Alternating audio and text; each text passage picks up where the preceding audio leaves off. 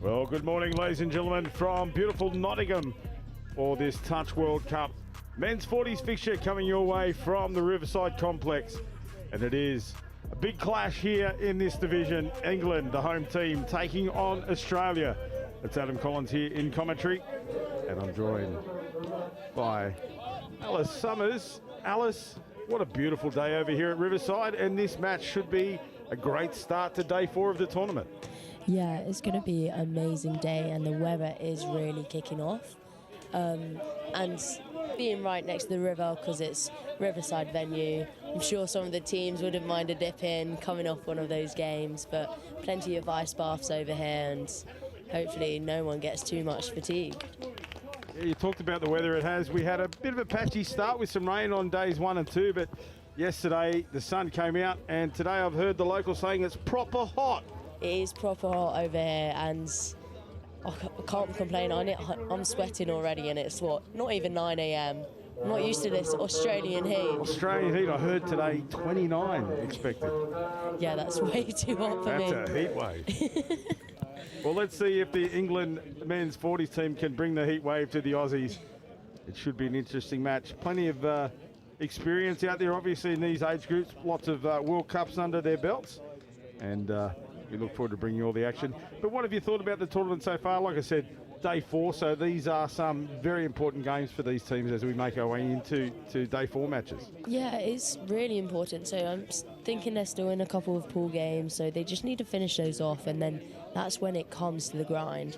That's when it can come to those important games that are going to come through, because this is still easy. Like, they're almost 1/3 or even higher over the way of this World Cup, so they really do want to perform when that time is running out for them to perform on this high stage and show them what they have. Yeah, last couple of matches to really try and put together some of those players that may, possibly haven't worked earlier on in the tournament. They go away, they put a few little jinks in their armour, and they see if they can make them work in these final round matches as they make their way into the finals. But it is a really enormous event. It is so huge, and one thing I just want to give a shout out to, you probably don't pick them up enough in the coverage, but the volunteer army that are on site, it's just incredible. I believe there's something close to 250 volunteers for the tournament. Yeah, and it's across both sites, and it's amazing to see, because none of this would be able to get run without all these volunteers, and it's long days. They put in a stunt, and it's amazing to see from everyone. It's sensational, and it's a couple of minutes away. Here's the countdown now. So England and Australia here in the men's 40s. It'll be England to tap off Douglas Benzie, the man with the ball. What happens? Here we go. England tap off. Benzie's rolling forward. It's James Hird there with the ball now. Simple setup plays as they roll into the line. Yeah, just England here getting the ball out quickie. But Australia's defence is looking really tight here, and they'll be really happy with that touch. As England come back out to the line, Tibbetts. That's a nice try for England. And that is amazing chopping line from that link there. The Aussies won't be happy with that one. They don't like to give away early tries, but England celebrate here as we see that nice cutout pass, and it finds Douglas Benzie, the man that tapped off, ends the set with a big try. And that is an early lead to England, 1-0 over Australia. So important for England to get that score, especially coming off from the tap-off. They'll be buzzing from that and feeling the excitement. But Australia here, just with the sweep coming round, giving the check-in, but England's defence looking like they can hold that and doing a really good job. Looking like they're going to be driving this set out and seeing if they can get a good platform here. The early contest goes the way of England there. People would have been expecting Australia to strike back, but the England defence stands up, and now they roll on up over the halfway line once again. Referee said that the player ducked into that one. There was no damage from the touch. Little bit of play through the middle, but this time the Australian defence stands tall. And it is the Aussies that'll bring it off their own scoreline. Yeah, really nice set there. Just getting a couple, finishing at their 7. So good field position for England to finish them. But Australia driving off now, looking like it's going to be a penalty for... It'll be a penalty against England for a hard touch. I saw one of the Aussies go to ground just after he rolled it, and the referee must have adjudged that the defensive player pushed him over. So now it is the Aussies attacking from the halfway line. Up over the halfway they roll. Lauger into half. Puts it out to Aaron Jones. Jones back to Lauger. This is Nathan Jones sweeping. Back to his brother Aaron Jones, and that's a nice try for the Aussies. Just well constructed. Players in motion, sweeping, and then drops the ball back inside. His brother, the Jones brothers here. That's Lauger getting it down as we see on the replay. There's Nathan Jones on the sweep. The quick release back inside, and the defensive line hadn't collapsed. And that's 1-1. Yeah, really, really nice finish there from the Aussies. Just looking like they were just walking through it, weren't they? Really nice pace, and just could trust in the two brothers to pull it off. Been playing some great touch together for a long time, the Jones boys. And now it is England on the attack again. They're certainly not going to lay down here, the English boys. Switch back on the inside. Last touch coming up now, so it'll be from a static start. What you call here, Alice? Enacting half touch. Didn't half court was the plan, but no. I'm pretty sure England wouldn't be looking for that either, as we see the Aussies roll up out of their 7-metre line. Pushing hard to get to that sub box. Yeah, and this is so important. We've talked about the midfield structure so much because it is a big factor of the game. Now they roll out. This is Elias Elshar. Ball ends with Remus Gentles. Remus Gentles dangerous, close to the line. England just needed to try and drive out of their own half now. There was a lot of signals from the referee there. I'm not sure exactly what any of them were, what the penalty was given for. It's often, a penalty in attack like that is an odd penalty. But we see the Aussies now turn straight into the attack through Jasbir Buller. It's Buller with the ball again. Yeah, just looking like it's going to be a mid play here. Quickie on the outside, stepping back in. And just loving that kind of QB pass, giving it back to that player that just gave them the ball. Zelshar once again. Sweeping around was Mark Cecil. And the ball is turned over. So England hold resolute once again, turn away the Australian attack.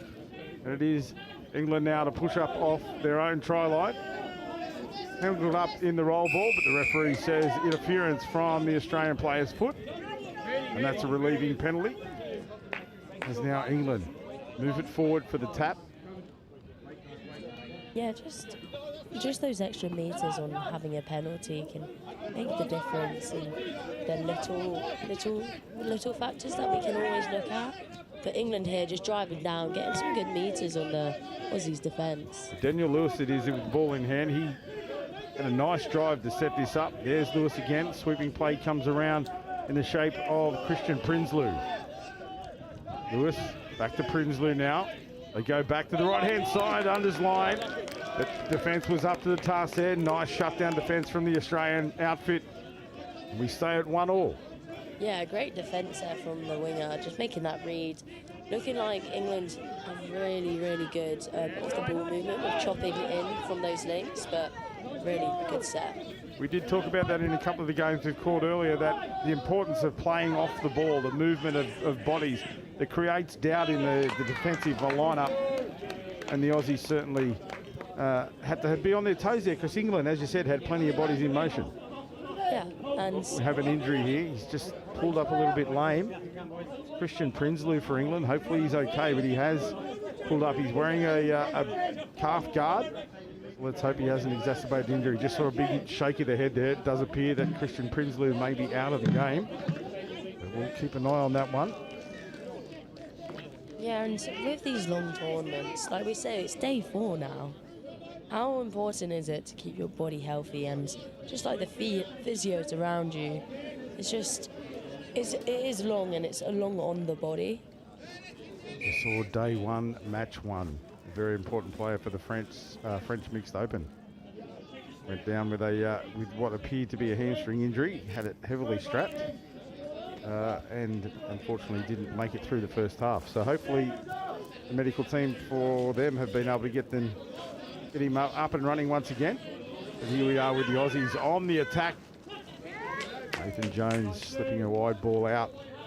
The Remus General's not able to crack the line on that occasion. There's the Jones brothers once again in the middle. Aaron goes down for Nathan. Nathan with a quick release to the right. Aaron with a long bomb to the winger. It is a great take from that winger there.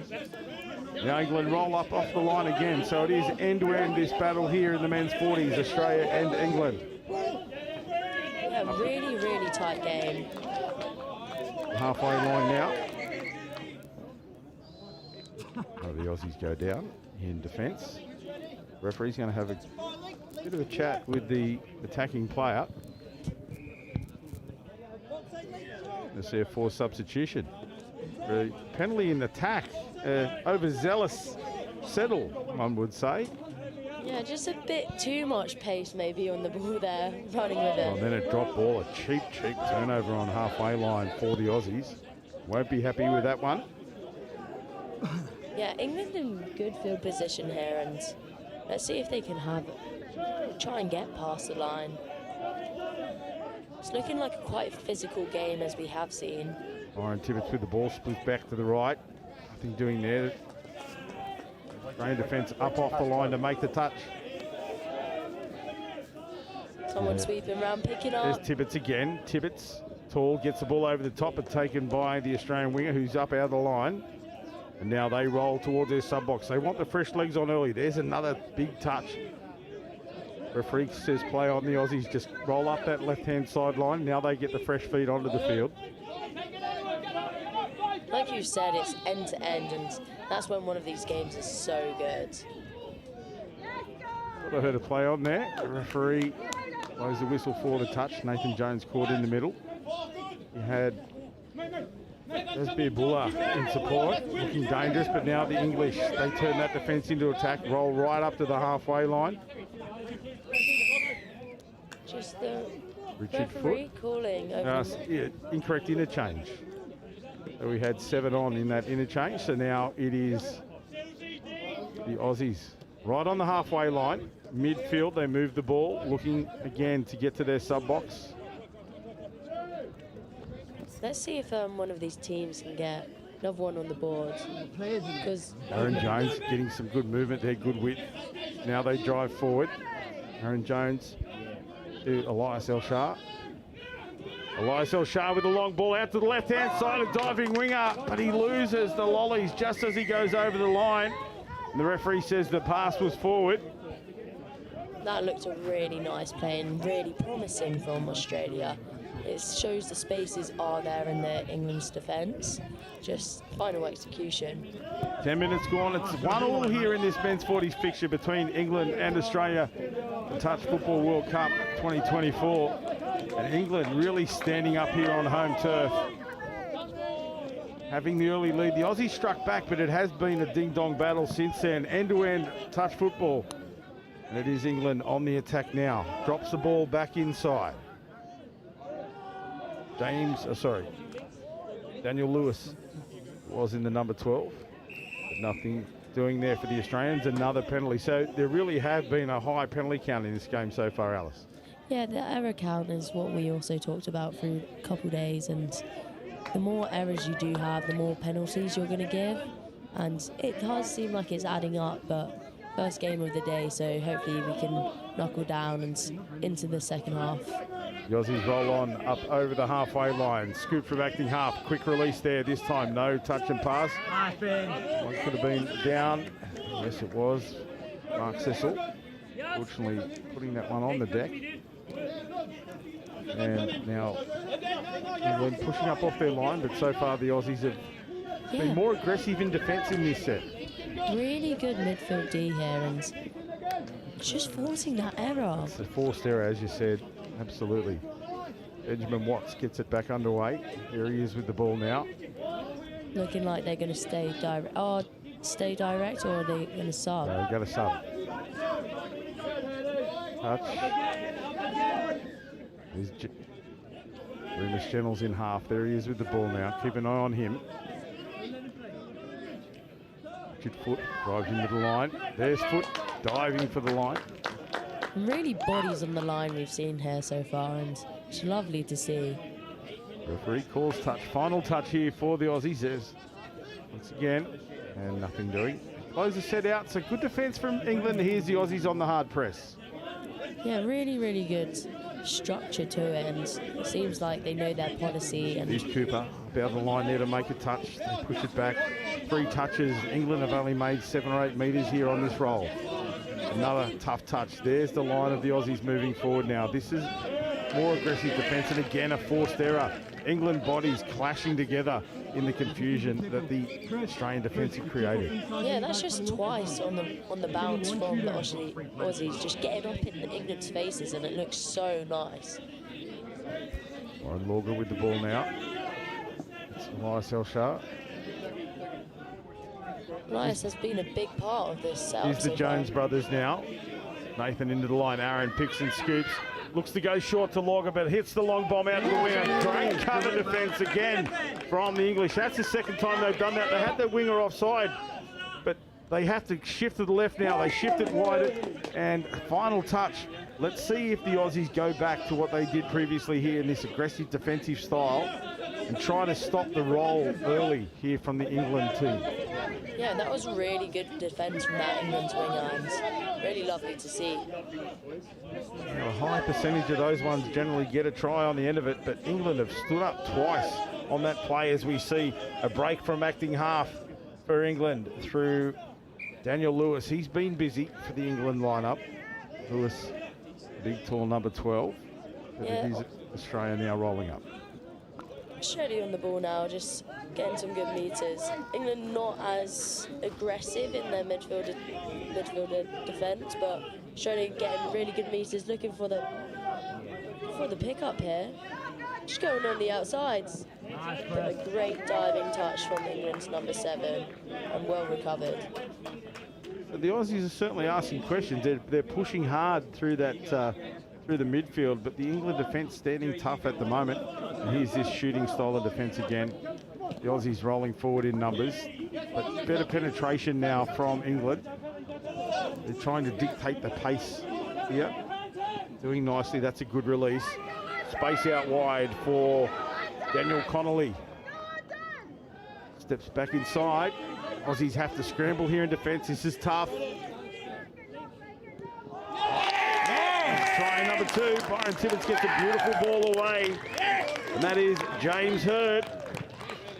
That is a lovely play. Just finding that space and running around the outside, and then Tibbetts with the ball there. Just holds it up. It's a little fake. The middle defender had collapsed there, almost into no man's land. He didn't need to come in. And that was just beautiful space. A perfect example of running a hole, and the ball will find you. exactly, and just really, really nice from England, because it looked like in their midfield they couldn't get any space, and suddenly a burst of pace came through and it came off with a try. So here are the Aussies back on the attack. Ball inside. Defender came across just in time. This is the number 14 for Australia, Richard Foot. He needed to get the ball to ground quicker than he did. And there's Remus Jennels with the ball back to Foot. Foot with a cutout pass to the winger this time. Plenty of space. The English winger caught too far in field, not able to turn it over, and that is a try to the Aussies. Yeah, just really nice play. Little quickie play and then step back, giving the QB and just bobbing wing, and great finish and great put down. It was a beautiful pass, and it was Stephen Murray on the end of that one. So his name is in the World Cup scorebook. 2 all here, very evenly poised. 16 minutes gone. Here it is, England on the attack once again. Christopher Wall. England will be looking for a reply here and seeing what they can do. Well, he's just holding off Christopher Wall. Took it into the line, then pulled out. Back they come. Wall with the ball again, diving for the line. Referee says the touch was made by Elias Elshar. But Wall looking dangerous with the ball then. Yeah, it's just all those little quick steps, and we know they have the long ball from Australia and England, and the chops from the links have been so dangerous. A penalty here for England. They bring them back into the attack. Just lost his footing as he was trying to pass that one. Unfortunately for the English team, that's a cheap turnover. Touch one after a penalty. He put the ball down. Yeah, England will be annoyed with that. They couldn't complete the whole set, but Australia will be gassed, trying to get fresh legs on. And 3 minutes remain. If I know these Aussies, they're going to want to score before half time to go ahead. Be the first time in the match if they do. There's a nice pass from Aaron Jones, but a great collapse in defence by Joseph Hartley. Shot in. As I say, here we are in the shadows of Sherwood Forest. He was like an arrow. yeah, just a trip over there from the England side, but looking like they're still on their feet, getting good meters here. But Australia being so well with full D. Skips on the outside of a diving touch, acceleration straight through the middle, and it will be England that score. The Aussies pointing back, but you had the opportunity to make the touch. He's called it back here. The sideline referee, or the saw the touch. Yeah, I think they're gonna have to bring it back here because it's gonna be called a touch. See the replay. There was the touch call. Yeah. You can see him pointing at the boot. When you get those boot touches, it does feel amazing. Yeah, the player that's running, accelerating away, they're not sure if it was the ground touching the foot or the hand. They just play on. That is, you don't have to feel a touch in touch football, but and we've seen unbelievable honesty here at the World Cup. And players don't claim at this level, they don't claim touches they don't make. It's been so good, and that breakthrough, if he could have just skipped higher, could have been super cool. But Australia on the attack here, looking dangerous and change of pace. Minute and a half, there's Aaron Jones up over the line, gets the ball back on the inside, the ball to ground. Referee's going to call an interference play. Not sure what's happening there. I thought the ball was on the ground, and if it wasn't, the interference. It's going to be a new set of 6 anyway, but the ball, a really nice play from Australia, and I'm kind of confused. Aaron Jones again just strolls over the line. That almost came from nothing. It didn't appear that anything was on. Big Aaron Jones, but maybe that's because he's been the hot ball player and the England defence just held off, thinking he might have been throwing a cutout here, and you can see it there, that offside player call. Yeah, just call of offside, and it's so important to get back behind that line or on that line. So having seen that replay, great images from NextGenXV here. We could see that Byron Tibbetts it was called offside. And Aaron Jones reaps the rewards, and for the first time in the match, the Australian men's 40s take the lead 3-2 in the shadows of the siren, which you should hear in just seconds. There we go. I'm not Nostradamus, we have the clock, so we can see that. But that's half time here in this men's 40s fixture. Australia currently leading the home team England 3-2, but it really has been so evenly poised that we're not sure what's going to happen at the end of this one. And it's going to be so exciting to find out what the end result is. Any team can pull it out. Well, stick around. We'll take a quick break and bring you all the action of the second half in this first game of Touch World Cup, day number 4, England and Australian men's 40s.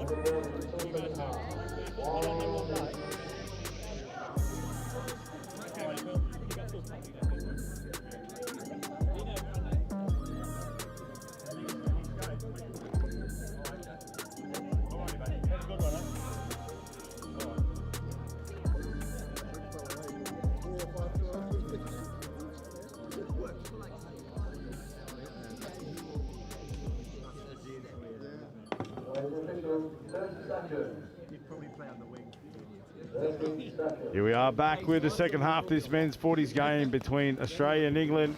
It was England that got ahead early. They scored from the opening set of 6. Aussie struck back. England go back in front 2-1. Then we tied it all up and it was Australia almost, as the hooter went, tried to go ahead for the first time in the game. And that is the 3-2 scoreline. It's been a great game so far, Alice, to open day 4. Yeah, great game, and Australia would really want off this tap-off to get another score on the board. Just leading 2-0 is amazing to see, and let's see what they can do out here. Just here, Aussies just settling it up the field. They know they can make the 7-metre line. Now it's bodies in motion. There's the switch play. Another late switch. The player looking to go back on the inside, but they dropped it long. Now, that's just a beautiful hole. Wow, just that knife ball is so insane. But we talk about bodies in motion. That's exactly what Australia did there. The first 2 touches were just strolling forward the setup, and then there were multiple bodies at pace in motion, and a nice pass from brother to brother once again. It was Aaron this time to Nathan, and Nathan Jones gets the 4th try for Australia to jump out to a 2-try lead here. Australia will be really happy with that result, straight from a tap off as well, so really building their confidence in this second half. But England on the ball now, looking really strong, just sweep a play around the outside, stepping back in and giving the numbers ball. Here, no, referee calls the touch back, and it will be a touch and pass. It's Richard Foote that called the touch, and England played on, and that was the indiscretion the referee called, so a late pass. It's going to be a penalty as well. Relieving penalty coming off the line. That restarts the touch count. There's touch number 1. Just in front of the sub box. But no, the referee calls it not square. Incorrect roll ball. So a cheap turnover from the Aussies. Puts England in a great attacking position, already over the halfway line with a full set of 6. Yeah, just 2 quick errors from both teams there. Just really need to sharpen up coming into the second half. Oliver Sills with the ball. The gridiron pass over the top. Defence from Australia coming up out of the line hard. Sills once again. Sends it back to Felix Tenbrook. Yeah, just looking like it's been a little bit confused with what England actually wants to run. Just sweeper play now, but Lots of bodies moving around there, and unfortunately for the Aussies, got a foot in the roll ball, so it'll be a full set of 6 here, but England looked a little bit clunky there. No real structure to that attack. yeah, just a sweeper coming around the outside right now. Looking like he's going to go himself, but a great touch from Australian's number 5. Yeah, Benjamin Watts it is that came across. He had to make it. Looked like he was beaten for pace there for a second, but big dive from Watts. Crucial touch for the Aussies. Sills again into half, picks up Dean Bradley on the sweep. That's Bradley with the ball now. Ref's going to say play on. Aussies were claiming a late pass there, but play on is the call. Getting pushed up now. They have to move forward here, the Aussies. Referee's clearly communicating. Sills with the ball. A long cut out to the left, back on the inside because the cover had come across nicely. Good shutdown from Aussies, but enterprising from the English attack. Yeah, Australia, great defence there, being able to push out, but as we can just see now, they're just having a little chat to the refs, both sides. The referee calls up Ben Blackburn to have a chat. It was seeming like it was getting a bit heated in that line attack, line defence. Just the referee just trying to de-escalate there. So come on, boys, we're having a great game. Let's pull it together. As we see the Aussies shifted wide. Yeah, just great hands out wide, but getting a drive in the middle now from the Aussies, pick it up. Jones brothers, Aaron to Nathan. Nathan drives it in forward. Aaron delayed into half, so they'll reset here. To recalibrate. Australian attack. There's Nathan into half. Goes to the line. Short pass on the right-hand side. He held up that middle defender. The link didn't know whether to close in or not. It's a smart touch football from Nathan Jones. Yeah, really nice from the Aussies there. With that scoot through, just wait for that England's players' hips to turn and then being able to take him the other way. You see there, he's looking left to pass, and as soon as the body turned up, I think he was actually called offside. And then the slip pass to the right. But we've had a forward pass call as we've been talking. The referee's communicating. I could only see one referee, and he was indicating a fair try. But it must have been the near side off-field referee who has communicated an indiscretion. I'm not sure what it could have been. Having a look at that replay, it all looked pretty clear to me. Well, England's got the ball now, so they'll be happy with that result. But Australia's midfield D still getting up super high, trying to stop England's attack here. It is England all condensed here. It's almost like kids football, how close they are in that midfield. Now they sweep a little bit wider. Back on the inside, that looked late for mine. The referee. And when England do spread it wide, they look so much more dangerous. We've got a 7 on. Second time this game for that. 7 on, England.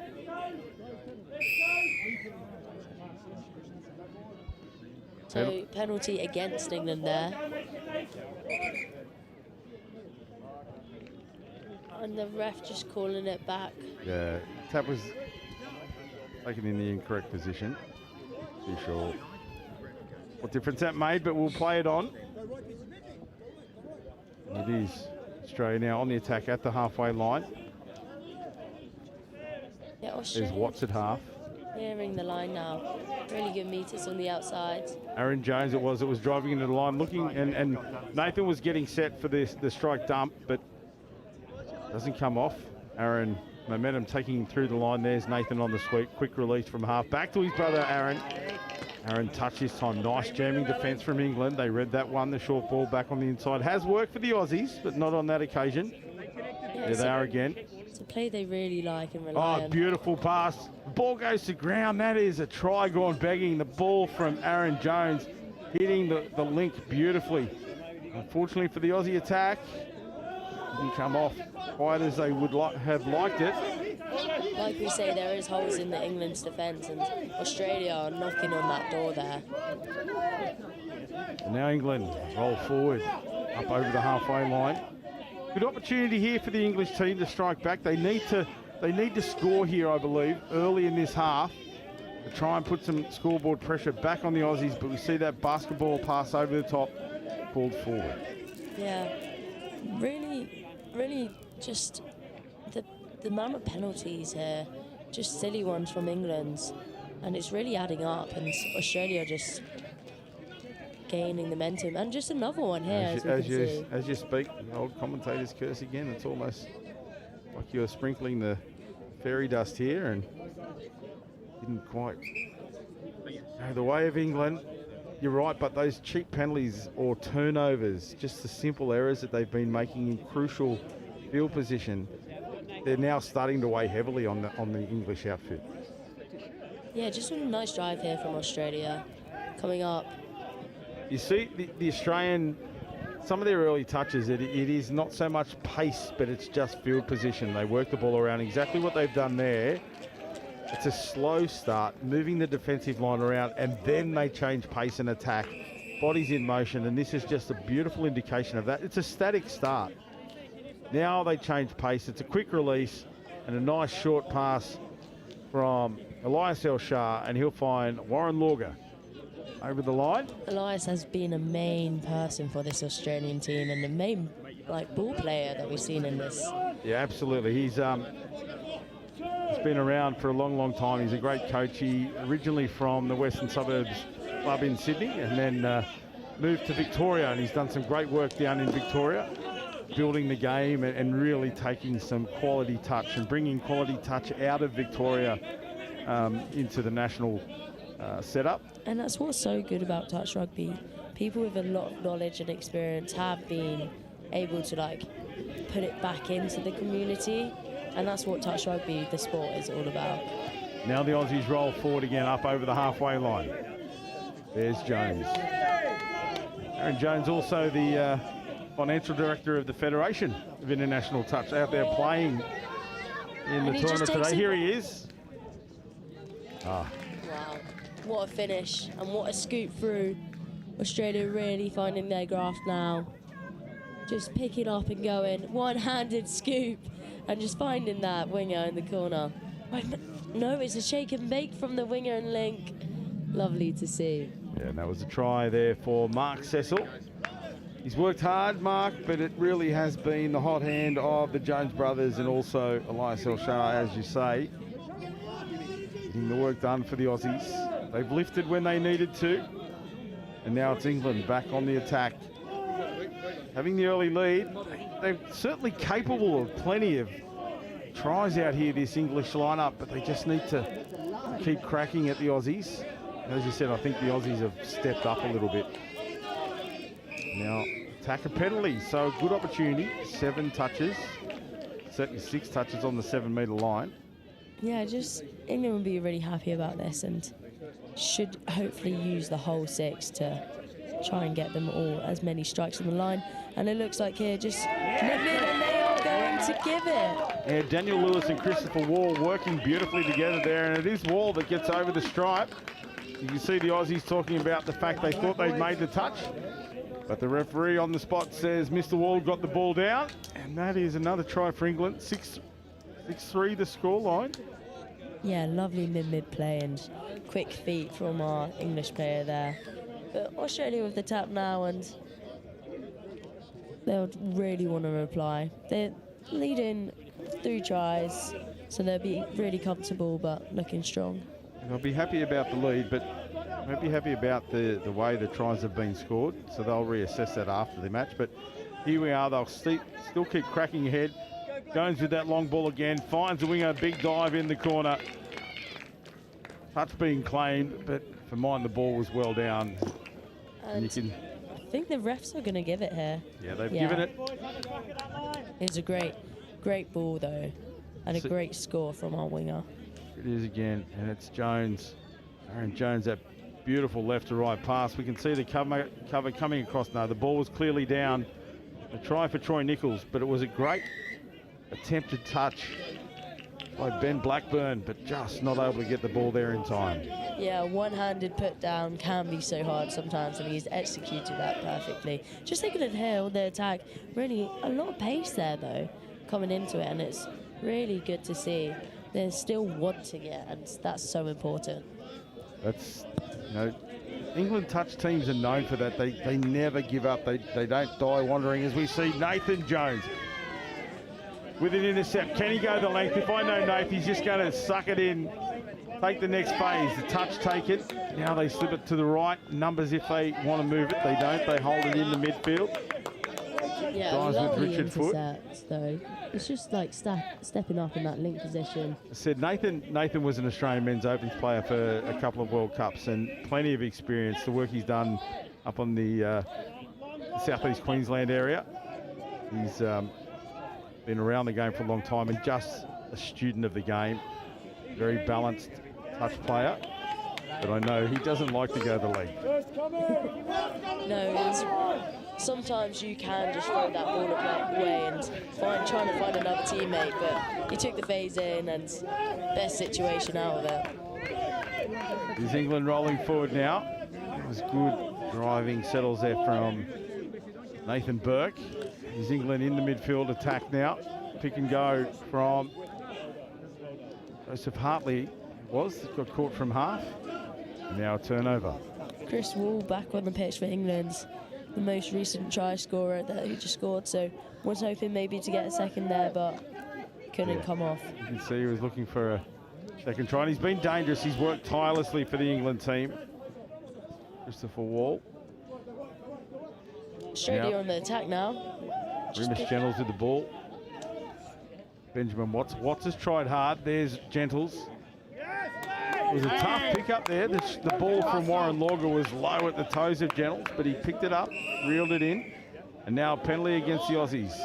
Referee said the ball wasn't returned to the mark directly. Delayed handing it back over. Sure about that, but it's tapped now for Walls to drive forward. Try to set something up here for the English team up to the midfield now, right on the halfway line. And it's really good meters here, a lot better than before. Oh, just confusion, this delay. No one there. And it's so important to get that half. That's the problem with the subset plays. So many teams rely on it. But if all the bodies go to the box, there's nobody left on the field. And that was the perfect example of that. And you can just shut it down. That's so easy for any defence to do and read it. It was almost 5 seconds before anybody was close, and he was just left looking. Could have been worse. They did get a couple of touches afterwards, but that really broke that any momentum that had been created down. So we talk about momentum. The Aussies roll forward, and all of the scoreboard momentum is with them as Lauger rolls the ball. It could have been a turnover there, but the referee says play on. Now it's back. Coming into England. There's Jones again with a little wraparound play. Jones with the big long bomb to the left-hand side this time. Coming across. Great defence. These English wingers have really stood up here. This time, Alan Noble gets the job done on Stephen Murray. Back to the midfield now. Little dummy, show and go, and that's all that's needed. The referees call a touch. This England's defence has really stepped up, and bodies on the line with these diving touches to see. It's really lovely. They really are putting everything out there. This English line-up now over the halfway line. A couple of touches remaining here. But again, no bodies on the field in any position to help the acting half, who got caught on his own. And on the end of it, it is just a broken pattern. It's a real killer when no one's there and you're looking for someone, but they're trying to flood on the pitch as quick as possible. It's still not manageable. I appreciate that that's the intent, but yeah, it's no good. If everybody goes off, there's got to be a level of communication. And someone needs to just, shirk getting off and just lift for their team and take them forward. And that's been 2 times almost in repeat sets where that's been a killer. Yeah, just Australia on the ball here. Looking like wrap around, beautiful. Have extra numbers. Hands is all that's needed.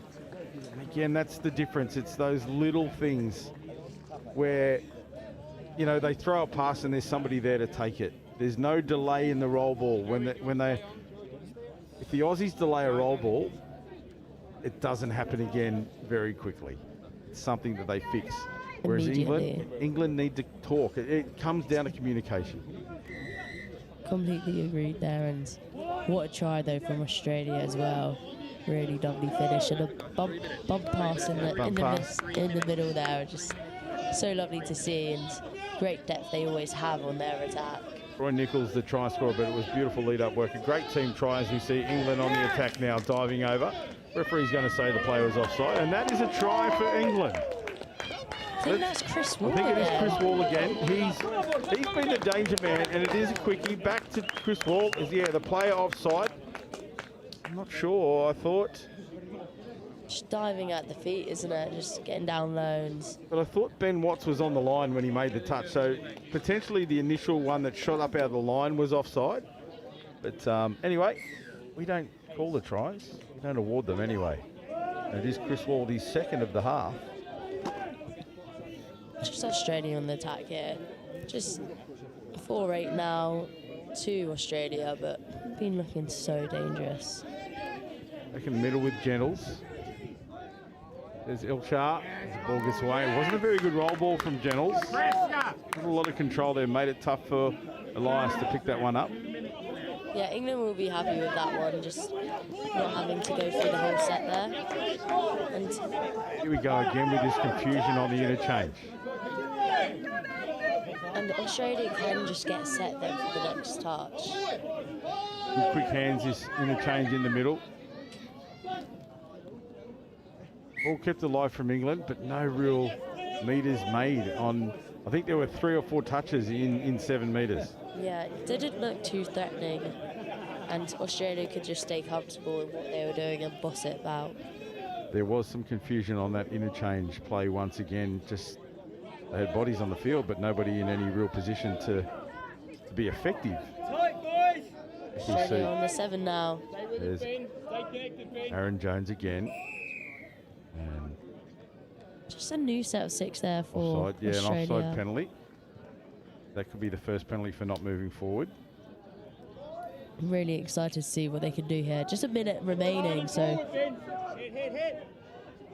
they would love to finish with a try here. That's Aaron Jones, individual brilliance.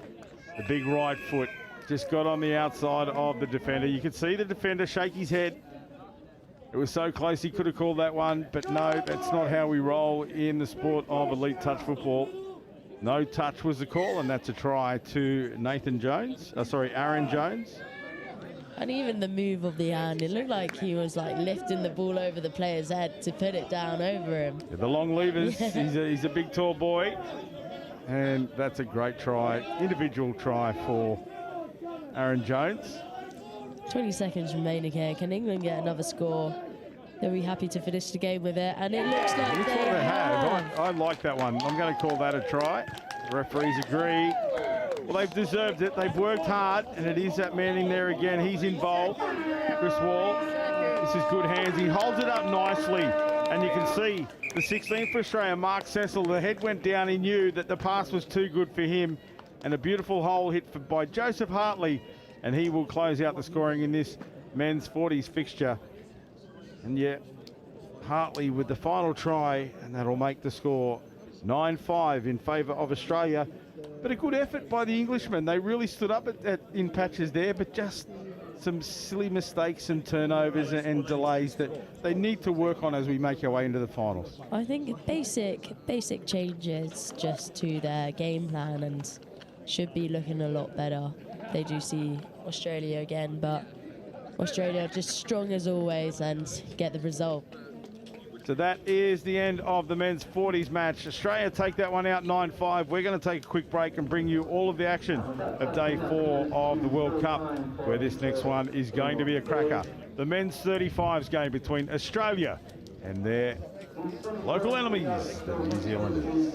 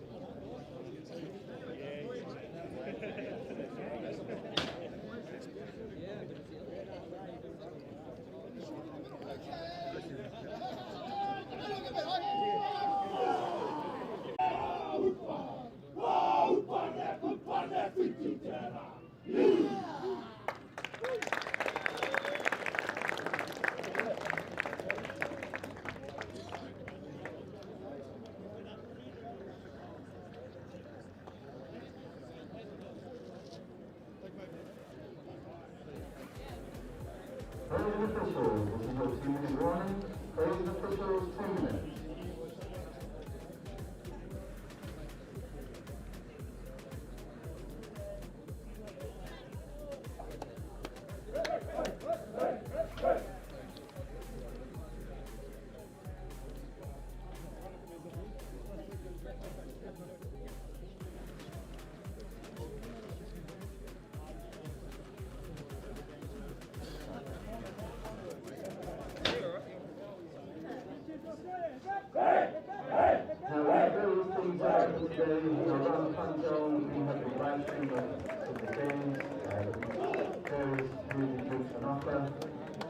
And further monkeys, there is the information tent, the medical centre and merchandise also further down. And that brings us to 1 minute remaining to the next cut-off. So praising officials 1 minute, praising officials 1 minute.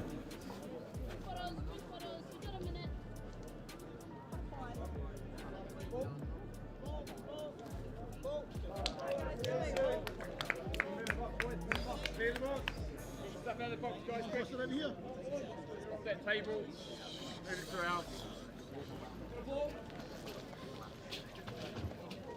Go, change your top.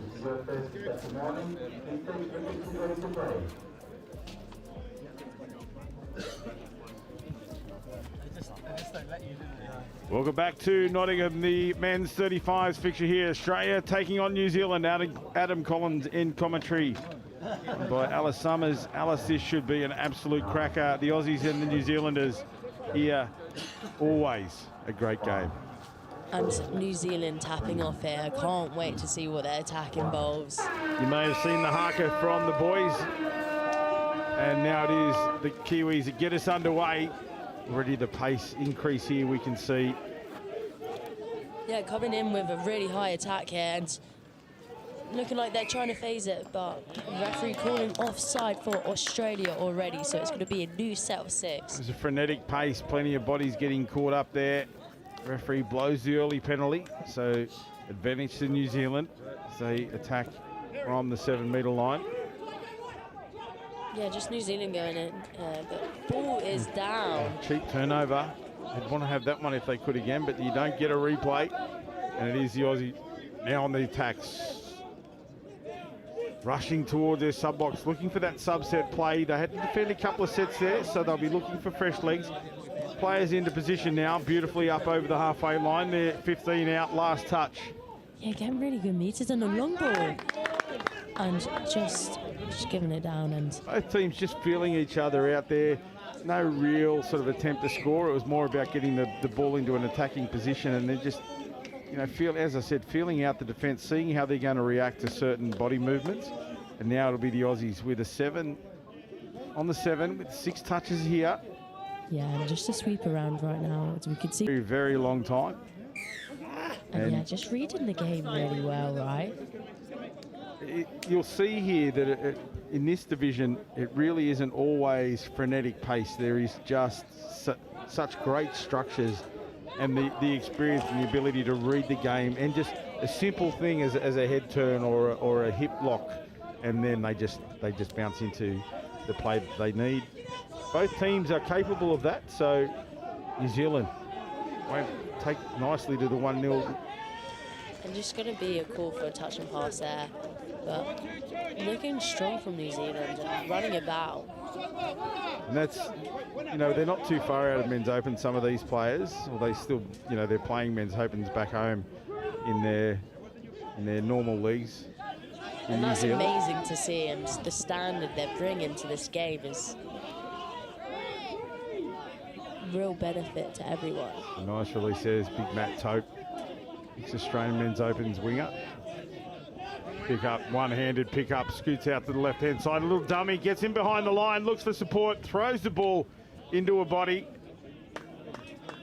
Referees will have a chat here. There was no interference. The Kiwis really defended that nicely once they got through the line. Yeah, really good defence there, but Australia running through that. for the 33 scoop was super nice and just shows the explosiveness that they have. But New Zealand here on the wing, just getting numbers on and getting fresh legs. And just a little bit of delay there for the half to come, but looking like they're coming on strong here. Setting up. They roll forward up over the halfway line. Good acceleration there.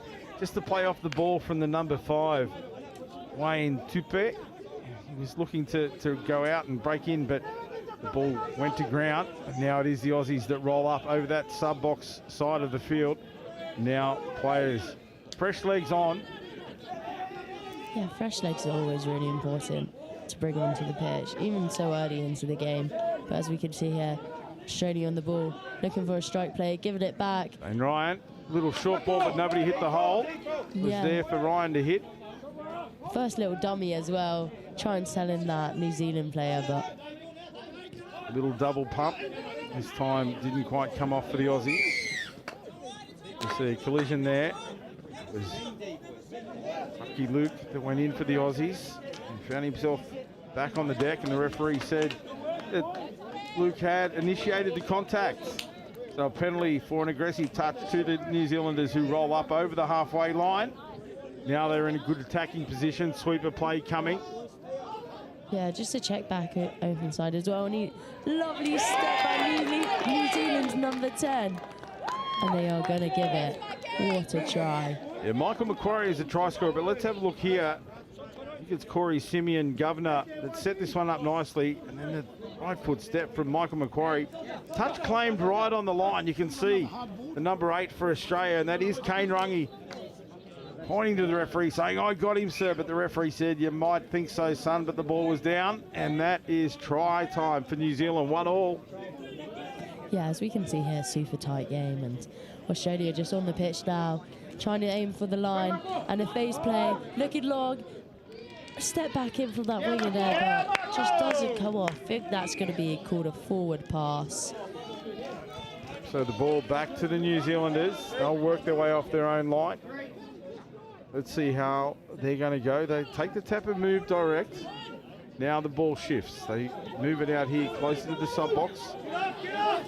This is a drive to the line now. That's 3 touches on the halfway line. Touch Blacks move forward. They're just coming in now, getting a good pace and a good platform, which is so important. But Australia's defence there really stepping up. They turn that one away, and now it's the Aussies on the attack, 10 metres out from their own line. A nice late release there for Tope. Tope drives it to the sub-box. Here come the substitutes. Yeah, Australia on the attack here.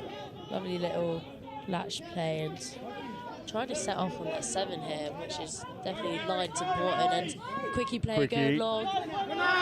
Steps on the inside, but the cover defence coming across makes a great touch, and that'll be the final touch of the set. Just keeping it alive there for New Zealand and being aware that that tip-off's on. Both teams showing that they're not afraid to pass that extra pass on the drive, and that often then creates that little bit of space in behind the defensive line and brings another defender up. And certainly on the back of that, the Kiwis are in a great attacking position. The body clash. It's been quite a physical game so far as well, and I don't expect it to let up at all. There's a few lads out here that know each other quite well, so that's it's a little bit of that coming into the game. Just feeling each other out, trying to assert some level of physical authority. But when you do that, you sail pretty close to the line with the referee. So far, hasn't been anything blow up out of it, but keep an eye on it. It is just simmering below the surface as the Kiwis come back to reset. Little juggle there as he went to the line. Now they just bring it back. Start from a static position. New Zealand looking for the sweep around. And Cora Marsh. Ball out. But we're going to have a penalty for not moving forward. just getting some fresh legs on, as you can see the New Zealand players running off now and then some of them running on. It's so important, especially when you have a new set of 6.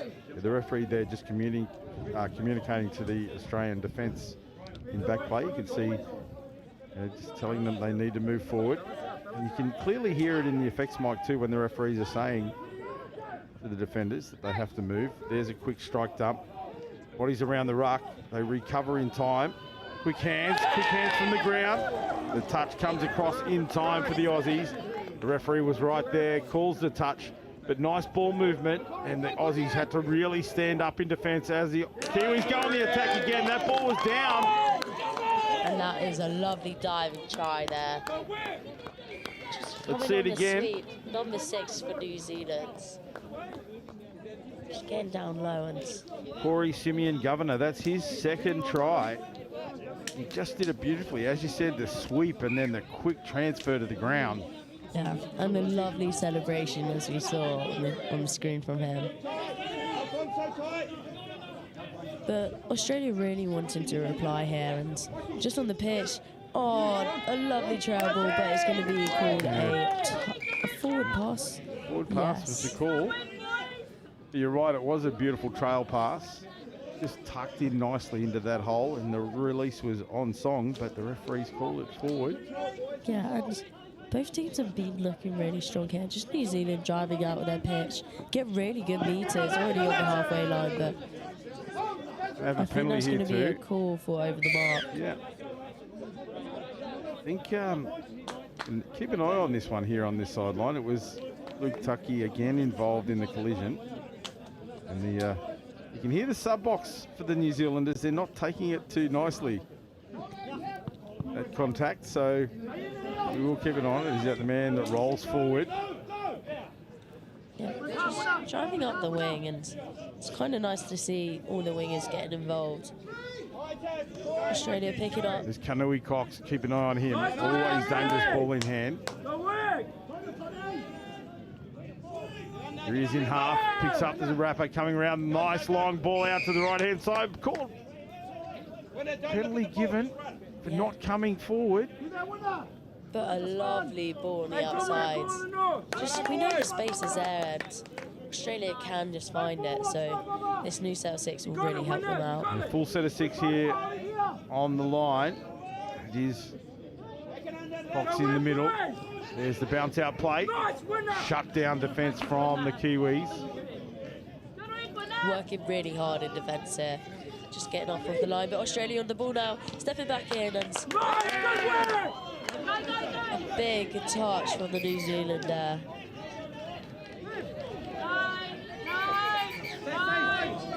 Kanui Cox.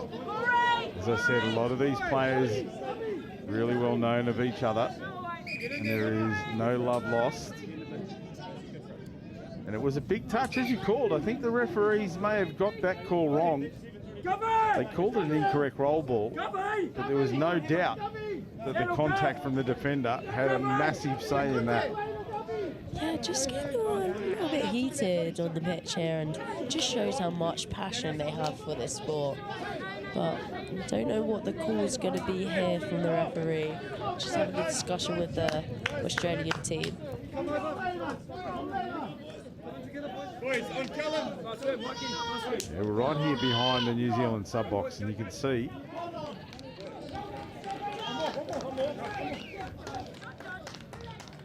so Kanui Cox has been sent to the sin bin after all of that. So he's going to have to be sent behind. Now the referee just wants to go down and have a chat to the Kiwis as well. But there's no question that the carry-on from Kanui Cox didn't need to take place. However, And this is the New Zealand's try scorer here. I think he may be the captain. He's just calling the captain out to have a word with him about talking to his team. No, he's been sent as well. Okay, so number 6 was on the field. He's been sent to the sin bin, so they have to drop a player as well. So we're 6 all. And That's 5 interesting. on 5. Yep. So yeah, that's it. That's the way it is after all of that wash up. The big delay. We have 1 each in the sin bin. And it is the Kiwis with the advantage here, ball in hand. 2-1 they lead. just changes up the structure of the game a little bit here with 5-on-5. The Aussies have to stand tall in defence here. They do so. It was just a collision of bodies that time. The winger had to come in and shut that one down. Looks like he may have pulled up with a leg injury there. The Australian winger. He's in half. He's working hard. He wants to go off, but he's had to go into half. 3 roll balls in a row there. Now he gets a chance to go to the sub box. That's Brad Powell. Hopefully it's just a little niggle. He's up over the ball here, moving it across really nicely. This lateral ball movement, quick hands. Now they go forward from half. There it It is. looks like it's going to be a try, and a lovely try indeed. It was just numbers, beautiful acceleration there. It was nothing doing as they made their way up that sub-box line, but the scoop and go, the acceleration right on the money, and then the athletic put down right in the corner, millimetres in it from Tucky Luke it is. He's the try scorer, but big kudos to the fella that scooped and went from half. I couldn't see the number, unfortunately, but it was a great setup from the Aussies. 2-all. Yeah, great foot pace, right? And that finish on the outside from that winger, truly insane. But New Zealand here on the ball, picks up, looking long, throws it. Oh, It comes down to space, doesn't it? When you're 5-on-5 and you have to, condense in, it becomes a game of the long pass. We see it set up nicely here, and it's Calum O'Sullivan that finds the winger in space for the try. And Alfonso Goulding it is with the try. That's his name. Yeah, a lot more space here as it's just 5-on-5, so they'll be looking out wide if they can. But Oz on the ball here. I'm looking to go through the middle. He wanted an offside call there, and an onside player came across and made the touch, but one of those players bounces out to the right. Individual try, down it is. Oh, wow, what a step, taking it right and then taking it left and then bouncing off that left foot in the end to get that try. Yeah, Dave Marr, another stalwart of touch in Australia, based up on the Gold Coast. That's a beautiful individual try. Just heads up touch footy. He knew he had his man beaten, got the ball to ground quickly, and that is try time for Dave Marr. And we have full complement now, 6-on-6, both players called back in. We're all tied up at 3-all, so we're level all around here in this men's 35s game. Australia and New Zealand. Yeah, looking really even here, and both teams bringing it to the team. But just a drop ball from New Zealand, so Australia will get that quick ball up. Here they roll up through the middle. This time, good direct momentum, fake dump, extra metres now. Got a player offside. Now they reset New Zealand, but the Aussies have the ascendancy with momentum and field position here. 2 touches remain. In the middle with Josh Phillips. Yeah, just giving that ball work in New Zealand really hard here and picking up, looking for that link goal, and it just looks like that winger made that touch for New Zealand. Yeah, Horgan got a good strike dump down there for Dane Ryan. It was a beautiful pass from Dane Ryan, but just goes to ground as the link was driving hard through the line, and it will be New Zealand who get it, and he juggles it in the roll ball. Claiming a feet in the roll ball, but I don't think so. He just never looked to be completely in control of that one. And it is a turnover in a crucial field position with just near 3 minutes remaining. Yeah, Australia here will really want to equalise before the half is up. Horgan in the middle with the ball. He gets it down for Josh Phillips. Phillips gets it out to Kainui Cox back on the field. Late switch. If he hadn't been able to release it. They need to get this ball rolled. They do. Over the top to Dane Ryan. Dane Ryan, long ball out to Horgan. Back to the middle for Phillips. Phillips gets it down. There's Kainui Cox. He'll go long. Great day, boys! Yeah, and as we hear from the New Zealand box and they said shout, great D. It was a great D, but Australia's still on the ball. Yes, great day, boys! And they shut that one down in a late pass there. And that's, they're little things you give away. It should have been a turnover. They get a tap now. Just New Zealand driving out the box. And a great set from them, but Australia pressing up high. Yeah, pressing up in numbers. Trying to cut this down. That's third. Here we go. Couple of touches remaining here for New Zealand. Aussies need to to stand tall here in defence, not give away a penalty. Just picking up and going. Lovely step in and looking out wide, but just couldn't find the player in the end. A little bit of confusion through that middle there, but the Aussies, in the end, no real damage done, but they want to keep an eye on that one. Stepping up high, this New Zealand side right now.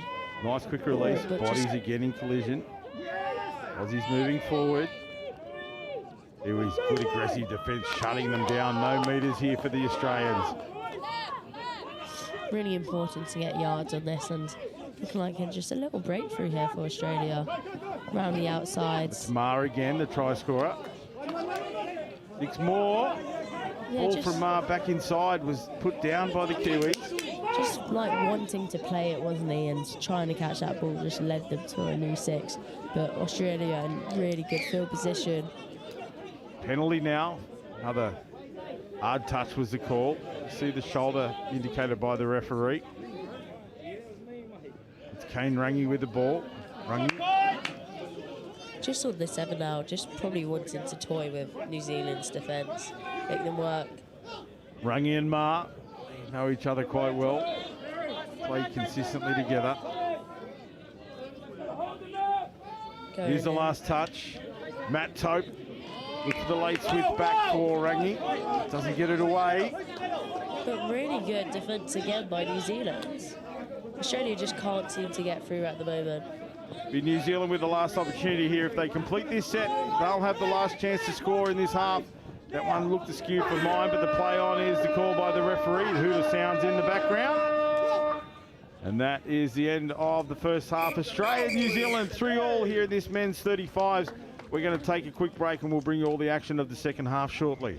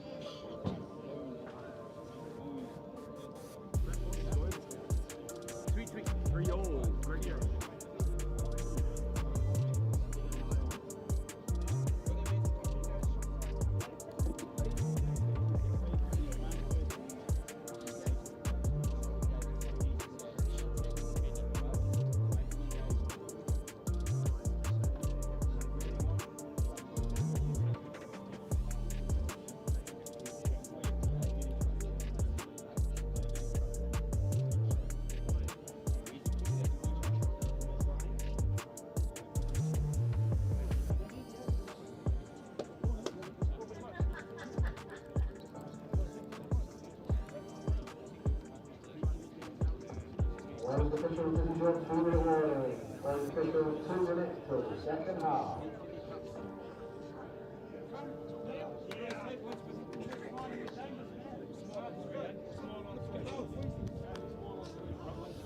just a little bit of pressure on the organisers. Blue markers around the field of play are there to stand behind. This is your safety play, safety referee safety. If you're up to the finish line, you're absolutely back by 1, 2, referee James Jordan and team, we have to do so.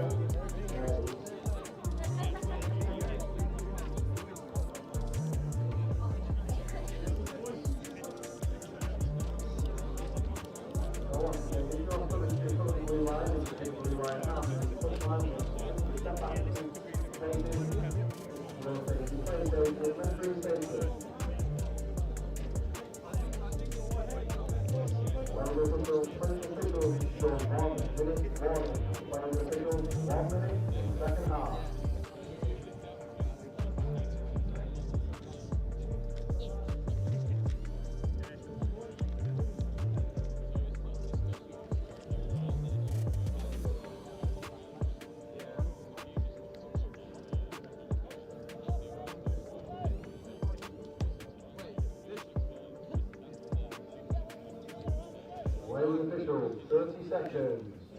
30 seconds.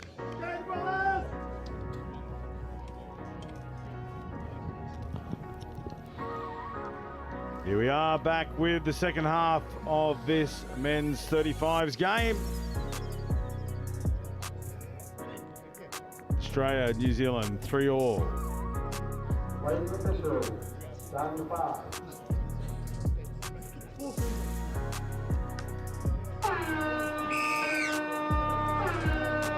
Game underway here. It is Australia with the tap off, making their way up over the halfway line. Just again, settling it down a little bit now. The change of pace comes.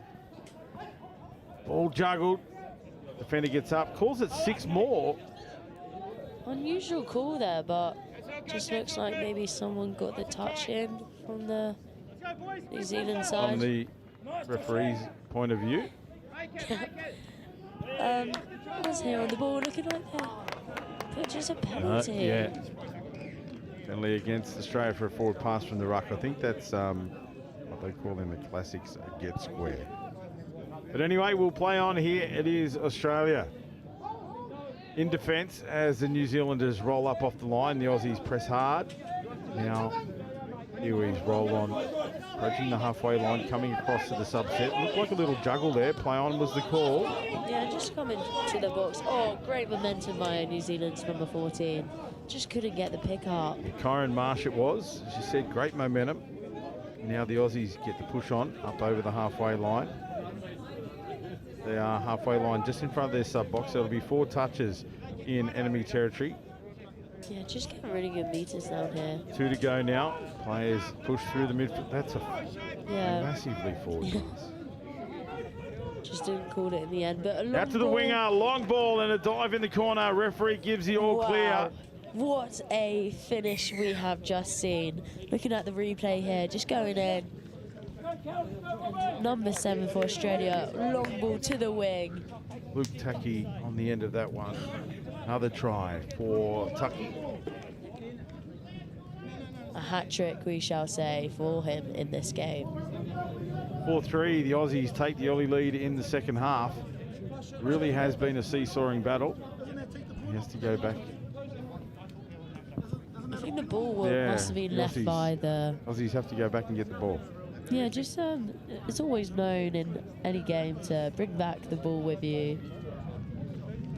Well, what was going on there? He must have thrown it back into one of his own players who left it there because he scored in the corner. So it's odd that the ball was in the middle of the field. Anyway, it is the Kiwis that get us back underway from the tap off. Now they push up off the line. The Aussies in defence. Kiwis playing it deep here.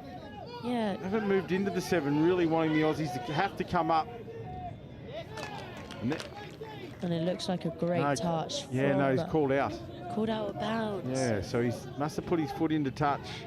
The Aussie defender wasn't there in time, I have to say. If the ball was down, it would have been a try, but unfortunately for the New Zealanders, foot into touch as the Aussies now roll up that right-hand edge, looking to get to their sub-box. And that would have been a really good reply from the New Zealand team. Just getting 4-on-4, but still 4-3 to Australia. And ball in hands, looking like they're going to scoot through. That's Long Kane ball Rangi. again. A touch made. That was a beautiful diving touch from the big New Zealand winger.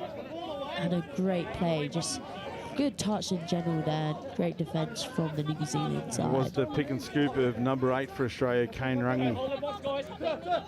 He nearly got the job done, but the task of the defender was right up to it, as we see Jai Ayub into contact in defence, and he ended up on the ground. The referee says that the New Zealanders initiated that forceful contact, and that will be a penalty against them. So the Aussies on the attack now. Through that try scorer, Luke Tucky, or Tucky Luke.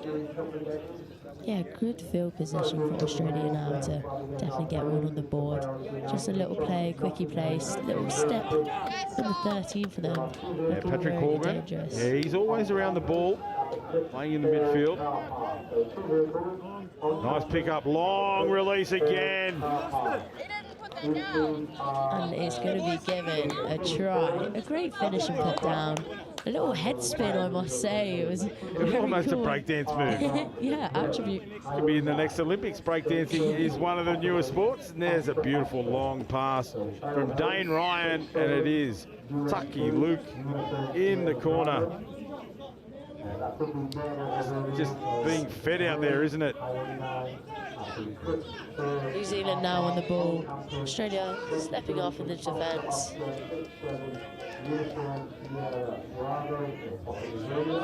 Passing the ball really nicely. Sweep Ball around. movement. Here's the sweeper play. Dropped back on the inside. Touch affected right in front of the referee. And it was Dave Maher who got down there and shut that one down. As he's up off the line, Kyron Marsh with the ball. With both teams, you can see they're just running hard on the outside, and it's really nice to see that, getting the defence to chase hard. And it's looking like that's going to be a play on there, just from both teams. Looks like we might have an injury in back play for the New Zealand as well. Play on. There's Kanui Cox. Cox breaks through in behind the line now. It's all about where the support players are. You can see there, one of them tucked back and stayed on the line, but great cover defence from the New Zealanders. They shut that one down, but danger signs there as Kanui Cox got in behind the line. On that occasion, the Kiwis were right up to it, but they'll need to keep an eye on Kanui Cox. He's always dangerous around the ball. Yeah, just New Zealand now driving out, and that was dangerous. And being 2-0 up, that is so important. So New Zealand really need to get a try down on the board. Last touch coming up for the Kiwis. A big skip out, pass over the left. Attempted tap on play, but nothing doing there. See Alfonso Goulding tried to knock that one over the top, but it wasn't quite right. Almost a falcon on Goulding. And Yeah, just that winger was able to read it and chase really far, really wide. And just great from the Aussies defence. Matthew Tope driving into the line now. It is Jai Ayub. Ayub gets it away. This is Horgan now. Horgan. Have a penalty against the Australians, I believe, here. Just looking at the referee's communication and body language. We're saying that there was a collision. And a forced substitution from both players. Wow. So that's the second it's a turnover, no penalty, but both players have been forced substituted. It just shows the intensity of this game, I suppose, and how both teams are still bringing it. Both players just got on with it. They go off. We're not playing numbers now. It is still 6-on-6. The substitutes have to go to their respective sub boxes, but they can be replaced immediately. So in the midfield like that, it's not such a disadvantage, but it can become quite costly if those 4 substitutions are made closer to a scoreline. I mean, it just means there is still like the normal amount of space that you see on the pitch, unlike the 5-on-5 where we just saw long ball after long ball and score after score. But like you said, if it was on the line, that can become dangerous because that's where you have a couple seconds on the pitch. Yeah, just While you're talking, there's been lots of confusion. Dane Ryan was trying to get the ball back in play. The referee was saying no, something had to happen, then something else had to happen, and finally we're back underway. And it is the Aussies on the attack. That pass, I think we're going to see that one called fair. Yes, we will, and it's another try for Tucky Luke. But again, let's see it. Tucky Luke's the one getting all the scores, but this pass here, it is Dave Marr with a beautiful right to left cut out. Yeah, just the missed pass as well, straight to the wing. Beautifully executed, Dave Marr. That was a money ball for Tucky Luke. Looks like he's practiced that 100 times over. In his sleep. Don't know how New Zealand can fight that. And now it's New Zealand back on the attack. Michael Macquarie, the number 10, is the one playing the ball. Just on Back the to line now. Macquarie. Let's see if they could get a strike play going. Wrapping round, going mid-gap, and he dives. But it's going to be called a tie. It's going to be a try. And what a try indeed. Corey Simeon Governor. Just want to see this one in replay and just pick up what the referee indicates here to the players if we can. Because he's saying to this player number 13, Horgan, that hand signal for mine indicates that he has said that the Australian player has called a touch, but he has missed. If that's the case, he should be in the bin. What? He's saying that the Australian player has called ostensibly what we call a phantom, which is a tough accusation to make. But if the referees, in my opinion, are going to say to a player that you have called a phantom, they have to penalise him by putting him in the bin. I don't understand that call. But anyway, we're back with it, and the Aussies have struck straight back. So it is the Aussies now. This game is getting tense. It has everything. Yeah. So let's see. Get a replay of that final score. As we were talking about the decision on the previous one, the Aussies went up the field and scored. So they maintained their score gap. Yeah, and it's really good for Australia in that aspect, but New Zealand is not letting them have it hard. So here we go. The Kiwis on the attack, certainly not turning away. They're not giving up, the Kiwis, and that is exactly what they're known for. They never back down, the Touch Blacks. Little step to the right, but now the referees are tucking back in position to call a penalty. I believe it may have been a late pass on that one.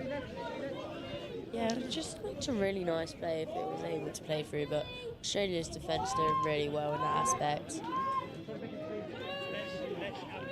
Now it is the Aussies on the attack again, rolling up towards the halfway line. Some momentum here, the back of that one. Looking like he's picking Jai up. Ayub from half, nice little cutout pass to the link. Just not able to take it in time, and It's a nice defensive pressure from that winger, shutting in the way he did. The touch. yeah, maybe a forced error there. Now the Aussies up off the line, trying to hold the Kiwis in their own end of the field. They're up to the halfway line now.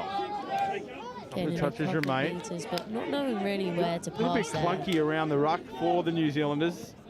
Not their usual style of play here. The defensive pressure of the Australians may have, as you said, forced them into some of those failed opportunities.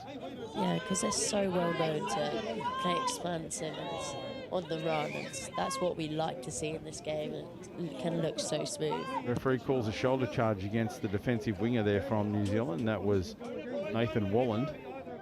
Now it is his opposite number taking the ball forward in Anthony Tipple. That's Horgan.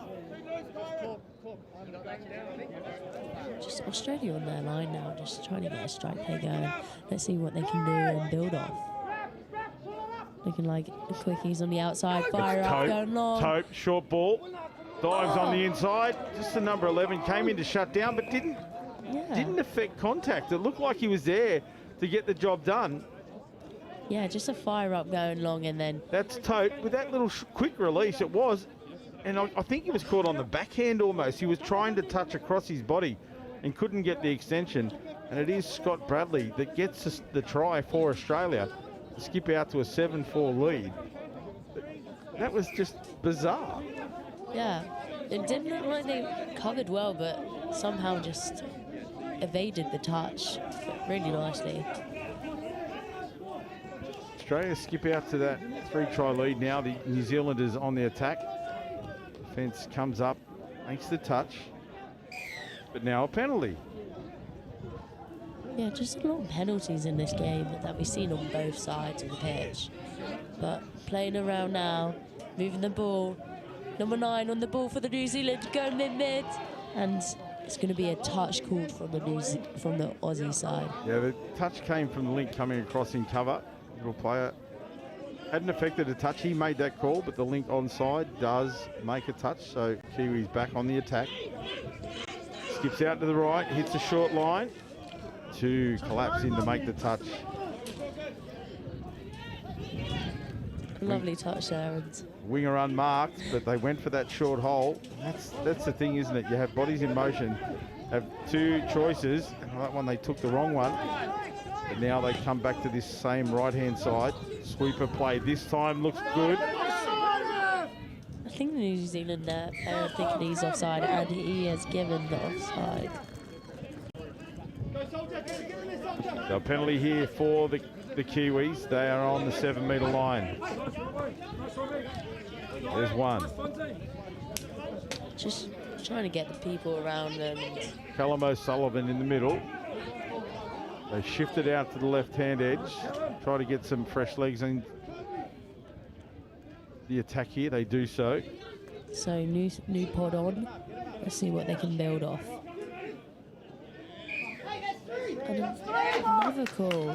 And now they have to exclude somebody here. That's 3 penalties on the line for not moving forward. So the Aussies have 1 in the exclusion box, which means the Touch Blacks have an extra man in this set of 6, an advantage to them. Yeah, just Matthew Tope standing behind the line from Australia team, but New Zealand just can't get the score. That's a waste of the opportunity there. The Aussies stood tall in defence. Just Australia passing the ball back and hitting his own player. That's a little bit of gamesmanship, I think we call that one. Sucking in the big ones, and we'll take some extra time here. We're in front on the scoreboard. And now they drive forward, up to the halfway line. Substitutes rolling onto the field. A good drive from Kanui Cox. There's another tough contact in defence as well. Yeah, getting a really good field position here for Australia. Just that pump dummy fake, but the referee's going to call a penalty on the New Zealand side. Jonathan Bailey was trying to punch through the hole there. Ball went to ground, but the referee blows a penalty. So it's Cox in the middle. He rolls it back for Chris Jordan. Cox with the ball now. Jordan into half. Kanui Cox off the left foot. Read nicely by Wayne Tupe. Yeah, being able to bounce around on those toes. Super agile. Around the outside now for Australia. Looking for the long, stepping back in. Cox, beautiful hole. The link had collapsed in, and it was just heads-up touch football from Kanui Cox. He finds his mate Chris Jordan in space. Let's have a look at it again. A little hot, and you can see his eyes were up. He saw the link come in, and he knew that his teammate Chris Jordan would be hitting the hole. And that's another one of those, you hit the hole, I'll hit your hands. Beautiful setup by the Aussies, and they bounce out to an 8-4 lead now. Yeah, we've seen a lot of those scores for this team, and really, really nice finishes, and can't treat anything different. But New Zealand on the ball and looking long to their winger. Yeah, good cover. Cover came out. He was pushing hard, and he had to, because the New Zealanders had stretched them. As they look to again, loses a hat as he goes away. He's running that fast, and his hat falls off. That's why the fast players always wear it backwards. I've noticed this somehow, and I've never had to do that.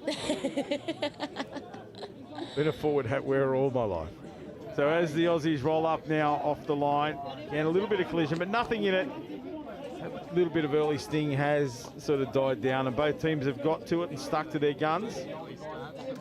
Yeah, great touch there from the New Zealand player, just making the... Nice release here. Kane Rungy in space, but they hold him up in the middle. Rungy gets one over the top.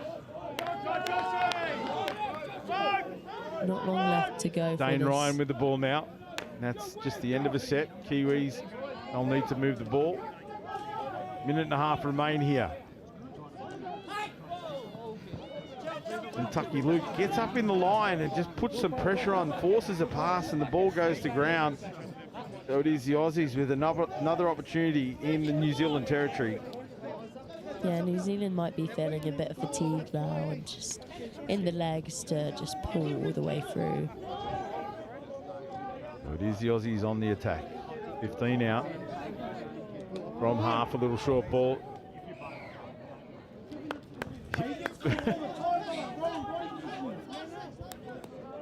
We love listening. We're just behind the New Zealand bench. It's great to hear the spirit coming from the bench and their supporters.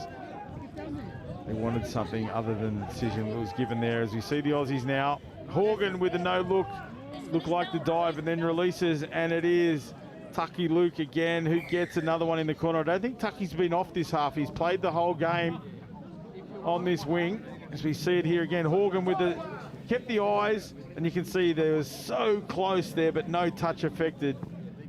And that is a great try for the Aussies. Well, what a try from the both of them. The diving pass and then Tucky being able to finish it. It's so under control, and what a stint he has put out there on that wing. So secure for this team. So he scored, you know, at least 5 tries in this game, and they've been team tries. They're scored on the wing, but the way the ball has got to him has been very different each occasion, and he's just done his job beautifully, as we see in this attempted intercept right on the hooter. Kanui Cox it was. The ball went to ground, and that's all she wrote here in this men's 35s game. Australia victorious over New Zealand, but there'll be plenty more action in this division. But when those two teams meet again, they'll be looking forward to that contest. But we've enjoyed bringing it your way here in the round, here from this beautiful Riverside complex in Nottingham. And the final score 9-4. Plenty of action coming your way. We have a men's 55s game, and again it is the two combatants we just saw out there, Australia and New Zealand. Look forward to bringing you that action. Alice, what do you think about that in wrapping up? Two great games to start us off. Yeah, wow, amazing games, and I can't wait for the rest of the day. They've really brought it out, and it's lovely to see it from all these sides here. As I said, more action. 55s, Australia and New Zealand coming up. We'll take a quick break and bring you all of that action when the game starts.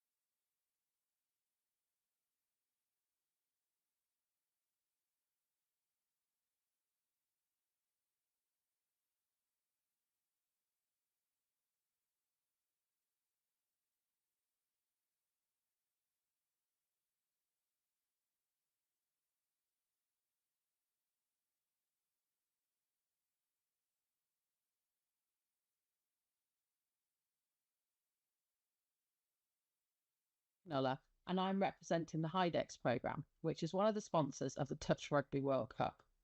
HIDEX is a collaboration of a number of universities based in the Midlands, including the University of Nottingham. One of HIDEX's main aims is to support industry to innovate, developing new products and services in the hydrogen economy. We decided to sponsor the Touch Rugby World Cup, particularly in relation to energy use, so that Geopura, a locally based...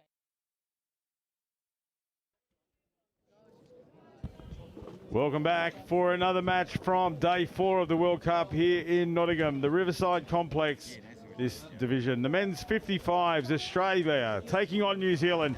Adam Collins in commentary, joined by Ben Meeks. Meeksy, what are we looking forward to here? Just two stalwarts of the 55s essentially going at it against each other. I think it's going to be a great game, and I'm looking forward to potentially what is going to be the gold medal match at the end of this tournament for these guys. There's some absolute touch football legends out here on the park in these two teams. Of course, the number one for New Zealand, Mr. Peter Wallers. Everybody involved in the sport of touch knows Peter. Mr. Touch, known colloquially around the world. Everyone knows Mr. Touch, right? Early try, no. Referees pulling that one forward. Full pass. Plenty of, from the Australian side, David Chung, Shane Rigby, Brett Gillard, Derek Dewgood.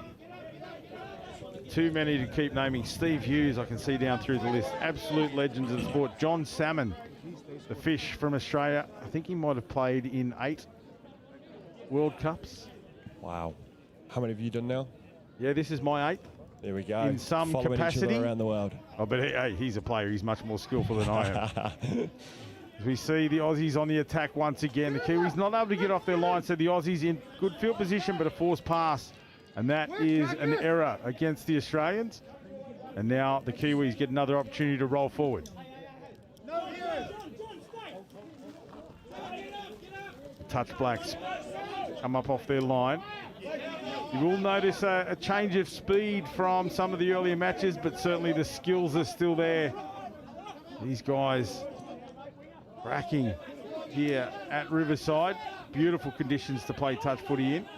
I don't know, that speed that these boys are carrying around at the moment is still very impressive for...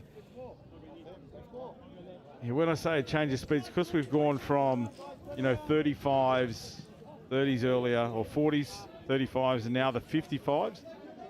The skills and the experience are certainly on show, and that's a great drive from the Aussies. Fresh legs come onto the field. There's David Chung. This is Dewgood now. Jeff Chung.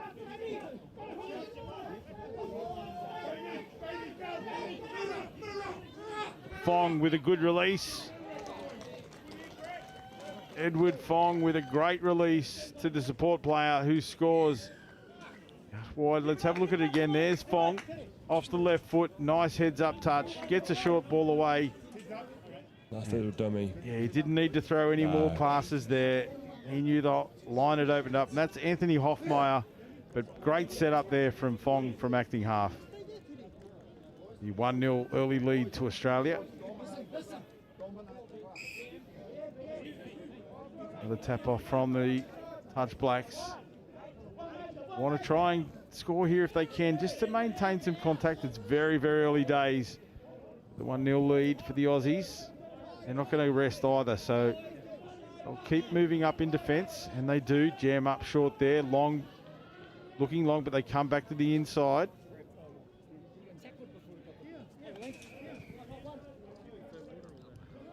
It's a collision through the rucks and a changeover, and the Aussies will come off their own line.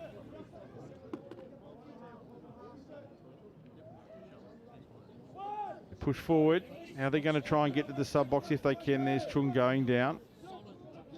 Drive up to the halfway line now. That's good penetration. As Brett Gillard took that one forward.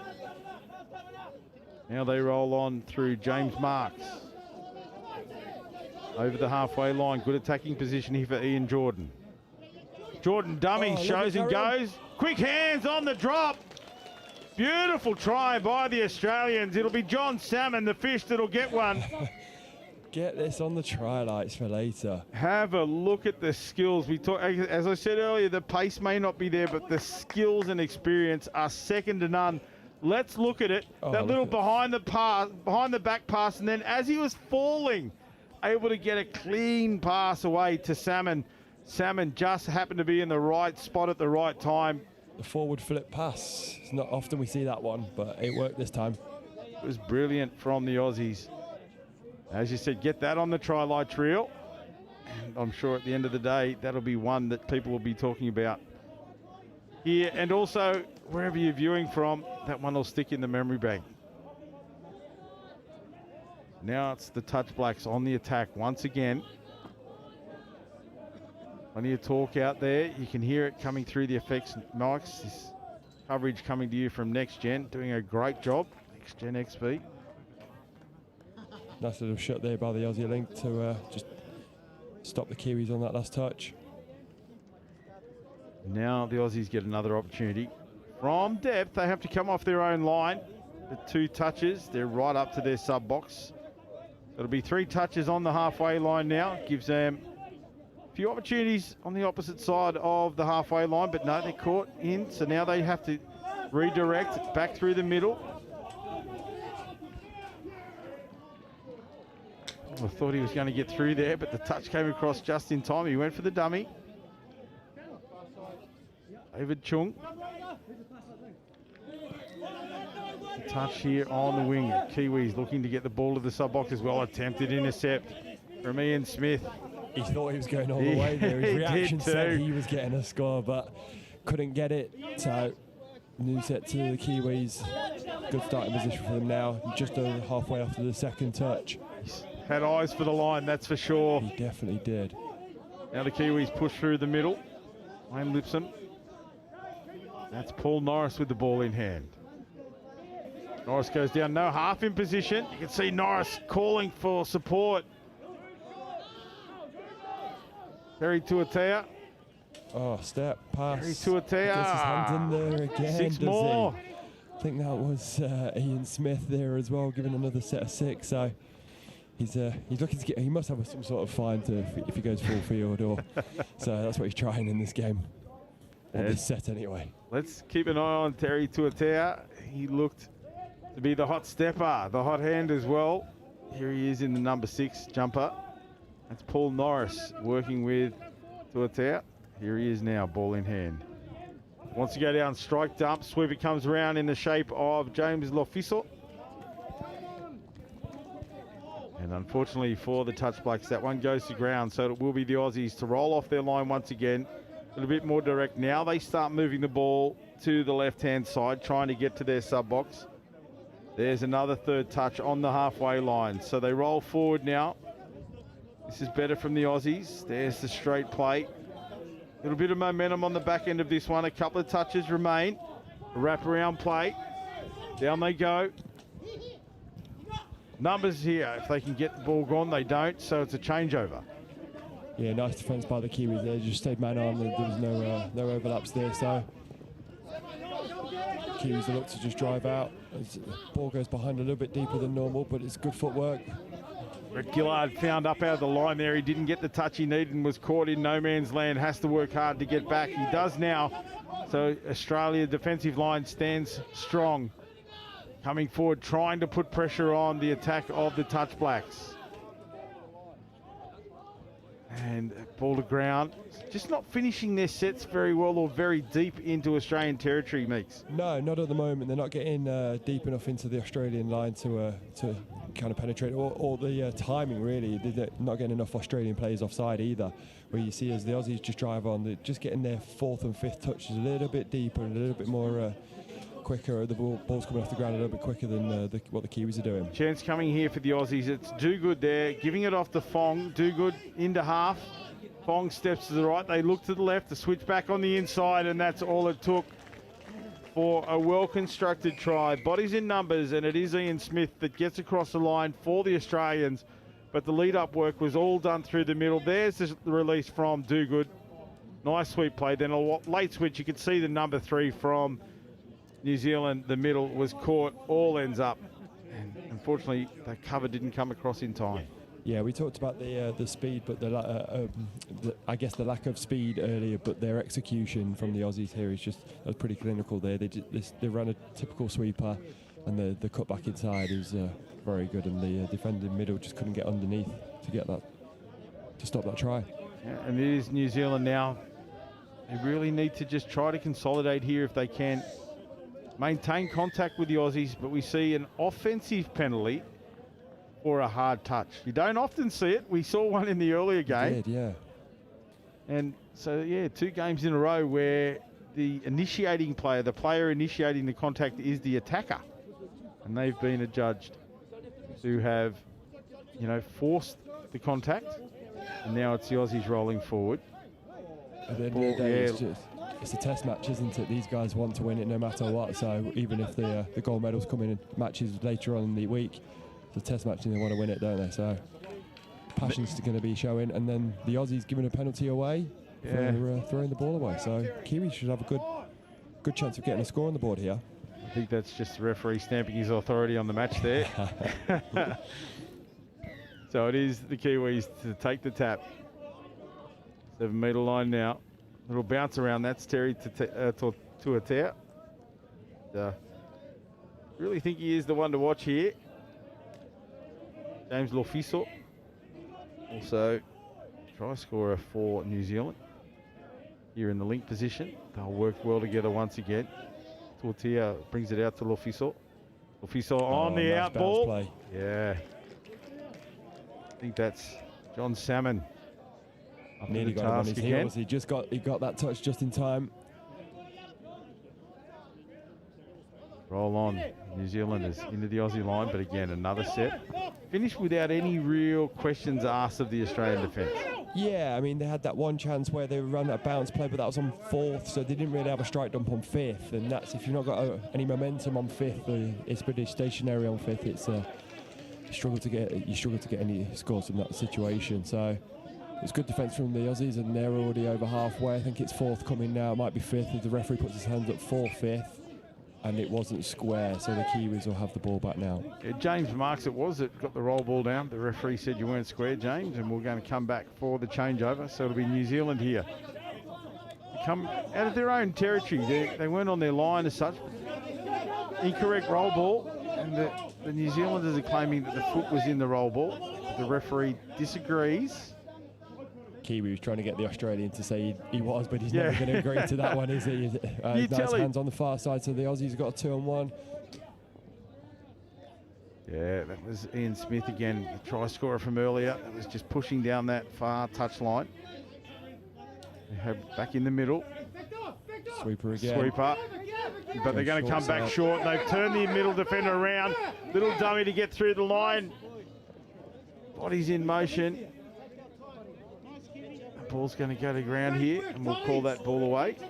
Yeah, nice from the Aussies here. They ran the sweeper. They scored off the sweeper last time, so instead of giving the sweeper, they came through short side, and the Australian middler who scooped through, I think he just caught his own feet, unfortunately, as he got through, saw the white line, saw some players, and tripped himself up, unfortunately. But nice variation from the Aussies. It'll be interesting to see if they continue with that sweeper and run other variations off it. It's something that I'm known for. My feet don't go where my head was trying to take me. Yeah. Let's just blame it. Might have been a bit of a downhill in that corner. we'll give that benefit of the doubt. As the Kiwis again roll forward, but completing the set not deep enough again into the Australian territory, so they just need to consolidate a little bit there at halftime. I think when they come together and just are able to talk about it, they need more penetration, as we see Salmon throw a dummy and then get the ball back to the middle. This is Do Good. Do Good down for Shane Rugby. That's Fong. Rugby sweeps to the left. Keep an eye on Shane Rugby. The Riggers. Nice ball to Salmon. Riggers holds it up. The master of timing, Shane Rugby, hits Salmon on the chest, and that's another beautiful try to the Aussies. Yeah, it's the same setup as what the Aussies have done every time so far. It's sweeper play. Number 2 of New Zealand, Paul Norris, just couldn't get outside to chase that middle, and the link just chopped his hole nicely. So obviously Australia have come in just going to run sweepers for this first half off any static line plays. It is another tap off here for the Kiwis. Australia with that 4-0 lead. Still 6 minutes remain in this half. Kiwis will want to score here if they can. They need to score if they want to have any scoreboard contact with the Australian team.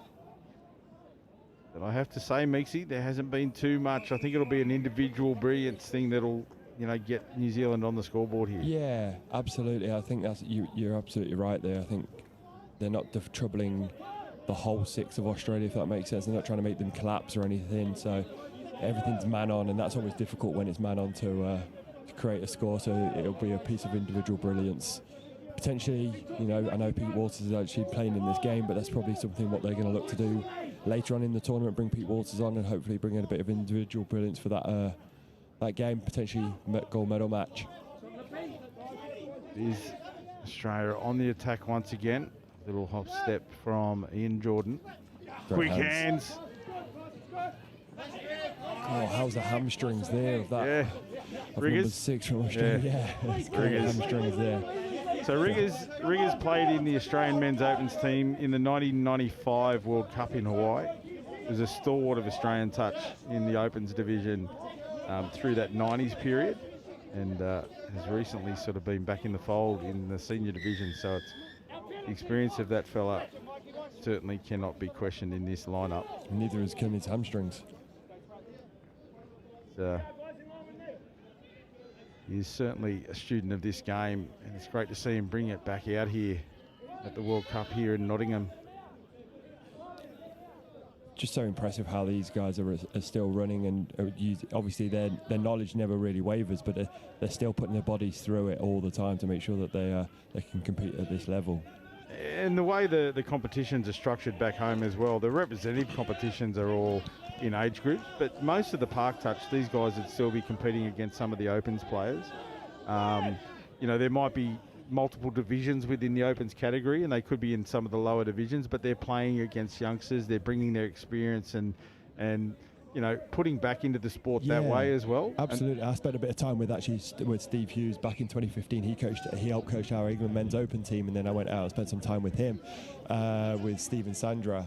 But then my father-in-law also plays for the England men's 55. So the difference in terms of what standard of touch everyone can play in England obviously is always different, but especially at that 55 level, we don't have players that have been playing for 30 years as Steve has and as the other Australians have, whereas they're in England, they're learning from only 10 years ago. So it's a big difference, and hopefully in 30 years time this is where England will be, but you can see that difference now. Yeah, absolutely. And those two that you mentioned, Steve and Sandra Hughes, amazing impact that they've had on the game back in Australia at so many levels. They are just absolute champions, not of sport, but of life. Absolutely. And now the Kiwis, they get another chance here. Up over the halfway line they roll. This is better. This is more direct. And there's players in support. But the Aussies shut it down. You see them a little bit fitter, a little bit faster, the Australian team. There's Fong and Dogood and Salmon. Weaver play comes on. Look to set up David Chung out here in the link on the right-hand edge if they can. Chung on back, release body contact, last touch, play on is the call. And he looks for the switch pass, but not before the touch was made. Pressure from Brett Gillard on the wing, comes up, Gate makes a touch. This Chung coming through the ruck, play on was the call. New Zealand now up to the halfway line.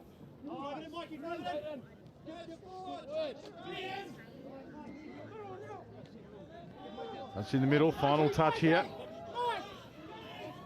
Oh, he's through. Lofiso it was that found Paul Norris. Norris gets over the stripe. No, we've had a touch call. Nice little scoop through there, went short side, step back long. And did he get it? Oh, he puts his hand up. He does put his hand up slightly. He must have just felt that contact quite late. So you got to trust the players in touch. You can't always see every single touch, but you got to trust that each other's being honest. I can guarantee you, if that man David Chung called a touch, there was a touch. Yeah, absolutely. He is a gentleman. It's one of the questions you get asked for in England that people have never seen touch before. What happens if you don't feel it or you don't believe someone? You've got to just trust them unless the referee is 100% correct. So, no, definitely made the touch there. And the Australians play on little back pass. It was a not square. Yeah. We both saw that one at that time, didn't we? Yeah, I heard you pick it up, and I was sort of inhaling at the same time. Yep, there it was. The referee saw it just as much. And he's the only one that counts. We can, call whatever we want over here, but it's not going to have any real impact on the outcome of the game. But as the Kiwis roll on once again.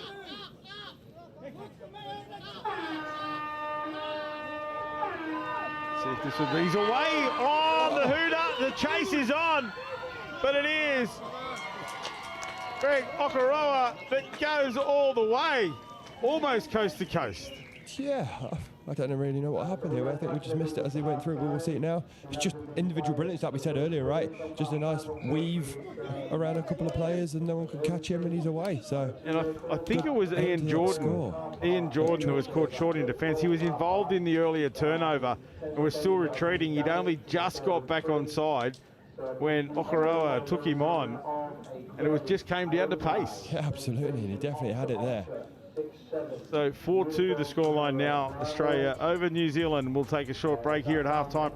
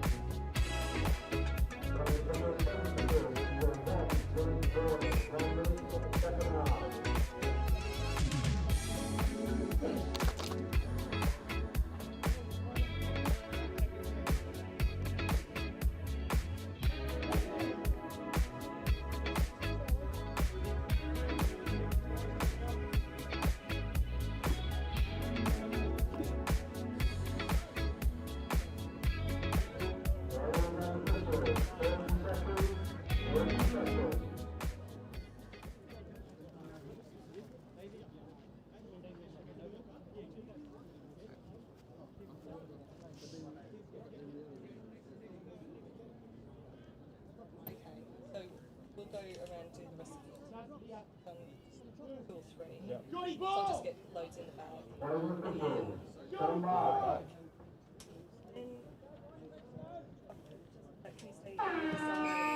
Back with the second half.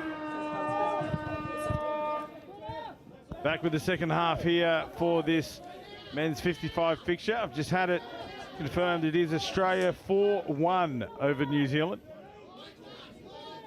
4-1 here, the halftime score. And it is the New Zealanders with the first opportunity of the second half. They scored right on the bell to maintain some contact with the Aussies. They'll hope to score here if they can again. This is the final touch. 6 more is the call. The ball over the top. Would have found the League, who was driving hard in on the unders line, but John Salmon gets the big paws up, knocks it down, and that's 6 more. So a good opportunity here, Meeksy, for the Kiwis in the second half. Firstly, good defensive position there by John Salmon from the Australians, but good attack by the Kiwis, and you get a repeat set going at the line. And that was just the hole closed in the middle. Here we are, just a couple of touches under their belt, the Kiwis. Opportunity here, they bounce back from Lofiso.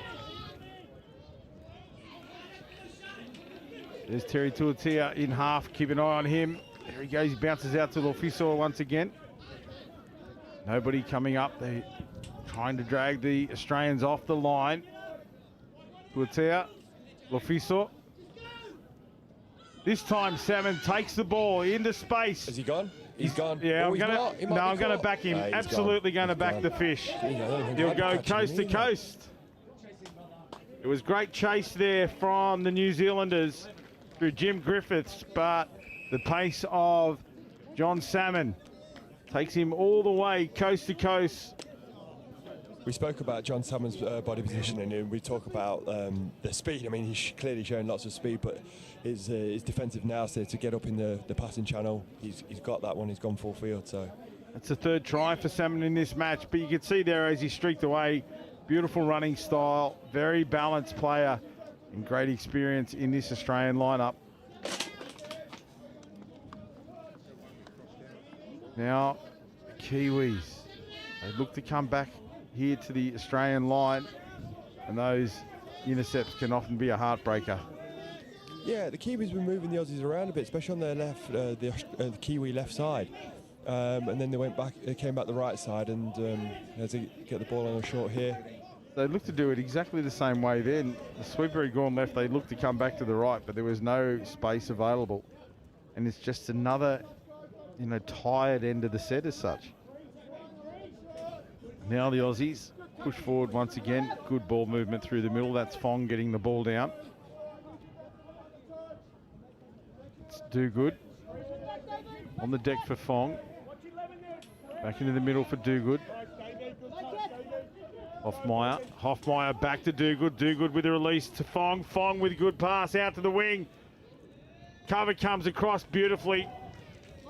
And they shut that one down, but great ball movement from the Australians. Quick hands all round. But the Kiwi defence was up to the task. There's Dogood with a little dummy for Fong. Fong accelerates through a hole, show and go, but that's the final touch. Great touch by the New Zealanders. Yeah, scramble from the Kiwis' defence here is great. They actually made the Aussies do all the hard work and passed 3 or 4 times across. Everyone covered under after the Kiwis shot. They scrambled, and then they had to scramble on last as well. I think they will feel the effects of trying to get over. Oh no, I say that, and they're already on the 10-metre line as a sub off. It's 3rd coming. It was a great drive there from the Kiwis. He really put his back into it and took the ball hard into the Aussie line.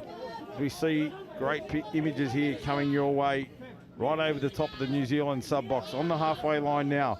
Final touch for the Kiwis. They go forward, short ball into space, but shut down beautifully by the Australians.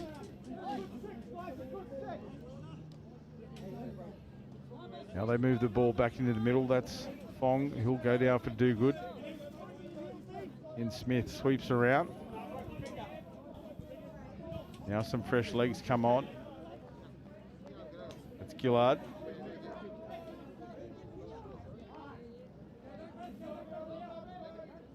Just moving around the middle here, the Aussies, just keeping it in midfield. Rugby at link here, dangerous. There's Chung out of half. Chung with a late switch to Riggers. Riggers straightens up through the hole.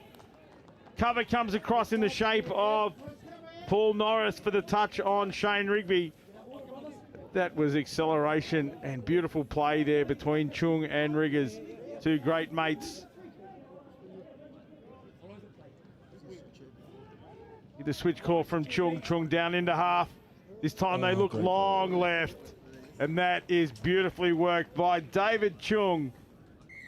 You can't beat experience, and he's got it in spades. Yeah, he does. You can see that there. He picks up. He's been picking up out of half a lot. He's obviously looking to do that all the time.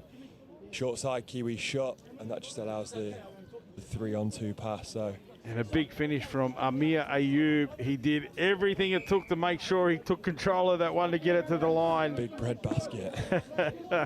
And great work to Amir Ayoub on the end of that beautiful pass from David Chung. And it is the Kiwis now that roll on. There's Turatia and Lofiso in the middle, obviously working together as a pod. That's beautifully done. This is Kiwi touch at its finest. Yeah, Lofiso and Terry Turatia. Sensationals. Talked about them, keeping an eye on them, and that's exactly why. Because if you take your eye off them, you miss brilliance like that. He skipped outside the defender, beaten all ends up, and you can see the defeat on his face. As soon as he realised that Turatia had stepped out, he knew he was beaten all ends. Old school touch there, really. Picks up long side. Turatia just stops, then bounces, and defender just tracks him on the inside and then can't get outside for the bounce. So lovely to watch. I'd like to see more of that at times, you know. Yeah, absolutely. And this is the division for it. Absolutely. We see the Aussies now push up through the middle for Dewgood. Also Ian Smith there. This is Fong now. Riggers steps out to the right-hand side. Ball off the ground. Riggers goes long for Brett Gillard. Can't take control of that one out wide. You can see Brett acknowledge that one as well. Puts his hand up and says, sorry, mate. But they just get on with it. Shake it off. It'll be the New Zealanders to bring it out from the Australian, or from their own line. Driving it in through the middle. This is better, much better start here for the Kiwis in this half. They're moving the ball a little bit more than they were in the first half as well. They were struggling to drive off, but they clearly get into the Australian half this time. Great meters here. You can hear the calls from the bench now, set, and that's exactly what's required. Here they go again, but nothing doing. The Aussies have called that one easily. But much better, more enterprising play. Talked about the ends of the sets being deeper in the Australian half. On that occasion, they certainly were. So now the Aussies roll up to the line. Over to their sub-box, a sloppy pass back on the inside. And that was just lazy. I think it was Brett Gillard in the half roll. And then you just look over to the Australian sub-box and all coaches have just put their arms crossed. Clearly not happy with that one, but they've got to now defend it and see if the Kiwis can stop the Kiwis. And unfortunately puts that one down. It was Turatia and Lofiso who were on there together again. Unfortunately for the New Zealanders, that one goes to ground. Brandon McDonald in half. He's been busy as well. There's Chung and Hoffmeyer. Chung there just pointing, telling players where he wants them. That's the sort of play he's known for. This is where he controls around this ruck area. There he goes, pick and scoop, breaks to the left-hand side. Looking for the runner to come back inside. It'll be a late pass on that one. Tell you what, the follow was on there. Chung went through short side and there was no one following him. But it got caught touch pass, so Kiwis have got the ball again. I think he was either looking for that inside trail or for Brandon McDonald to collapse underneath him late, and it would have been, as you said, try time, but can't have it every time. No. Just got to keep cracking away with it, and these Aussies will do that, as will the New Zealanders. I'll keep going right till the final hooter, or the final Claxton, I think you guys call them over here, don't you? I'd say hooter. We've had plenty of Claxton tests all morning. I think I counted 27. And now the change over here for the Aussies to roll it off their line. There's McDonald. Chung on the wraparound play, but again, just trying to get the ball to the sideline. get the new Aussie players onto the field, and they do. Quick release. You hear the shouts from the New Zealanders here, good D, and it certainly was. They kept the Australians in positions they didn't really want to be in. This will be a good end of the set if they can all move up here. They've done that beautifully, and they end a set of the Australians on the halfway line, and that is, you know, field position gold right there. Absolutely. It's the first time the Kiwis have really held the Aussies to halfway, so hopefully they can get a few players on and get a strike done and try and get one back here. They roll forward now, and here comes Tuatau. He's back on, and there is Lofiso. All in the hands of Sean Miller. He'll set it up now. There's Tuatau and Lofiso. Working with Todd Peterson now. Peterson to Lofiso. Lofiso goes long. Tuatau tucked in tight, and the outside man in Sean Miller was hitting the hole, but the ball goes to ground. Now the Aussies roll towards their sub box, and a collision in the roll ball. Play on. Consequential contact. Again, it's broken down a little bit here for the Aussies on the halfway line. A couple of touch remain here. The Aussies will be well aware of what the touch count is. Fong drives into the line. That's good work. This is Rugby with the ball in hand again. The long bomb out to the left. Well read, tap back inside, but the defence had come up as well. And that one shut down, but again, deep in their own territory. First time the Aussies have run a sweep in the second half, so. And they had the step back and long ball. The Kiwis are all man on, so it was okay. Be interesting to see if the Australians just work on their drive. They only got to the 10-metre line the last two times, and I think they dropped maybe the third one as well. So I think something they just need to clean up on in this next 5 minutes. They have a little bit of scoreboard, you know, supremacy here, but I know the way the Aussies work. They don't like to drop mindset or to drop skill sets at all in any of their matches. So they'll work on that. You see Fong up out of the line there to make that final touch. And just they'll set themselves here, and on this turnover, there's still structures that they need to run through. And take it into the line through Ian Smith. Nice drive also from Dogood.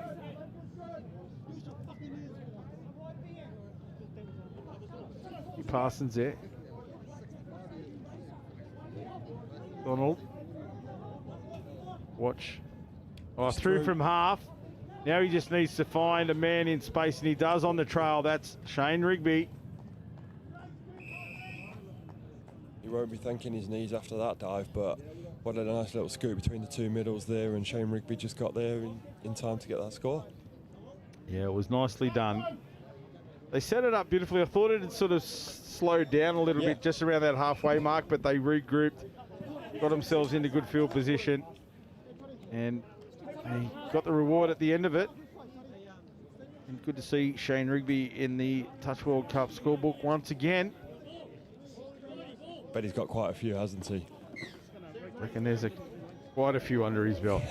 I don't have the almanac with me. Kerry Thompson's World Cup or World Almanac for touch football. Shout out to CT if you're watching back in Australia, mate. Thank you for everything you've done for our sport, and congratulations on Fit Legend status. Absolutely well deserved. As we see New Zealand back on the attack.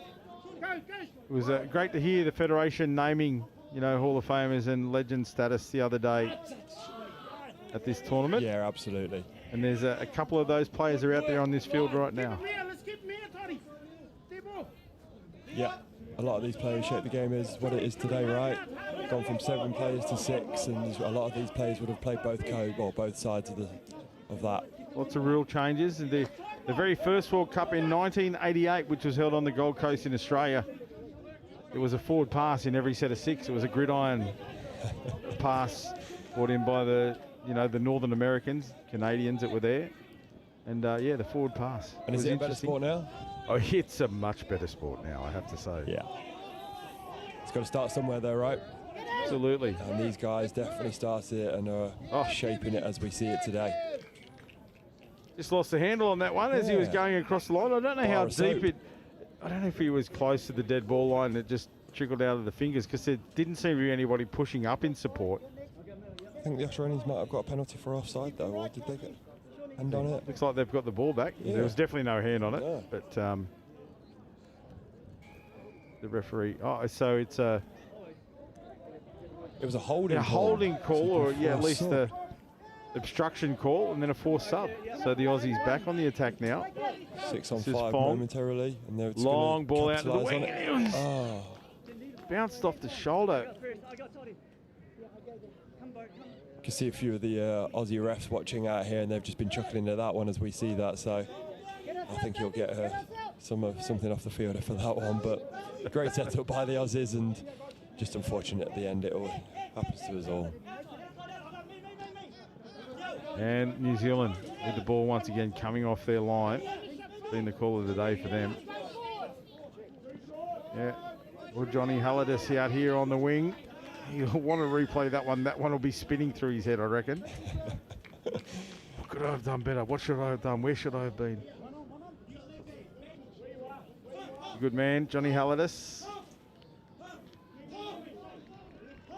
And he'll get plenty of opportunities. Oh, I'm sure he's scored multiple tries this tournament so far.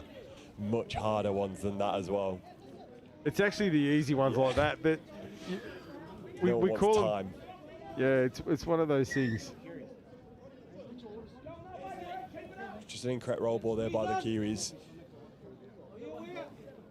It's I do a little bit of sport commentary again for softball, and we say, you know, a lot of people call it an easy play, but nothing's easy out there because there's all pressures that unless you're a participant you don't understand. Absolutely, it looks so easy on the sideline, doesn't it? So I've got the call there where I say a regulation play as opposed to an easy one. So that one, instead of being an easy catch, I'm going to call it a regulation yeah, catch. Fair enough. This is Chung again, but a nice touch. Yeah. Paul Norris it was that got the fingertips on to Dave Chung. We're back to 3 minutes remaining in this match. And it will be New Zealand here. Hard drive it. I love that call so late in the game. They're still looking to take it to the Aussies. This is a much better set for the Touch Blacks, the men's 55s. Last touch. Nice over the top. Oh. We're going to call 6 more. We know a penalty for offside, so they will get another chance here.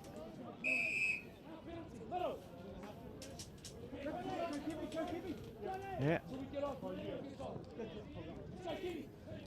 Numbers come onto the field for the New Zealanders.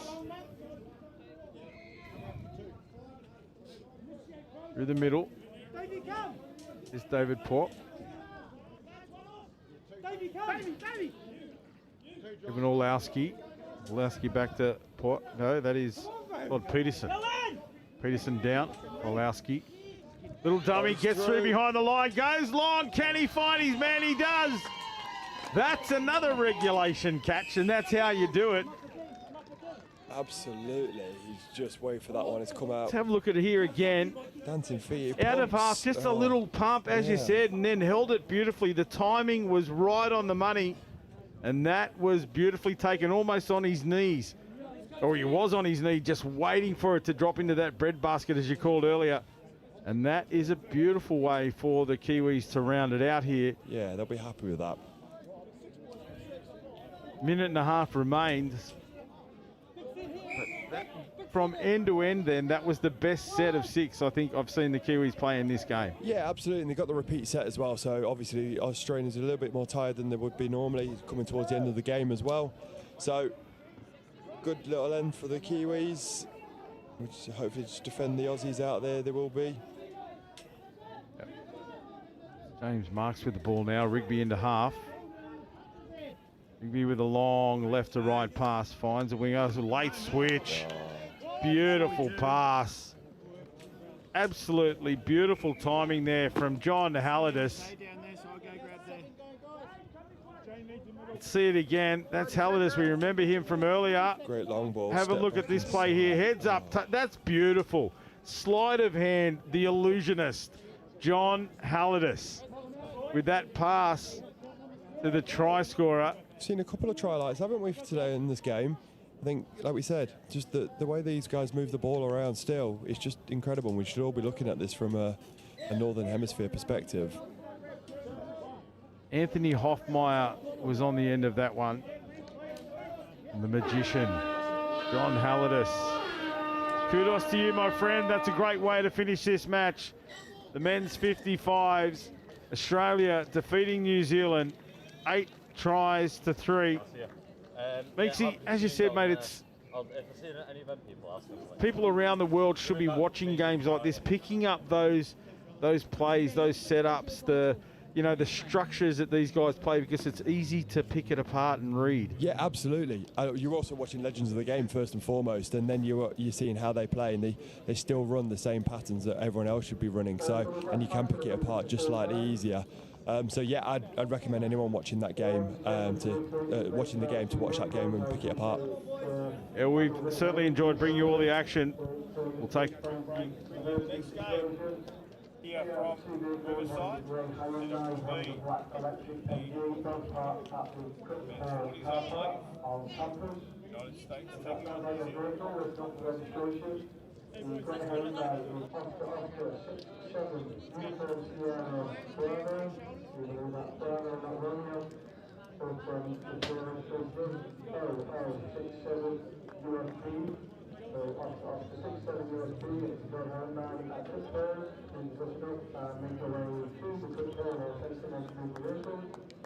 And also a black electric MG, also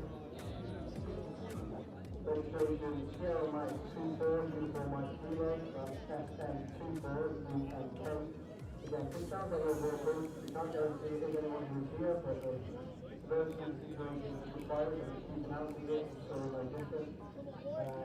The vehicle remains with the damage as a tree has fallen, and the tree itself has not fallen onto the vehicle, but it's in a separate tree, which it comes down, and that will obviously fall onto your vehicle. Very damage, very Hyundai, Oscar 67 USB, or uniform Bravo, and the black electric MG, 0 Mike 24 USK, uniform Mike Kilo, Crypto Car Park, Legal Road, Uniform 2 Lincoln. So it's 3-minute mark for that game.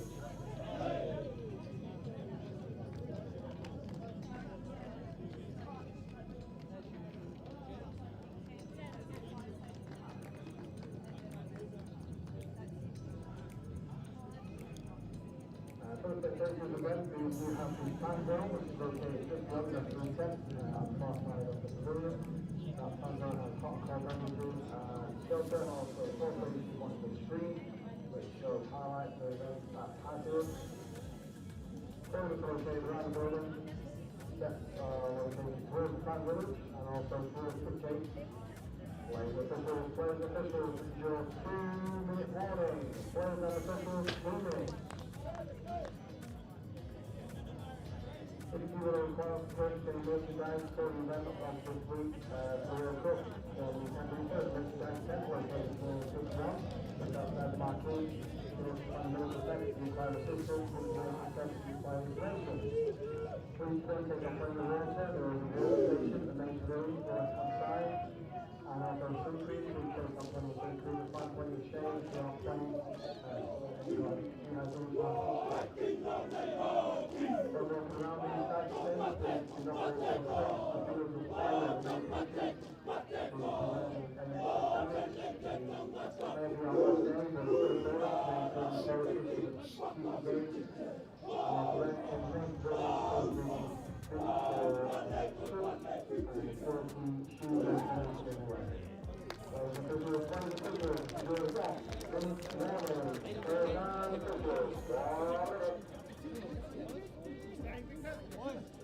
someone does come off stage.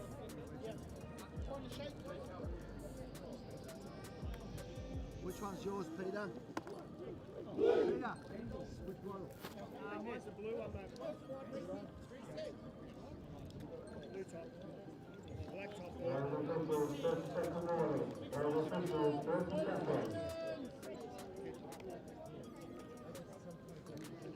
Well, Welcome back here to Riverside. We have got another exciting game for us. It's the United States, New Zealand in the men's 40 division. And I'm excited. It's Ben Meakin here, joined by Alice. And Alice, you said you were watching the USA yesterday. What are we going to see? And what are we going to see on the pitch in front of us today? I really think we're going to see a physical game here. Bodies on the line, like always. And New Zealand's such a strong side, but this USA team, let's see what they can pull it out. Yeah, we watched an exciting game between England men's 40s and Australia men's 40s, and Australia have kind of said England could get over the top of the Kiwis, so I'm excited to see what the Kiwis can do here as they get the tap off. It's touch 3 coming up, they're on the 7-0 cap already, sweeper play. Just coming down and looking for that mid gap, and it's a score for New Zealand. That was New Zealand's number 9, Michael Rawiri, just sweeps, he steps back, and it's the referee's pointed to the floor. So great start for the Kiwis, and we're looking to hit back for the US here. Yeah, just the US need to be a little bit tighter in that defence and step up of that line, but got the tap now, so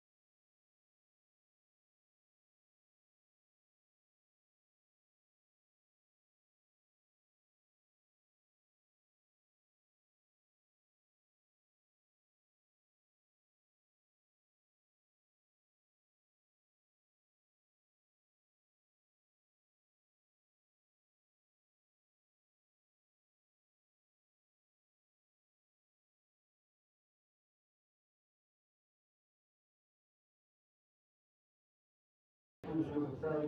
And safety.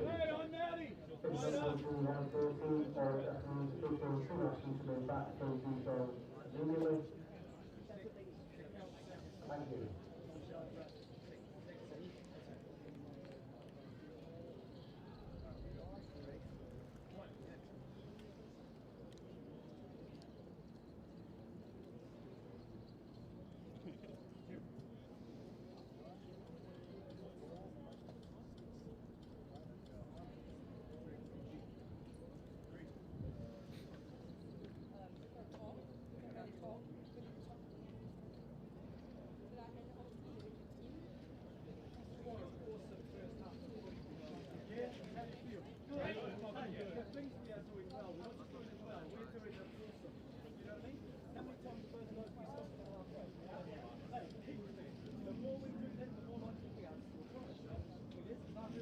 Officials, 3 minutes.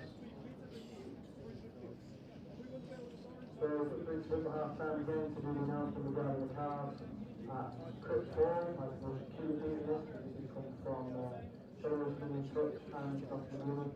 A grey Hyundai at Cripps Hall, registration Oscar 67 Uniform Sierra Bravo. And a black electric MG, registration Sierra Mike 24 Uniform Mike Kilo. These vehicles are in danger of being damaged by a falling tree. They are not damaged at present, so please, you do know the person who owns the vehicle, or you are that person, and you can leave it, or you can get someone to leave it, please do so as soon as possible. The tree is fallen near the vehicle. They are not fallen on them, they are not damaged as yet, but there is a potential of damage to the vehicle if they are not moved.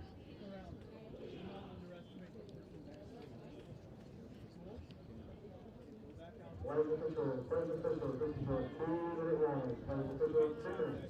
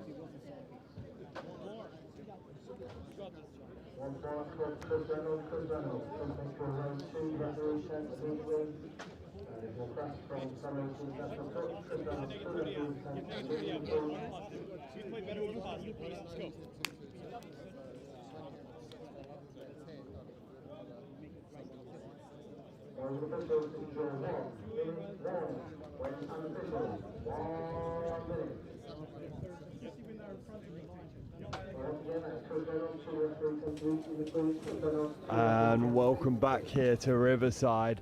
We've got a great game on our hands. We've got New Zealand, United States, men's 40.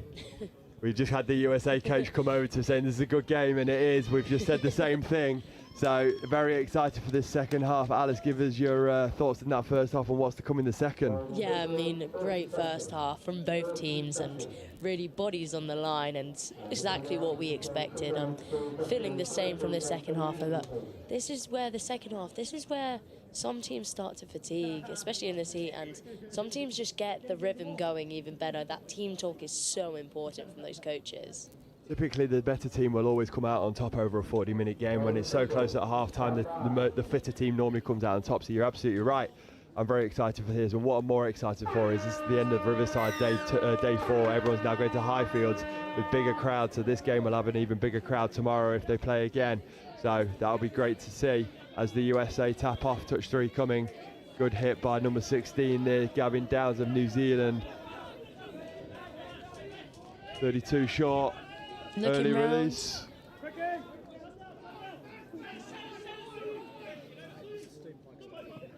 Yeah, great touch there from that New Zealand player, just being able to put that American. Yeah, good bit of physicality, yeah. and they're going to get, USA just getting penalised there, just.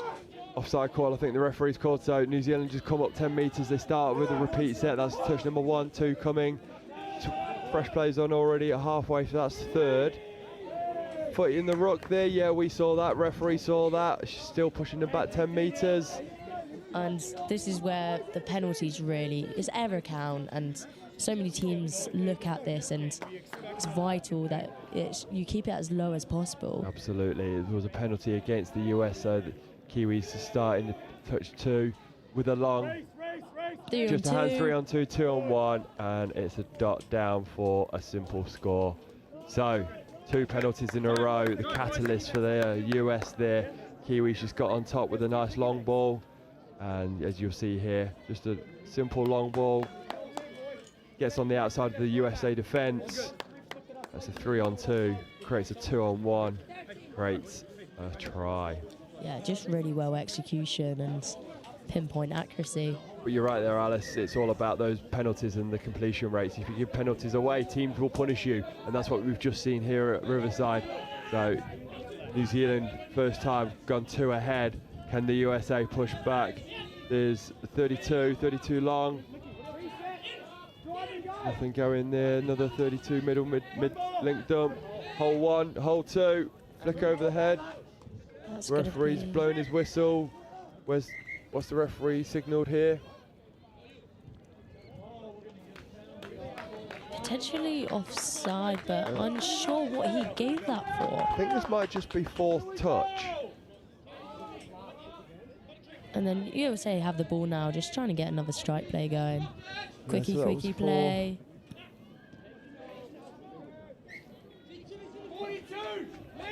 And that's just Kieran Mahoney, sorry, not knowing what touch count it was because of that. Referee's, he wasn't looking at the referee with his hands in the air. Kiwis now coming out, touch 2, halfway. Really good meters here. Yeah, down it's the great pitch driving. really So well. Kiwis have started well here. As I say, that commentator's curse. Kiwis have started well. They throw the ball to the floor.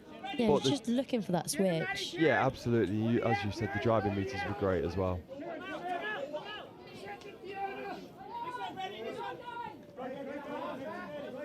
USA driving with the ball here, looking for a platform, maybe a scoop to come. Number 10 picks up, looking short side, and the ball just doesn't find hands in the end, but nicely done from New Zealand, keeping them out there. So New Zealand start on their own 7-metre line. That was a bit of a bubble ball. The referee's seen it. Yes, he has. So we talked about mistakes. The Kiwis have made one coming out of their own line. They've got the US with a repeat set now. Be interested to see what they do. Are they going to stick to the 32s that they've been doing? Really lovely field position, and can't ask for more. Relax, tag 2, good job. Roll in again.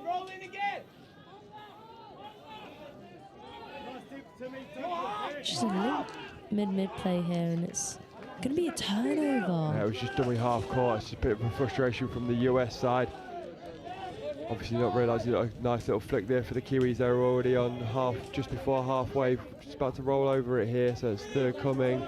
Sorry, that was the 4th coming. Going to go down middle.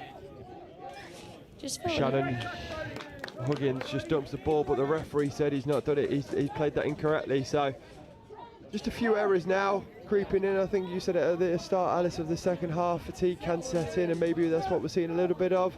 Just a few things going wrong within the ruck here. Just some confusion, it looks like, on both sides, and frustration maybe. But picking up here, looking on the outside, but really lovely from New Zealand being able to make that touch. Yeah, Kane Stack picked up out of half. He ran across his middle, he ran across both middles and just couldn't get that pass away into a hole. So good end to the set for the US. They'll be happy with that, and then now they've got to look to defend it. New Zealand are doing well to get around the shooters of the US here. Rolling into the halfway, just going over it now. Yeah, just really end to end here, and lovely to see when it's super tight, but picking up here. 4-on-3. Nice pass to the winger. Does he weave his way through? No, he doesn't. So again, good end to the set for the New Zealand here. Making USA work all the way out from their own 7. Absolutely. looking like they're getting a good driving set here from the USA, but Game of attrition this second half. Definitely not had many scores on the board, but the US have been given a penalty for a high contact. The referee said it's a high contact. So the US will have a tap off essentially from their own half, and they'll look to get a couple of strikes to get another score back. We're still at 7-5. We'd look to get back to having the tri-fest we did in the first half, but we're not there at the moment, so USA need to get on the board. Wishing bouncing about. Opens. Ball just floated out to the wing there and just didn't come to hands, but really nice play, and I think it could have potentially come off if the pass was a little bit more accurate. Yeah, it just missed the hands there, so the the New Zealand are just coming off their own line.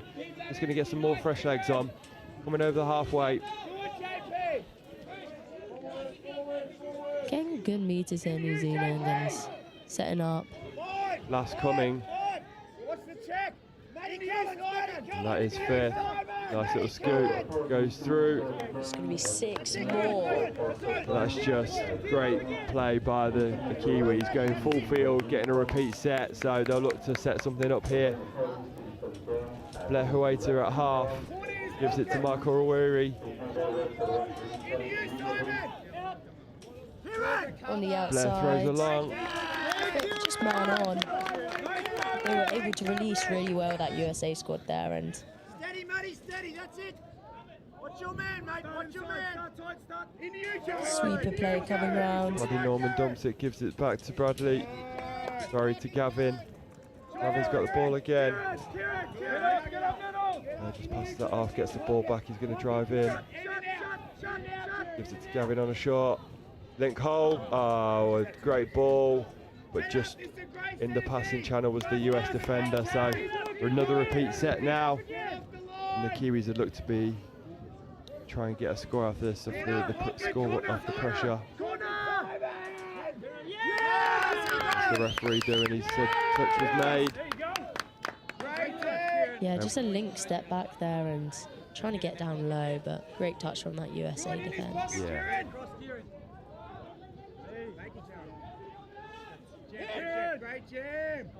Oh, wow. How's he picked this one out? He's blocked it out the air, surely. He has, and that was a score for, I believe, Michael Rawiri, so it's just an open side quickie from Carl Shepherd. I think he throws it long, but Michael Rawiri is flying without wings into that link hole, clutches the ball and dots it down. Yeah, so just seeing that USA winger jump up as well and not go for the touch. Yeah, sometimes people see the ball and go for it, don't they? Unfortunately, he missed it this time, so that's New Zealand 8, USA 5. If USA want to get back into this, you feel like they've got to score now. We've got 11 minutes to go in this game. Long way to go, but the USA need to get a score in this half because they've not had any momentum yet. Yeah, USA just quite flat on the line actually, so hard to build off that. Mahoney picking up, throws long, bit of a few fumbles. Referee has pointed out though that is offside, so it's a repeat set to the US. It's a penalty to them. You can see the USA coaches on the sideline. They're telling the US to give some more width. So everyone's walking towards the sub box. Tap the ball, going to bring the defenders out. Oh, just trying to get some quick feet there from the USA. Passing it back into the mid. See what they can do here, looking to go outside. Step back in. New Zealand staying tight there and not letting USA pass. Yeah, good defensive defense there from the Kiwis. Julian Murray is that on the ball, gives it to Mahoney, to Brody McNabe. Good hands. They're going to phase it. Phase. Yes, the referee said what a score this is, and we said the USA have got to hit back, and they do exactly that. Matthew Collins with the try there. Steps back, two people chasing him, and he just dots it down. What a great finish that is. Matthew Collins hit back, and we said the USA needed a score in this half. They've got it. They're only down by 2 now. Yeah, clearly listened to you. They knew what to do on the pitch. They know what they're doing on the pitch. They knew they needed that score. We could all see it, and they got it. So that's why we've got a game on our hands again. It's 8-6 to New Zealand, but New Zealand do have the ball, so they're going to look to try and play with it. Open side, quick no. ML here goes short side, and he goes himself. But it looks like the touch is made, and really well recovered there by that USA player. Yeah, good defensive positioning by the. Watch the winger! Watch the winger! Just getting high in their face, put that pressure, and it was like a forced error there, but couldn't really do much when it was lost. The USA are going to start with the ball in the middle of the of their own half. They're probably going to try and get some fresh legs on. Oh, referee said the ball has not been dumped correctly, so New Zealand are going to have another attempt to try and get a score. See if they do one better than they did last time. Just a little settle play there. There's with the cut. Open side, quick but long ball to the Kiwi winner, and is he in? No, the referee has said that one is forward. So it was a great setup play, but they just couldn't get the execution there. So USA come out unscathed. Yeah, USA will be happy about that, but referee just calling them back, and I don't think it was on the correct mark. Or I think he's signalling he has to tap the ball there. Yeah, so USA with the tap, coming in with the meters.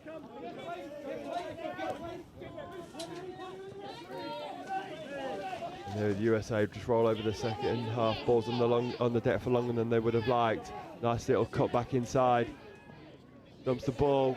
Last play. Keeping the ball alive. Didn't play it that.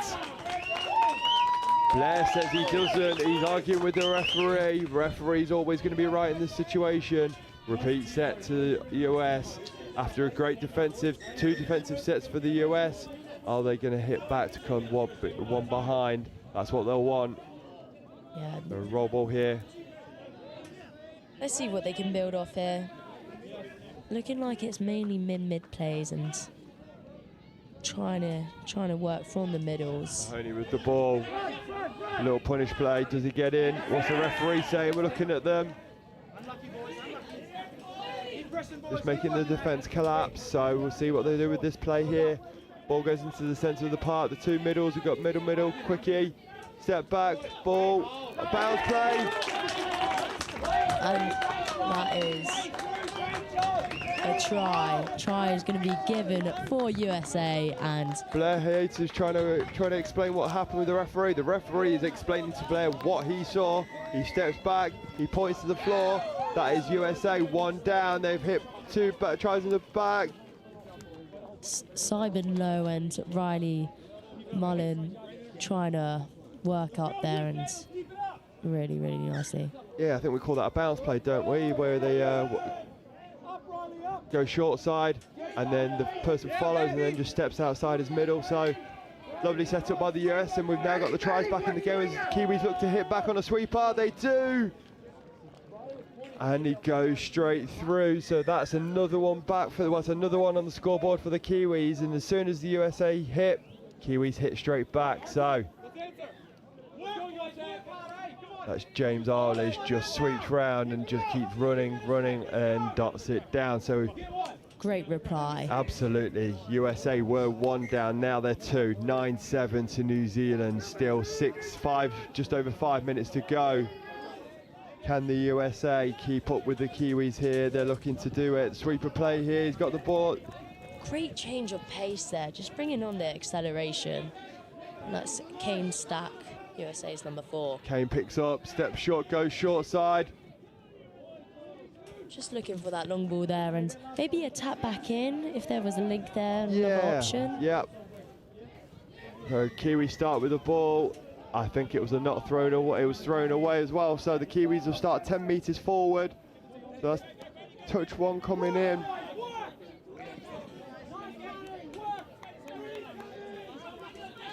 Yeah, New Zealand on the ball here, and two up in front of US. So they'll like to keep it going and try and get another score on the board. Just the switch coming in. Pick up number 9. Oh, and USA get the intercept. He ducks, he rolls, he catches the ball. USA have got the ball back. This is touch 1. And they give a penalty away as well. So they've got their intercept. They've got a repeat set just inside their own half. Oh, referee's overturning it actually. He's saying that the USA attacker put his shoulder into the defender of New Zealand. So New Zealand have got a chance to go 3 up at this point and trying to get to double digits. Gives it Michael Awiri, he gets down. And that's going to be ball down. He does, he goes through a hole. Michael Awiri scores again. Oh no. Change of mind here. Referee took a step back and then he took a step forward after seeing his sideline referee say it was a forward pass off the ruck. So USA got a little bit lucky there and now they're away. And he's going around the outside, just He's going all the way, keeps the ball alive. Here's touch 1 on the 10-metre line, so that's a great driving play. They're over halfway now, that's touch 2. Touch 3 coming, they'll be looking to... There's another hard touch, I think. The referee is just going to start... oh no, the referees are coming together to have a bit of a chat. And we've seen this in so many of the morning games as well, the physicality that they bring, and it doesn't let up, but it's going to be turnover, so penalty against USA for coming in for a strong touch. Yeah, so the US have just not bended before they dump the ball, and that means that it's an attacking penalty given away. So the New Zealand get the ball at halfway and they've got fresh legs on, and they'll look to a nice step. Oh, I know he's called the touch.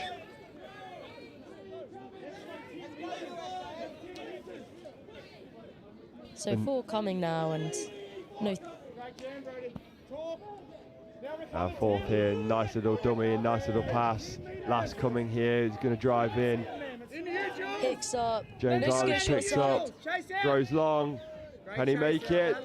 And is that a finish by Marion Haggy? Marion Haggy? It is, the referee's on that one. And look at this pass here.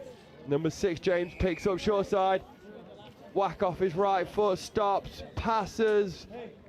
And Marion Haggy just gets the ball down in time for the USA trying to get over. So, double digits now for New Zealand. Just over a minute and a half to go. Alice, what are you thinking? Do the USA got to score in this set to try and have any chance of coming back? Yeah, USA needs to score, and it's a must to bring that positivity as well. But looking good here. Number 4 Scoop picking shot up again. Side, long ball. And they do! And he scores. We said he's going to have to score. Number 14, John White with the score. And that was Kane Stack that picked up out of half here.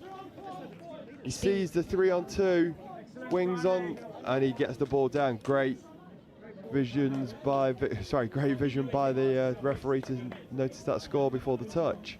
Yeah, and we've seen Kane bounce about for USA and been so dangerous in that attack. So yeah, absolutely.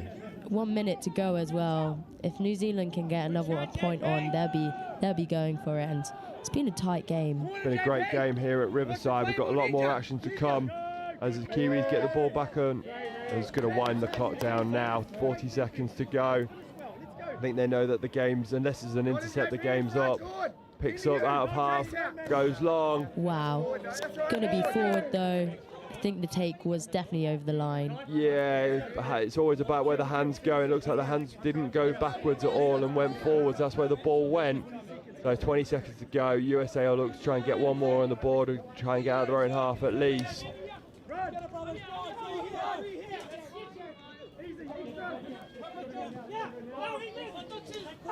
And that is And there we are. going to be a game. There we are, folks. That is the end of the game. New Zealand 10, USA 8. Alice, I've watched 2 games in the men's 40s. It's a great division. What's your thoughts on that one? It's an amazing game, and men's 40s, outstanding players, and really bringing the intensity and physicality that we love to see in touch rugby. So it would be great to see who gets into the quarters, and then lovely game in the finals, eh? Absolutely. So now we've got a short break before we bring you the women's 35, Australia versus France. And that'll be coming shortly. We'll take a short break and come back to you when that game starts.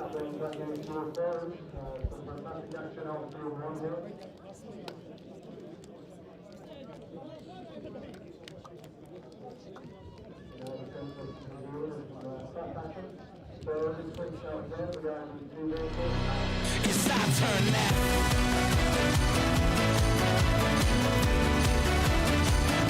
It's our turn now. Yeah, yeah, yeah.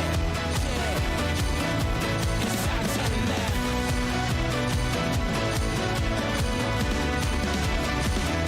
It's our turn now.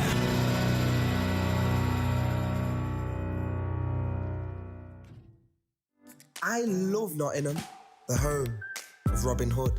From the bright lights of Goose Fair to the peaceful nature of the Sherwood Forest woods. There's a feeling of togetherness, unity, pure, honest, love. And that feels great like a bright summer's day at the horses down by the lake at Colic. All I love Nottingham. The River Trent, the embankment, the Nottingham Carnival, different cultures dancing. The diversity, just walking down Columbus Street on a Saturday. The two lions in the square stand tall with pride. And when the market's in town come alive, it gives me life. Listen, as the council house clock chimes, and depending on how many times, lets you know the time. I've been to concerts at the Motorpoint Arena, and I've been to concerts at the Nottingham Caves.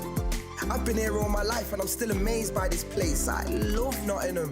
Sometimes I stare at Hockley's graffiti colourful walls, and sometimes I gaze at the deers running round Woollerton Hall. Supreme thrills, from chilling up at Greens Mill or up at that castle on the hill. Nottingham, I love you, and I always will. Visit Nottingham today.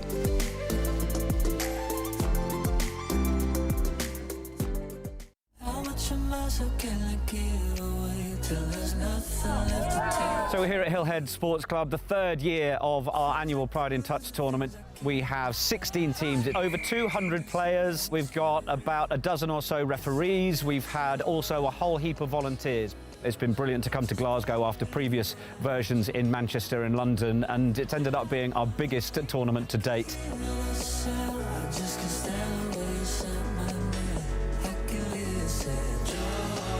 You get a lot of curious players that want to try out touch rugby for the first time, so they might be a bit nervous, but I think they come down, they hear the tunes that are playing, they see all the rainbows, all the smiling faces, and I think they realise that actually they can just have a good time.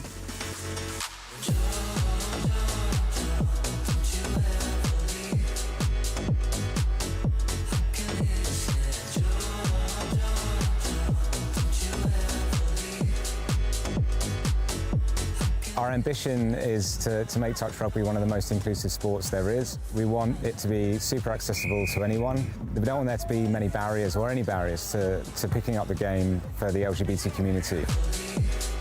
What's been amazing over just the 3 or so years that we've been running Pride in Touch has been the interest and the growth and the opportunity we've had to platform good practice from people across the world that are wanting to do more LGBTQ+ inclusive initiatives. Now more than ever, we certainly feel it's really important to make sure that we amplify the voices of inclusion, show people that team sport can be really good for their mental well-being and their physical well-being, and hopefully we've got plenty of those people who have felt like that through enjoying our tournament today.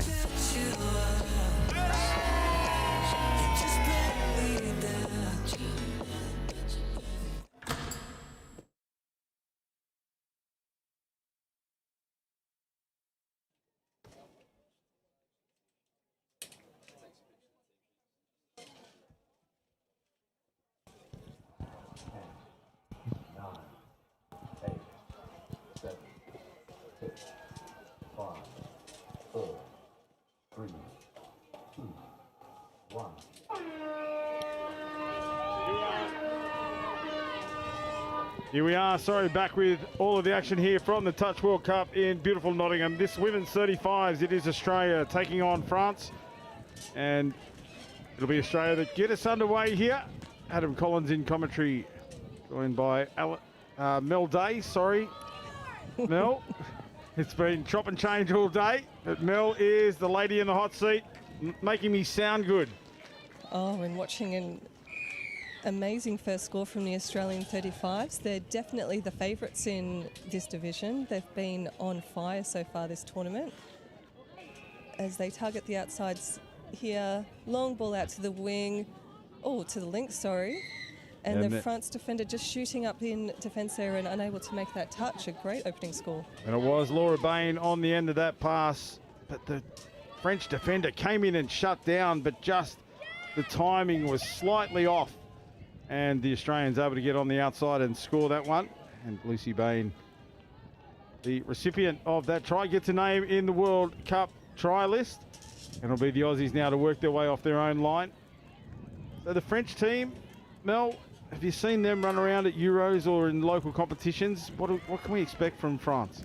Yeah, France have an amazing touch setup now. They've got a really, really good competition within their own country, club competition level, and they've got some amazing players on the field today. So girls with a lot of experience. So they're coming off 3 wins so far in the pool games, France, where they've had 3 convincing wins, followed by a very narrow loss to Wales, whereas Australia, 4 very convincing wins by double digits each time. So I think France are hoping to really take it to the Australian team.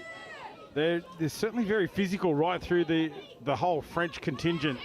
Physicality is part of their setup, as we see just a little bit of delay in that roll ball, and the Aussies punch up out of the line in defence here and try and steal some territory away from France, which they're able to do so. They shut it down. That's the final touch right on the halfway line. So from a French perspective, they'd wanting to go deeper into enemy territory here, as we see a little breakaway, a mini break for the Aussies as they were looking for their transition set.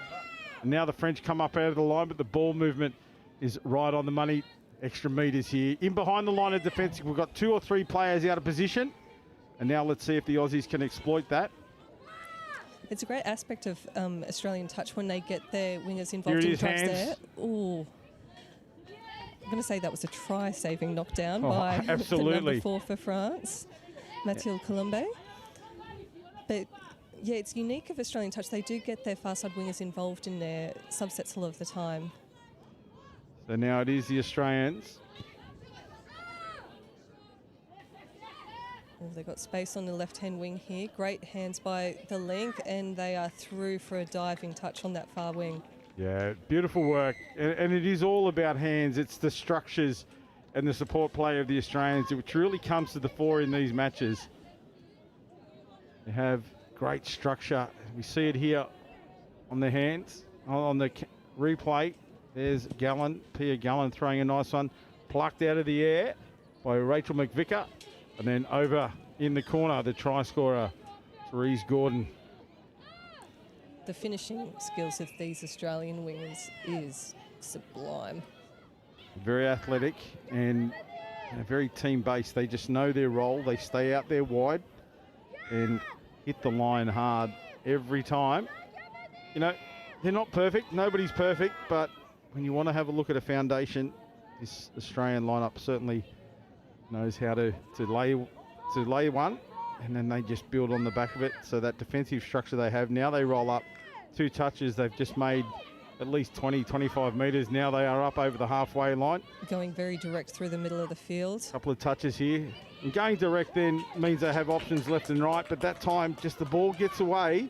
But that middle direct driving, not looking for the subset every time, it just opens up left and right. And that's good pace there from the French number 4, that is Aurélie Elsbach. Now they look to work it towards the middle themselves, France. Little ball back on the inside. Couple of extra metres and good roll ball speed as well. So this is great work from the French, but they just pop it up. Lack of communication around the ruck. The acting half thought she was hitting a hole on the outside, but she'd switched direction. And unfortunately for the French team, a turnover. And this is a great field position here for the Australians. It really is within 10 metres of halfway, and these girls will definitely be looking for the box in this set of 6. Looking a little bit flat in terms of their depth. It might have been on for a here. little while, that group, and now the fresh legs will come on. Looking for the inside ball, but the French defence was up in numbers. They had to turn them away, so now it's back down through the middle.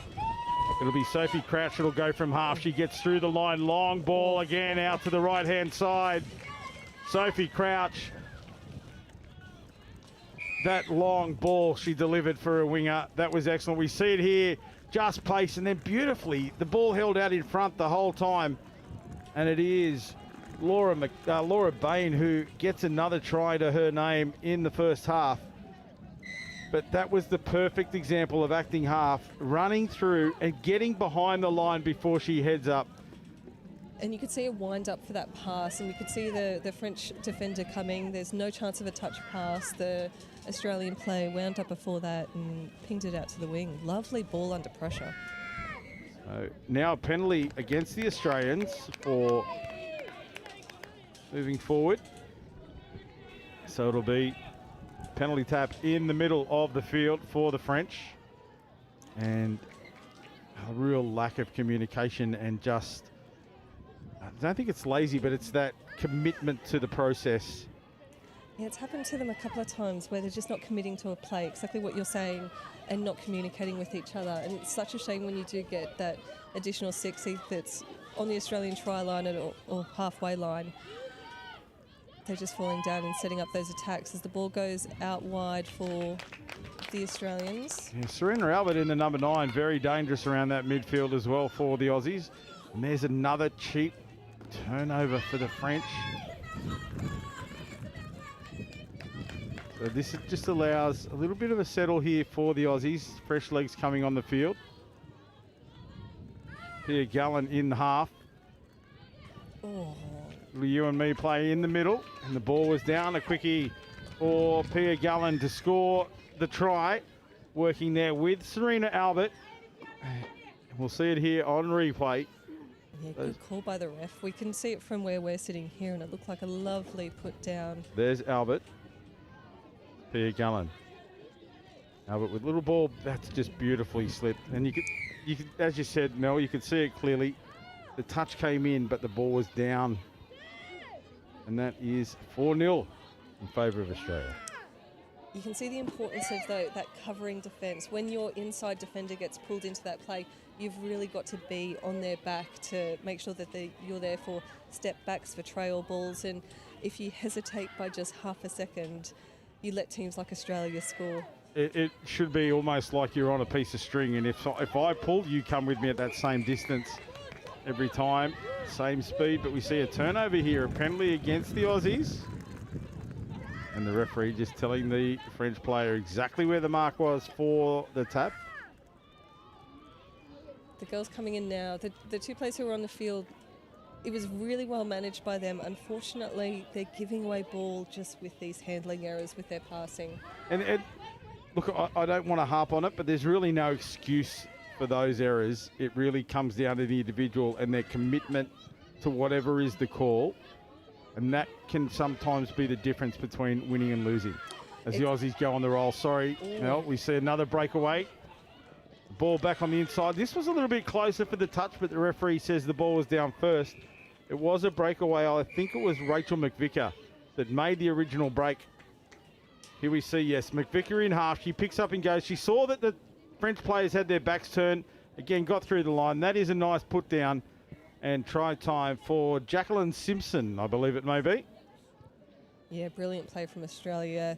Great scoop through the French line. But yeah, with these handling errors, it's so frustrating as a coach because these girls would have done their warm-ups. They would have done their four corners and Broncos and caught every single one of those passes. But all of a sudden you're on field one at the World Cup against Australia and you can't string a ball between you.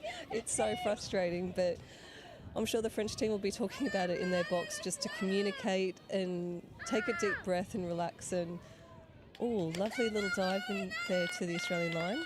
It's interesting. I heard you say when you went through how the teams have prepared for this game, that the Australians have, won all of their matches by double digits.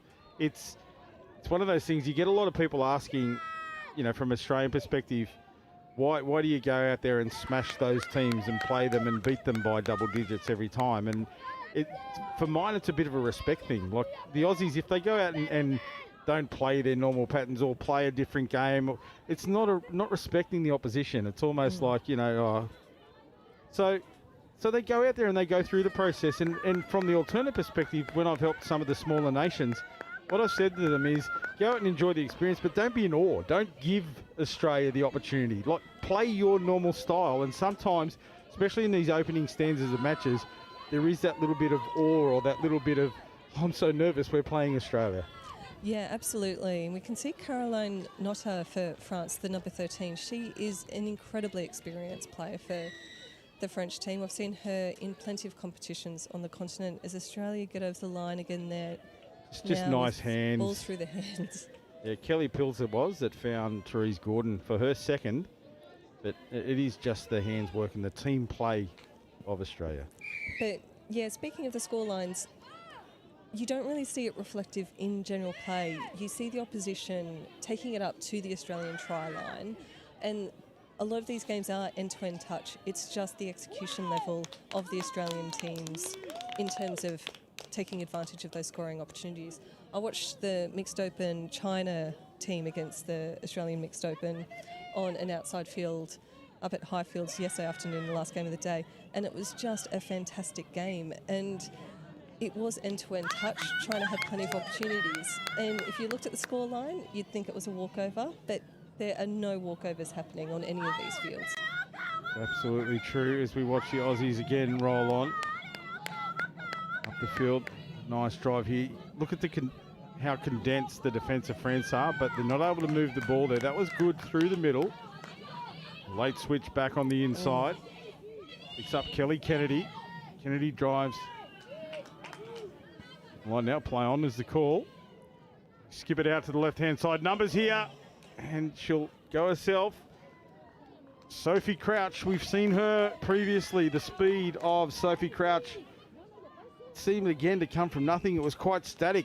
The play looked to have broken down. Just that ball skipped to the outside, and then the dummy. The winger pushes out on the dummy pass, and Sophie straightens up.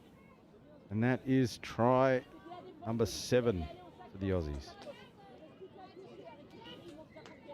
One thing I love about the Australian teams, you just watch their roll ball technique. It is so smooth and so controlled, and I've commentated a lot of games with ruck infringements and things like that, but the Australians, when you see them drive, it's so hard, but they just get that ball down in such a smooth motion. It's so good to see.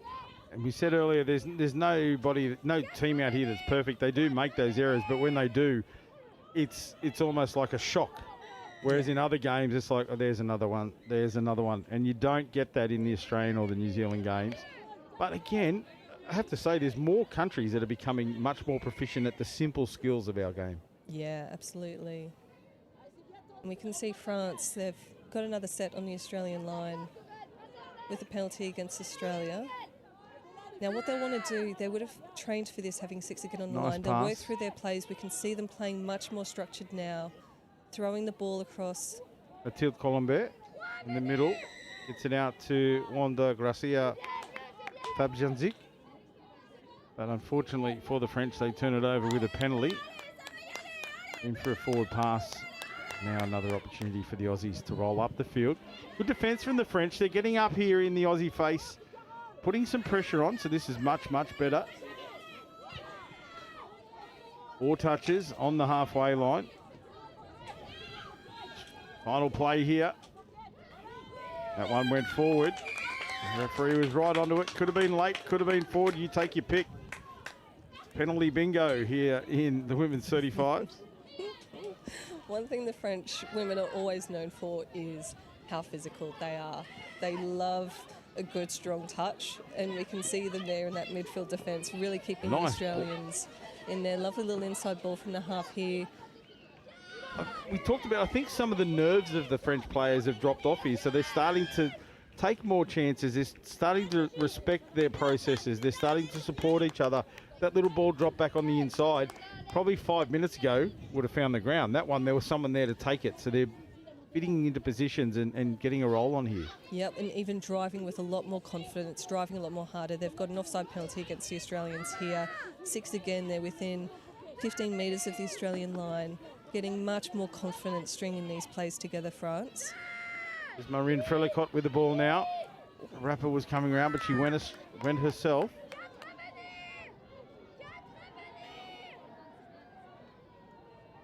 Frelicott with the ball again. This is Caroline Notta. Back to Notta. And a penalty. Forward pass is the call. Just the execution in some of those plays, a little bit lacking, but they're trying something. They're taking the risk, which I love to see here for the French, as the Aussies up to the halfway line once again. There's the change of speed now. They're in the red zone here. What can they do? Crouch is there. She's dangerous through the ruck. She's the acting half, can't score. And that was Tani Luck, who got through the line. We'll see it here. Luck picks it up from half. The defender was called offside, so it's play through there. She puts her head up and finds support in Leah Ayub. And that is another try for the Aussies, bouncing out to an 8-0 lead. And there's very nice tries on the back of quite solid midfield D from the French side. It's just kind of on that fourth touch. France are having a couple of the defenders caught up, and that's when Australia is scooping through and taking advantage of these offside players. And that's the skill set of the Aussies, is the fact that, and I know we've touched on it in different games, but it's not all 100% of the time. They sort of regulate their speed a little bit more. They change it up. And when they find a French person up out of the line in a position they shouldn't be in, that's when they turn it on. Oh, great yards. So here, there's 2 or 3 off the ruck there. Sophie Crouch picks up. She knows this time she doesn't have to go all the way to the line because she had support. She drops that beautiful ball out in front of the winger, and that's another great try. We'll see it here. So Crouch goes into half, and instead of breaking all the way through and getting behind the line, she gets the advantage with the players turned back inside, and that is just a beautiful finish. On the back of some great setup work by Leah Ayub, the number 1 for Australia. Laura Bain it is again with another try against the name. That's her third already in the first half, and we still have 2.5 minutes remaining here. But if you wanted to play for Australia, the wing is the place to do it if you want to get your name in the record books, because, yeah, those mids work so hard, and then just the perfect delivery. And you've got to keep on remembering they're left to right balls on the run. Very, very nice balls from the women's 35s for Australia. 9-0 here for France. They deserve something. They've worked hard. I'd like to see them score here to round it out. You see a dive for the line through Ifan Giroux.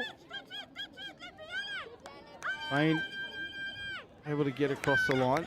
Now they toughen up in defence as well. Sending the one shooter.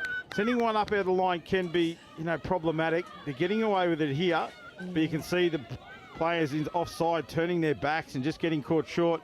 Now there's numbers if they want to exploit the right-hand side. They go to the left with a wraparound. Now the cutout pass, and it'll be sheer pace down the left-hand side. That'll see Therese Gordon get her hat trick in the first half as well. And it really was. They had options left and right there. They went for the left side. The long ball out from Kelly Kennedy. And she finds Therese Gordon in the corner for her third. Great angle running by the winger there as well. You could see she caught that ball running on an outside line, got around her opposing winger. There it is. Double digits for Australia, 10-0 over France with less than a minute remaining. French team, they want to score here in the first half if they can. Rucking up the middle of the field. Marine Frelicot. She's been the workhorse for France, as has this young lady here, Caroline Notta. Yeah, just killing it on the fifth there. Last touch. But not long to go here in the first half. It'll be Australia rolling up the field. Can they go the full length within the time frame required? They're just looking to go forward here towards their sub box. Fresh legs come on. They've got numbers out here if they want to exploit it. They're going to drive it down through the middle. There's the final touch. Yeah, late pass. That was beautifully timed. It was just held and popped up nicely, but great cover from the French defender. Lucy Bain was looking for her fourth try of the half, but what a great finish from the French defence. That was exactly how you want to finish a half of touch footy, isn't it? Beautifully done by the French. I think it was the winger that was pushing out hard. She had to make the touch and she got the job done. So it's 10-0 here, Australia's way at half-time. We're going to take a quick break and bring you all the action of the second half here in this women's 35s games. between Australia and France. And that question brings us to halftime.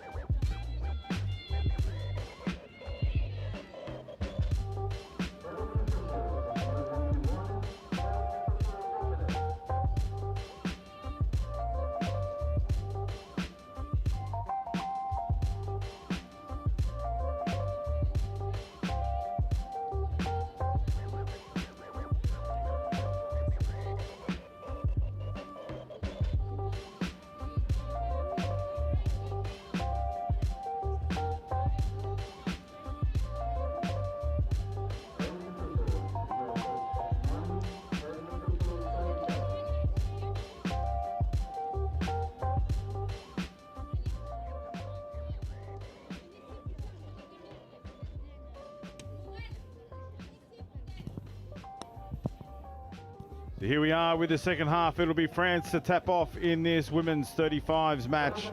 Australia leading 10 tries to 0. We're looking forward to what the French can bring here. And the tap off. You can see the Aussies up in numbers. One or two players coming up out of the line, shutting down options left and right of the roll ball. The French push through the middle, and unfortunately there, a not square penalty or changeover for the Aussies. Those penalties are always quite tough on a driving play like that. I'm not sure whether you get a lot of advantage from not quite squaring up off the ruck, but the one thing with France is I think they looked a lot more confident in that set in terms of their passing and just keeping things simple. And I'm sure their coach would have said to them at half time, just focus on the basics, as Australia once again with a great long ball out to this wing. They've got some players who can really ping that ball, don't they? I think it was just the same combination as we've seen previously.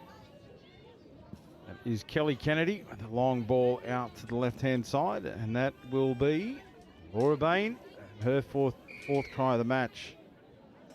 It's such an asset when you get to this 35s level, especially in women's touch, that you don't get a lot of players who can really throw the ball that far. And usually at 35s, you'll see the defence play very narrow because you're not too nervous about that long ball coming overhead. But Australia proved that they do have some players that can really promote that ball. Certainly do, as we see a changeover, a roll ball indiscretion against the Australians. They look to be launching another attacking raid, but the ball turned over to the French now, who truck it forward through the middle. Good metres up to the halfway line.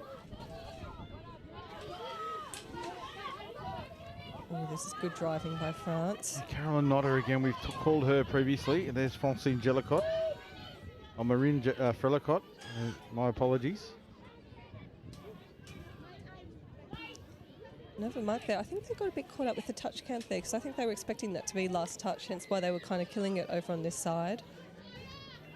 Ball now in the hands of the Aussies. They drive up through the middle looking to get some fresh legs on. They drop it now close to their subset. And here come the replacements. They've actually got 7 on. They have 7 on the field at the moment. Now they have correct numbers, but it's been missed in back play. Yeah, the referee has completely I did a quick count. It looked like there were too many out there. And there were definitely 7 on for at least one touch. But it's play on here. No advantage gained by the Aussies, and it'll be Kelly Kennedy. He'll take the tap on the 7-metre line. They move it right.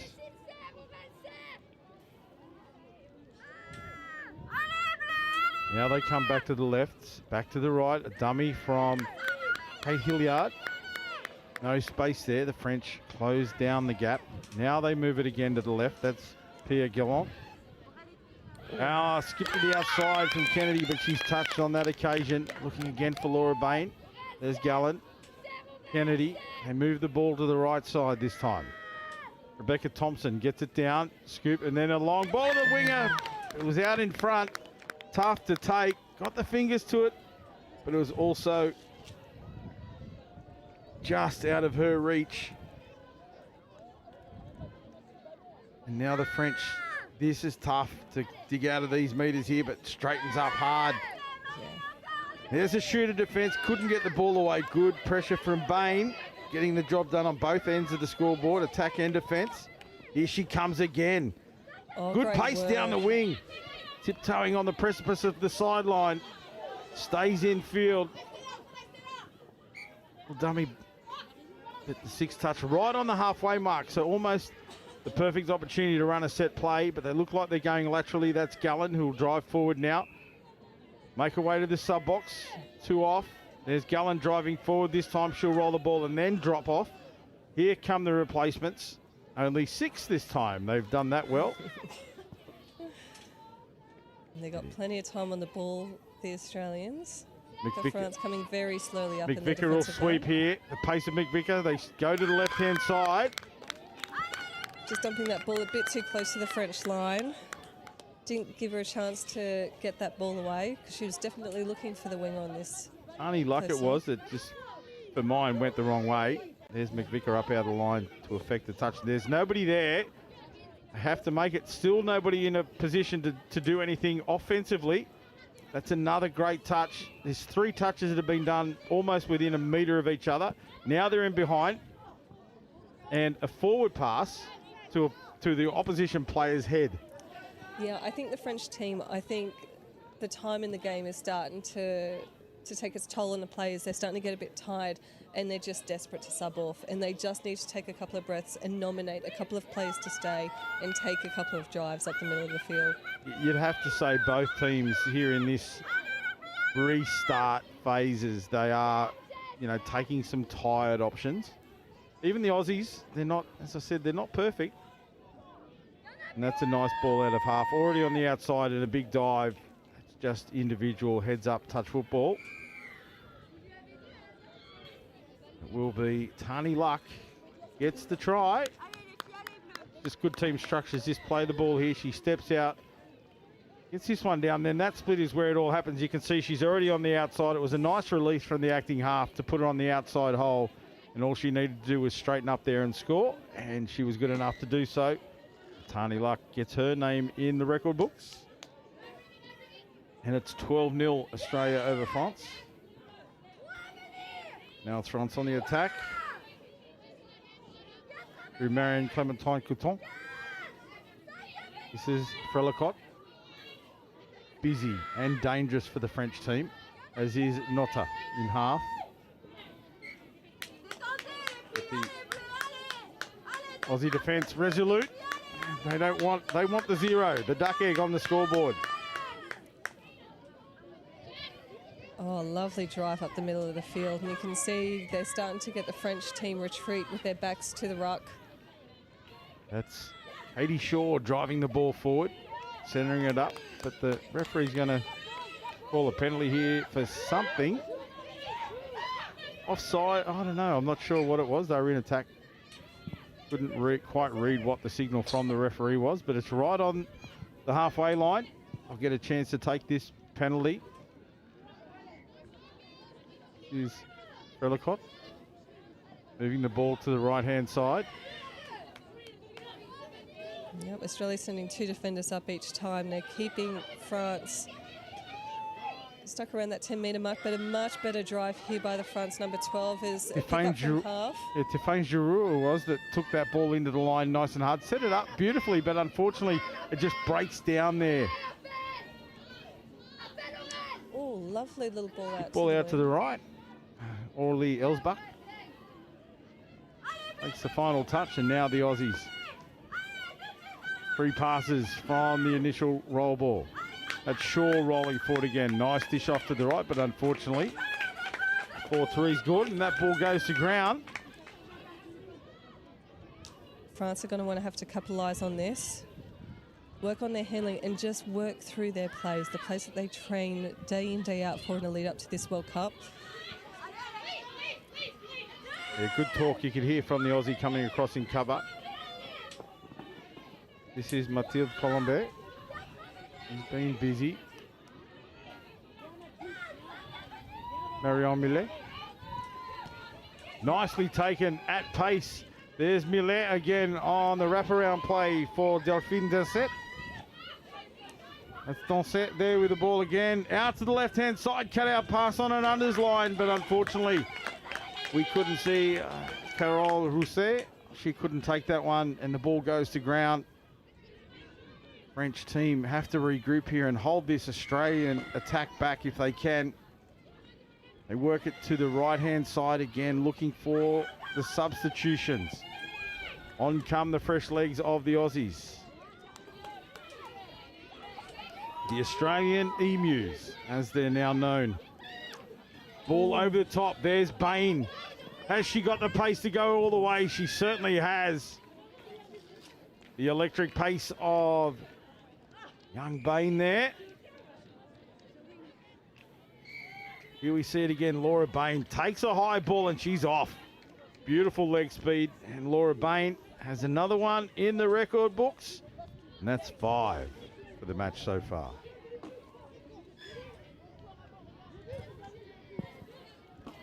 So now it is the French that come forward again. Oh, great drive here by the French. Marine Frelicott has been tireless. Most of these French women are just still having a crack every time. They're not giving up. That's Nota. Caroline Nota. Frelicott again. Goes Demure Cecile. Back inside, and that's the final touch for the French. The Aussies pick up and go. That's off the mark. The referees don't see it that way, and they call play on. Now the Aussies roll forward. Third touch up over the halfway line. Chance here. That's Shaw. Shaw will look to give back to the middle. Yep, they got the French defence Jacqueline rolling Simpson back. it is. Leo Yu picks up, and that's an off, a skew roll ball. All sorts of things. But in every language in touch, it's a changeover. And now the French team, they make their way back towards the halfway line once again. Now in good position here. They've got the whole left side of the field spread out. They come to the short side. She's down the line, but the touch has been affected. Willing on the French to score a try. I can hear it in your voice.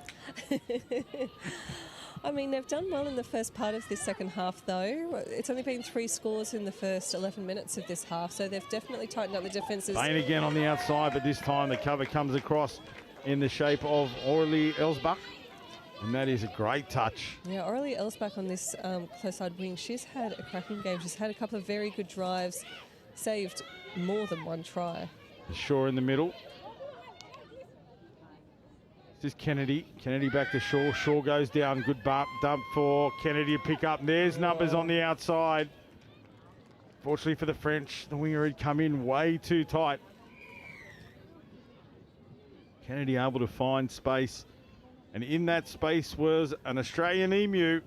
And that comes in the form of Therese Gordon, who scores her 4th of the match. Really, yeah, it was just sticking to the plan there, wasn't it? They just hit the holes and the ball found them. Absolutely. And it is a hot day out there. We can start to see some fatigue in some of the players. And to put it into context, it's 23 or 24 degrees here in Nottingham, which I'd say is an Australian 31, 32 degrees. It is very warm out there. Now the French get a penalty. 7 metres out. It's a great opportunity.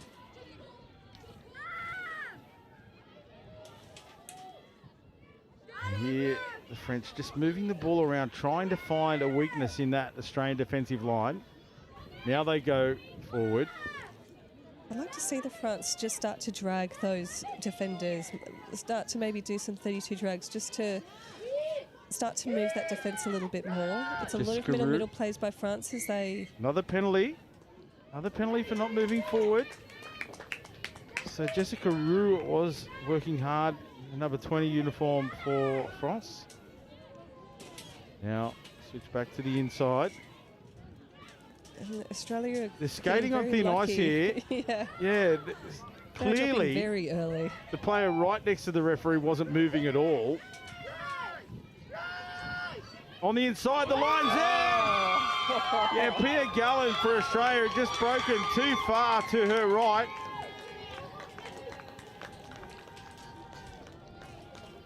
And try time, parlez-vous français? Or what do we say, les bleus? Back on the inside, great try for the French. They certainly earned that one. They deserved that try. Just catching that Aussie mid, not connected with her fellow mid and getting very slow in that cover defence and scoring right through the middle of the Australians. They're on the scoreboard, 14-1. The Aussies leading the French. Women's 35s. The ball goes over the top for Lucy Bain. And that's a hat trick each half here for Lucy. Fortunately, we're not able to, couldn't quite pick up the number of the try scorer for France.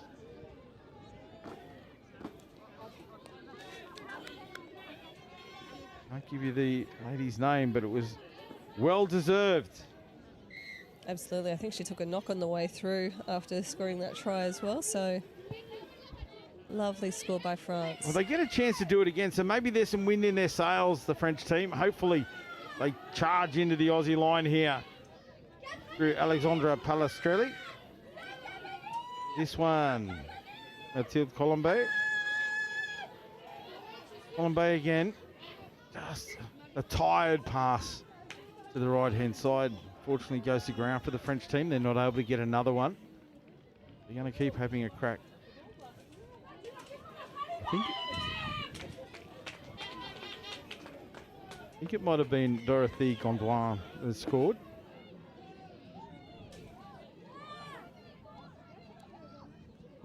Little dummy gets in behind the line. 2 or 3 players out here. A little bit of interference through the ruck. The winger has to come in and shuts down. She's done a great job again. Yeah. That's Elsbach. Now a skip pass out to the outside. And it is Laura Bain. She just holds the line beautifully. She's almost like a train. She just stays on the tracks, runs that beautiful wing line as we bring you great shots of the tower. And here we are back with the play. This is our final day at Riverside. It is. It's a beautiful venue, I have to say. It is a gorgeous venue where, as the name suggests, right by the river. Yeah, the River Trent over there. People hear the River Trent quite a lot, in history especially, here being in Nottingham, a very famous historical town. And at some stage, the River Trent was the main means of transport in and out of this beautiful city. A great cricket ground here in Nottingham as well, at Trent Bridge. Trent For all Bridge. the Aussies who might be watching at home, seen Ashes Test there before, which has been amazing. Lovely long ball out to the right, but It's certainly a beautiful part of the country, beautiful part of the world here in Nottingham. Very happy to bring this event to you here. We see the Aussies now. They transition up the field, much more direct here than the French patterns. That's an incorrect roll ball. Yes, unfortunately for Australia. It was Sophie Crouch, who's been dangerous whenever she's been in or around the ruck area. On that occasion, she just lost the handle. Now she works hard in defence, trying to make up for that error. All the girls tuck in behind her.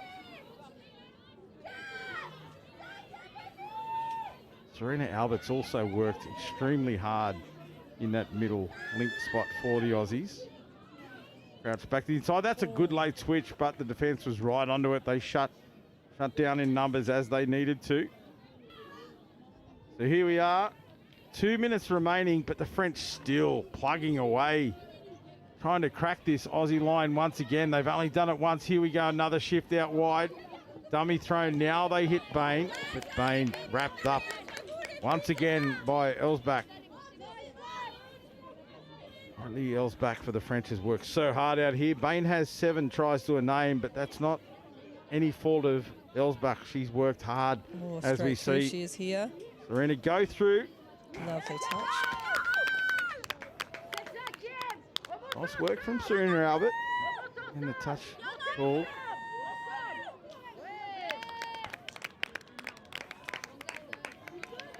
And a turnover here for the French. 1.5 minutes remain in this women's 35s match. Oh, lovely She goes little again. step. I'd like to see her in a bit of space too. She looks quite quick. Aurelie Elsbach. When Passing she gets side. the ball in hand, I mean, she's a fabulous, fabulous winger, but I wouldn't mind seeing her in that link position, having a bit more space to play with as she passes Good ball the back on the inside. That was nice in the play there by the French team. Lovely, lovely work. Yeah, this number 4, I think she's been a standout for the French team. As is this lady here, Mathilde Colombet. She's been busy in the middle, as has Frelicott. But yeah, you're right. It has been Aurelie Elsbach who's popped up in lots of different places on the field in cover. She has worked super hard for the French team. Ball shifted out to the right. Seconds remain here in the half. This will be just pace and a great shift. Early release to the right-hand side, and it will be Rachel McVicker who will end the scoring for the match as the hooter sounds in the background. And what a great finish to the match for the Australian Emus. Yeah, they'll be stoked with that. And it came from a 10-metre pass across the field just to change the direction of play and catch a lack of French defenders on that right-hand side of the field. But 17-1, it was a 10-0 half-time score. So France definitely improving in that second half and were threatening the Australian line on a few different occasions. So they'll take a lot out of that second half. So well done to the Australians, certainly dominant on the scoreboard and on the field, but kudos to the French team who really took it to the Aussies. They certainly didn't just, lay down and take it. They scored one, but they worked tirelessly right throughout the match, and it was a great game here in this women's 35s for a World Cup. Again, we'll wrap it up quickly. We'll have a short break and bring you all of the action from the next match here, pitch side for the men's 35s, where South Africa take on the United States of America.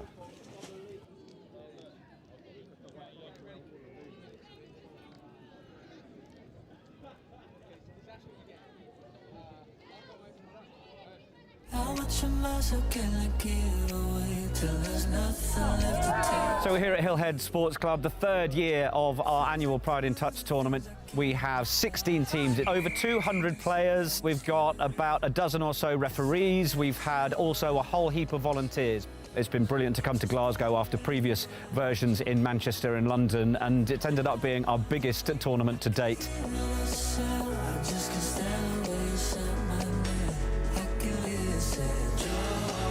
You get a lot of curious players that want to try out touch rugby for the first time, so they might be a bit nervous, but I think they come down, they hear the tunes that are playing, they see all the rainbows, all the smiling faces, and I think they realise that actually they can just have a good time.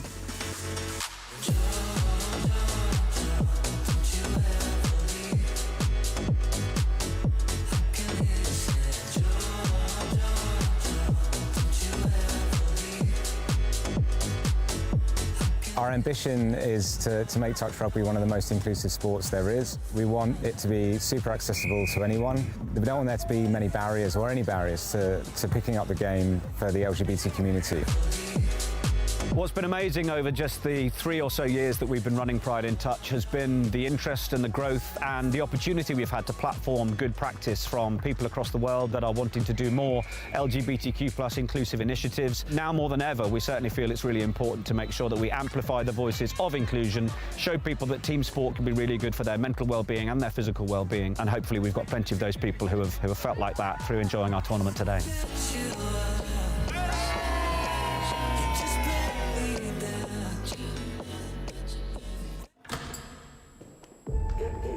So what does it mean to you?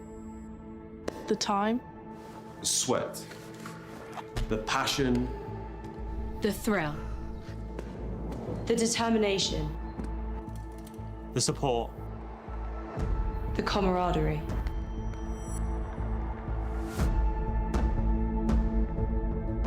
But it's so much more than that. We're playing for something bigger. You ready?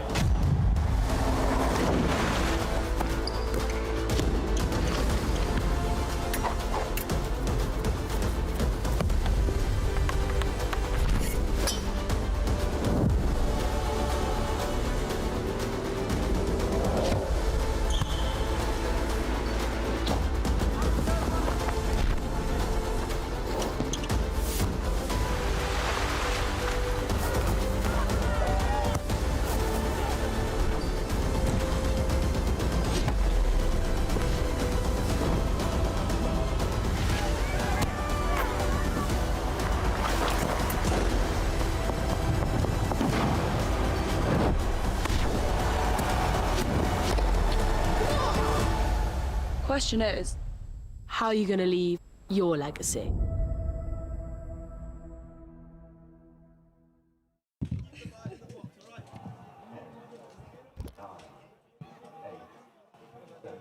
Welcome back to Nottingham for this World Cup fixture in the men's 35s. It is South Africa taking on the United States. Adam Collins in commentary once again, joined by Mel Day.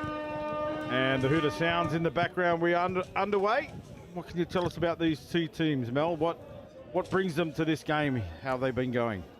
Yeah, so we've got 7 teams here in this men's 35s pool. We've got South Africa in 4th place at the moment and the United States on their tail in 6th spot, with South Africa having the extra win under their belt. So it should be a close game here this afternoon at Riverside. So it is the USA with the ball in hand first off. They look close there, but the South African defence was up to the task and turned them away, and that's the end of the first set. So now it is South Africa to work their way off their line. Beautifully done, right in behind the line, the hot stepper here, all the way up to the halfway on the first touch. Doesn't he look sharp? Williamson, I think it was. No, it wasn't Williamson. Didn't quite see the number, but we'll keep an eye on him. It was number 15, Tashreeq Tashreeq Nordian. Nordian. Now a penalty against the South Africans. They look to be going over the score. See it here. That's Rafiq Slamang. Keep an eye on him. Even though it was a penalty, he is danger time around the ball on the scoreline. Some very experienced players out here in this men's 35s for South Africa. Oh, lovely Ball over the top, look forward. Yeah, referee just drops into the pocket to call that one. And the South African winger there on it like a car bonnet. Even if it was caught, he was covering that very, very well over on that far side wing. That's a new one for me, Mel. I have to give you a shout out there. On it like a car bonnet. Very well done. As the South Africans ruck it up through the middle. There's some more fancy footwork. South Africa, I've had a bit of a history with the South African touch, the touch box as they're called. Been honoured enough to have coached them at a couple of World Cups. And some of these men here I've coached along the journey. They're just a nation that are in building phase, similar to England and Japan. So they're that sort of next tier, if we can call it that, down from the Australia and New Zealand teams, the structures that are in place. Yeah, it's great to see some of the South African youth teams over for the last youth tournament. They came over for the Atlantic Youth Championships. It was fantastic to see those teams over there, and they performed very, very well, especially the youth boys teams. Now they sweep on in numbers. Here comes your hot stepper, Tashreeq Nordian. There he is with the ball in hand now. Here he is through the line. No touch affected, ball down. And that is the opening try for the South Africans. Let's see it here. Steps out of half, gets over the initial touches. Needs to find a man in space, and he does, and that is Ismail Slamang. A fingertip away from making that touch as well. Unlucky for the US, committed in their defence. Almost got that one, but South Africa on the board first, 1-0. Ismail Slamang is the try scorer. And it's a very special day for the South Africans as well. It's the Nelson Mandela Day back home in the Rainbow Nation. And what that means, it's to celebrate the life and commitment of servitude of Nelson Mandela. And each South African is asked to perform 67 minutes of service to the community on this day. And I can tell you, these boys out here, the South African men's 35s team, when their games are finished, they're heading back to their accommodation. They're going to prepare some food, and they're going to take it out to the local Nottingham community in a community hall somewhere for the needy, the less fortunate members of the Nottingham Society, and they're going to serve them for 67 minutes. That's incredible, and that's the great thing about a World Cup, when you see these teams and the values that they're bringing and their culture and everything like that. And this South African 35s team, they're very, very positive in their box, and it's great to see them contributing to a local community so far from home. It's something, as you said, the culture of the Rainbow Nation, and in memory of a great man, Madiba, who performed years of dedication not only to South Africa but to humanity. So a very fitting tribute to him these men will do on foreign shores as we see them roll up again to the halfway line. Oh, good defence. They never like to give up. Slamang. The US there. Charles Bennett. Big Schlamung in the number 6 working hard. There's your hot stepper. Through the middle they drive to Diedrichs. Oh. Long ball this time and a dive in the corner. He seems to have the hot hand at the moment, Tashreeq Nordian. Certainly on the back of Tashreeq again, this time left to right, long bomb to the corner. Not much of a wind-up either. That was all wrists. Just Nicholas Williamson. Had it in front of him, quick flick, 15 metres later, try time. So a little bit of the history of touch in South Africa.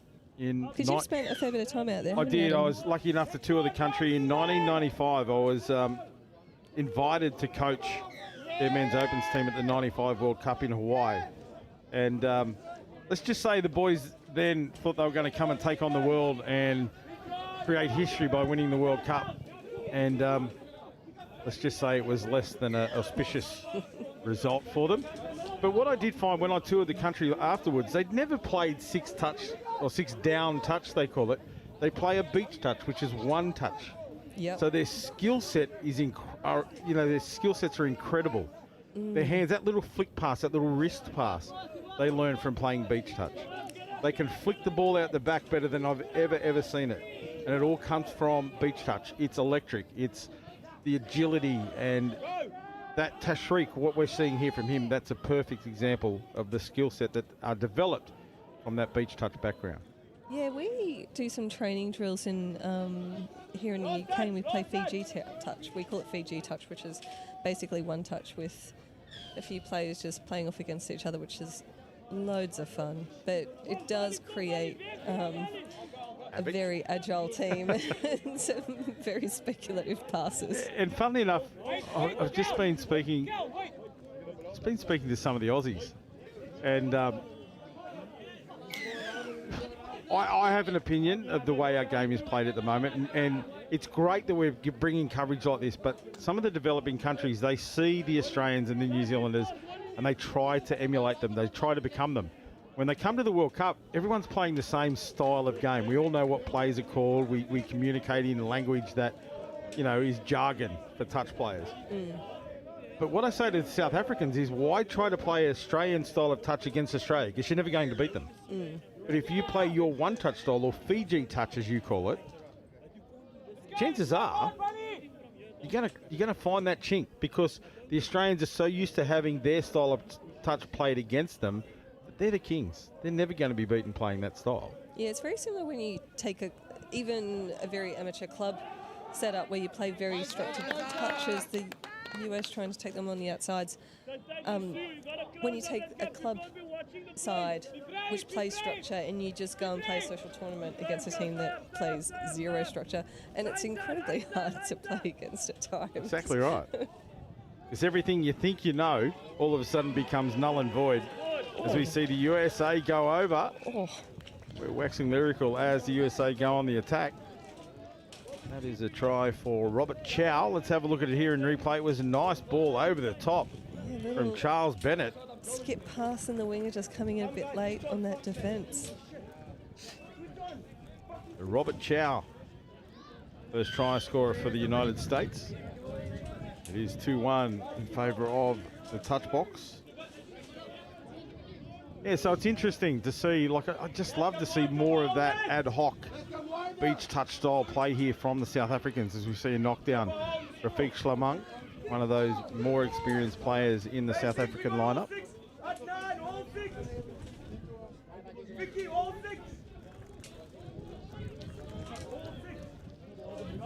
They are set of 6 on the line. You can hear the bench calling out the whole 6. They want to see the whole 6 touches used.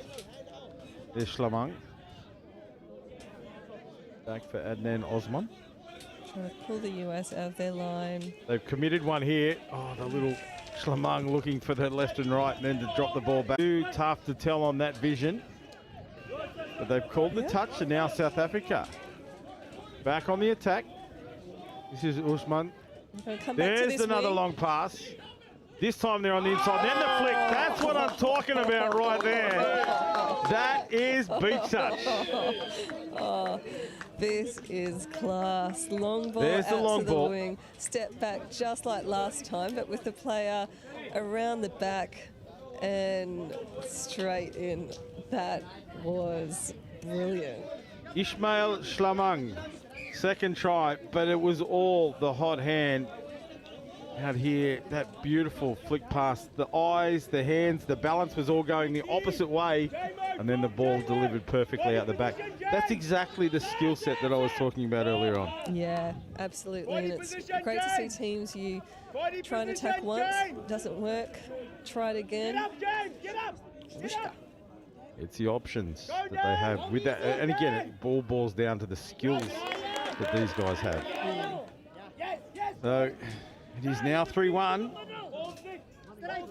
Just over half of this first half gone, or a quarter of the match gone. Make our way into 12 minutes now. Oh. There's a yes/no call there. No advantage. Play on. Great yards right up the guts from South Africa there. Going to call that one late. You could hear the referee saying the first one was very, very late. Yeah, great comms by the referees here. We can hear every single one of their calls. They're being very, very clear. Zahir Island it was. It came off and he said he didn't agree with the call, but he doesn't have to. It's a USA now roll on up over the halfway. Also, they're doing great work, the US, with the roll on. It's just the final touches of their sets that aren't quite up to the mark at the moment. But good leg speed, own skills as well. Waiting for the ball to come back infield. And now again they work it down through the middle third. Skips out to the left-hand side. It's a few extra metres there, one up out of the line. Play breaks down somewhat on the halfway line. They've got 3 touches remaining, 2 to go in this set. Now they move at pace. Nicholas Williamson it is. It gets that one down. Oh, he is rapid, isn't he? Lovely intercept by the taken, US. yeah. You're not going to get it past Clinton Ray, I don't think. He's a tall bird. Takes it beautifully. Now, USA roll on. This is a great transition. Intercept into a speed pattern. Now in the middle, they're all caught up a little bit on that side. They need to sweep out and take it a bit wider. They go narrow again. Now they move the ball. This is the last touch coming, but an incorrect roll ball. The big fella, Stephen Kenny, it was, that got his feet tangled up as he tried to step away. And it's South Africa straight back on the attack, trying to come down the outside. The referee sends him back for the touch. Nicholas Williamson, himself, quite a big lad. There's no half there in position. Now they have to run. 2 players came off at the same time and left the ball on the deck. Yeah, a bit of confusion here at the South African outrageous sub-box side. This is better. And through the middle. Laterally, but go forward now. Yeah, the last touch there, and then Ushman. He got a lot further downfield than he really should have then.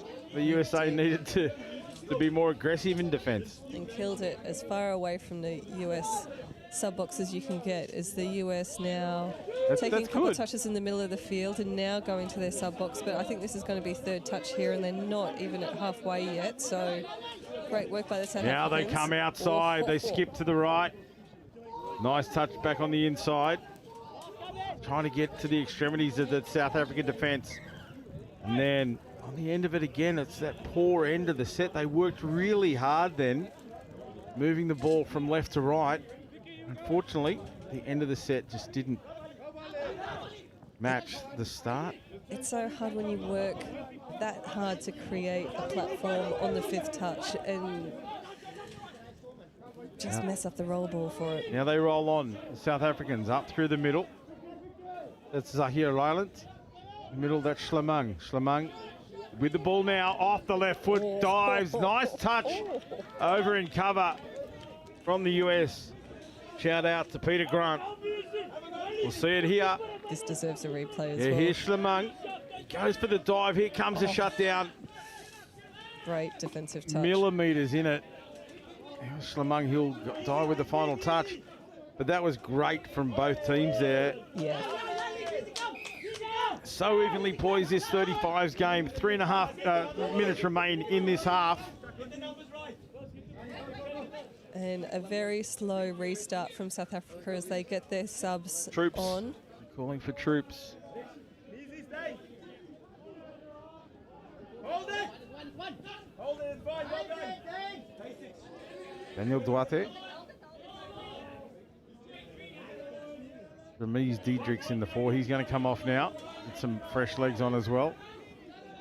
There's a dive. That's a try for Adnan Ushman.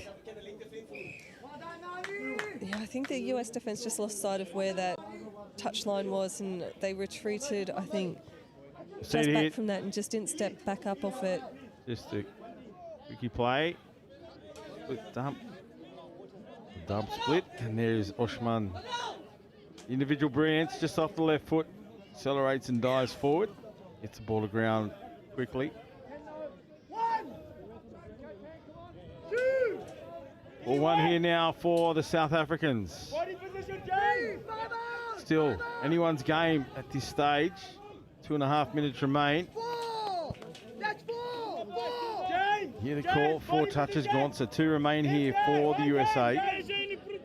Slow roll ball, just allows the defensive line to set. This is the final touch now. They look to go right, they drop it long, back to the inside, and the numbers just weren't there. Defence came up and shut it down. Yeah, I would have loved to see him straighten up a little bit there. It looked like there was a bit of a gap in the defensive line of South Africa as they drive up the middle of the field. They have And got over the some mark will be the call speedsters. here. Probably a victim of their own speed up the middle. Something I've never been accused of. Victim of my own speed. Not on my legs anyway.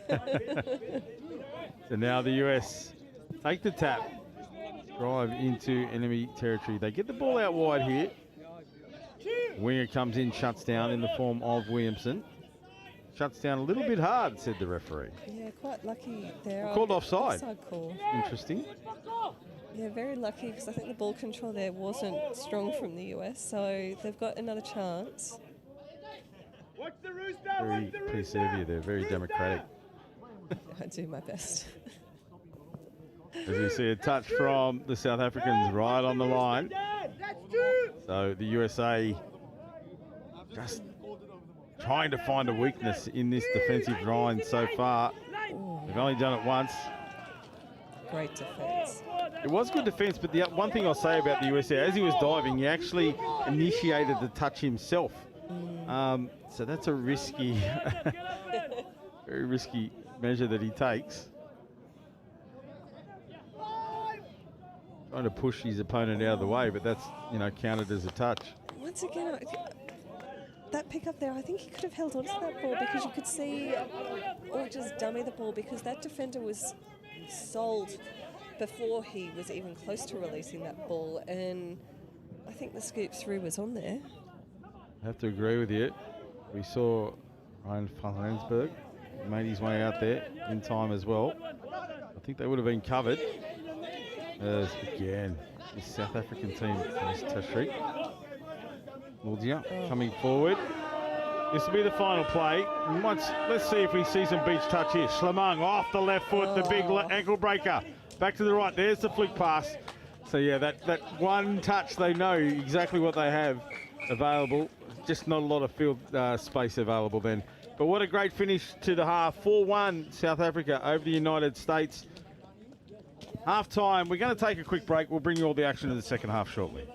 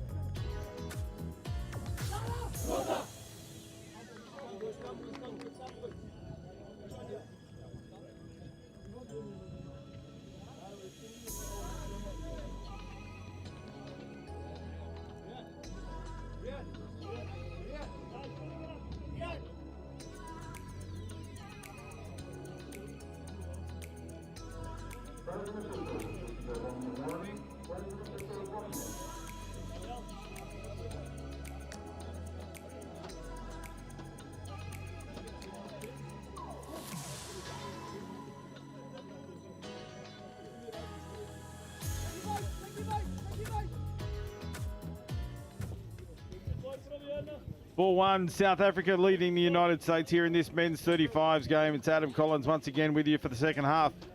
Mel Day, Mel, exciting half. Both teams pretty evenly matched. I don't know that the four tries to one really reflects just how tight it was. No, it definitely doesn't. It's some pretty exciting touch being played out there. End-to-end stuff. It's just the execution on the South African line. They just create scores, don't they? And they've got a wicked long ball. They are scoring on this wing very regularly. I think both teams, as far as the structure and the patterns go, are very similar, but it is that individual brilliance there that have been the difference. Yes, the completion of the sets has been the key for mine. USA not getting an end to many sets that have really been productive. It's just been getting it down there and finishing it off, as we see one of those long balls over the top. Taken nicely. Defender came across over the top. They'll be back with the South Africans. Yeah, let's see what the second half brings. We're right behind the South African box, and they are driving each other on for bigger and better things. Great defence there by the United States number 14, Aravind Gopinath. Aravind Gopinath there, great call from Mel. Had her eyes on the defence coming across. They were strong. Now they roll on off their own scoreline.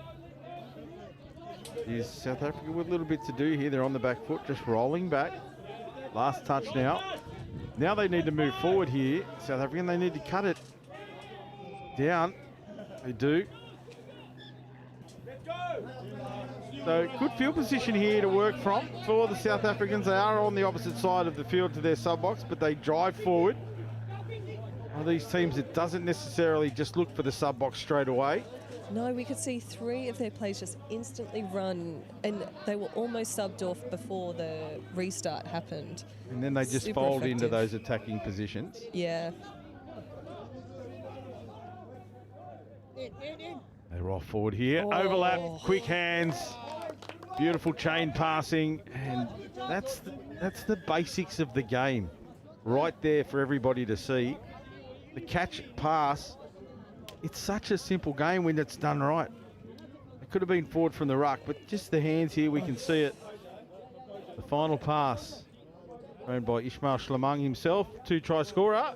But there we go, Ryan van Rensburg gets the opening try of the second half. And you can see it even better in slow-mo, hey? Just no panic on that pass, just catch, look, execute, class. I play in slow-mo.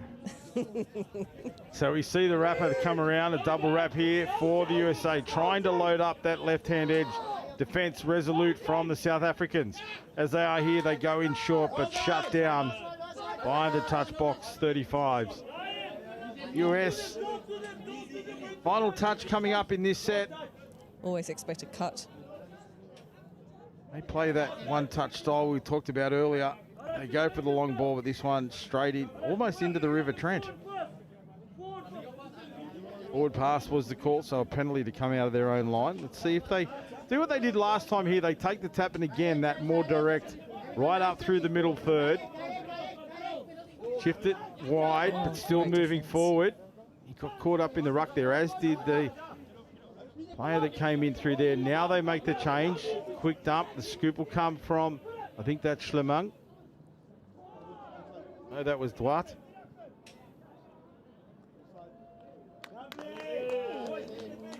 Sure he meant, oh no. No, he didn't. Try scored by South Africa. I just looked away for a quick second to have a look at our score sheet. I always thought he might have been offside. If we look at this ball, head out to the right. As Ramis Diedrichs, he gets it away. He steps. Yeah, definitely offside there. And play through would have been the call. And that's all it takes for Ismail Schlamang to score his third and the second try in the second half here for South Africa. As America go on the attack, USA. Gets up, claiming the try, and it had to come in and shut down. And that was Ramiz Diedrichs, who had to come in and shut it down. Got there in time.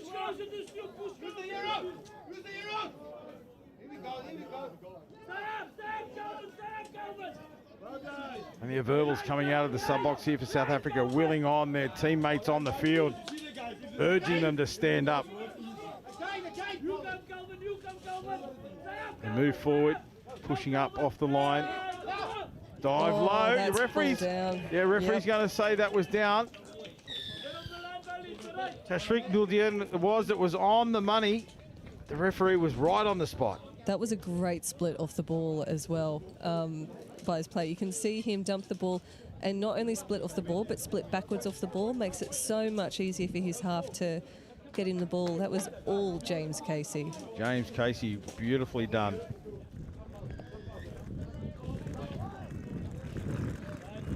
(5-2) now in favour of the Touchbox 35s.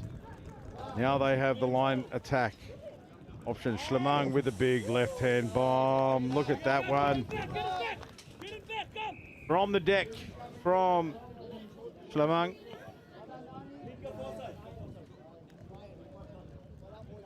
See it here. See it perfectly. Rafiq Schlemang. There it is. Just lovely touch, isn't it? And it's almost, again, I said earlier, the waiter comes with a platter and the ball sitting on it and says, please take this and score a try, sir. Ryan van Rensburg, it's his second of the match, second of the half.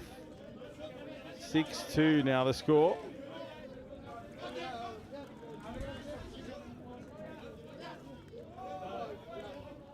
USA just asking for the touch count. I think that was the fourth. 2 touches remain. Move it around in the middle, trying to tie up some of those big bodies. But the South Africans stand resolute once again. And they'll roll forward now, up over 15 metres out. There we go, almost up to the halfway. They cross halfway with 3 touches remaining. Exactly where they want to be, but now the fresh legs come on. Here's Nordia. Van Rensburg.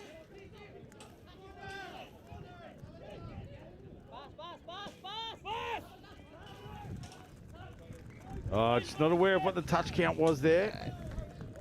Tashriq. You've got to know the touch count, young man. Look at him coming off.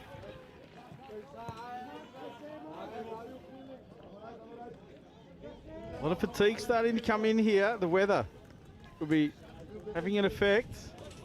But I thought the South Africans would be used to this. Yeah, I think the other area that they have it over this US side is their midfield drives. The US are just looking quite relaxed, a little bit pedestrian in terms of their drives. There's not a lot of go forward. It's very lateral and not a lot of runners coming from depth as they do end up getting up to the South African line.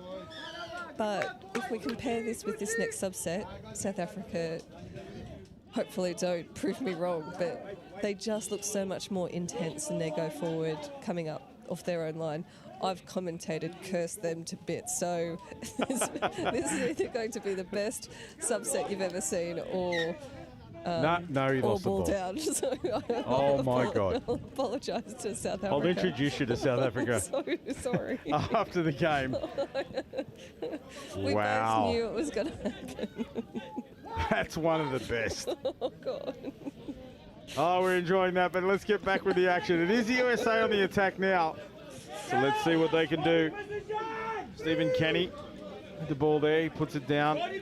Just looking very static here, the US. They need to build an attack here. Oh, ball back in, but excellent. Chris Loyster in the number 5, they got that ball back inside.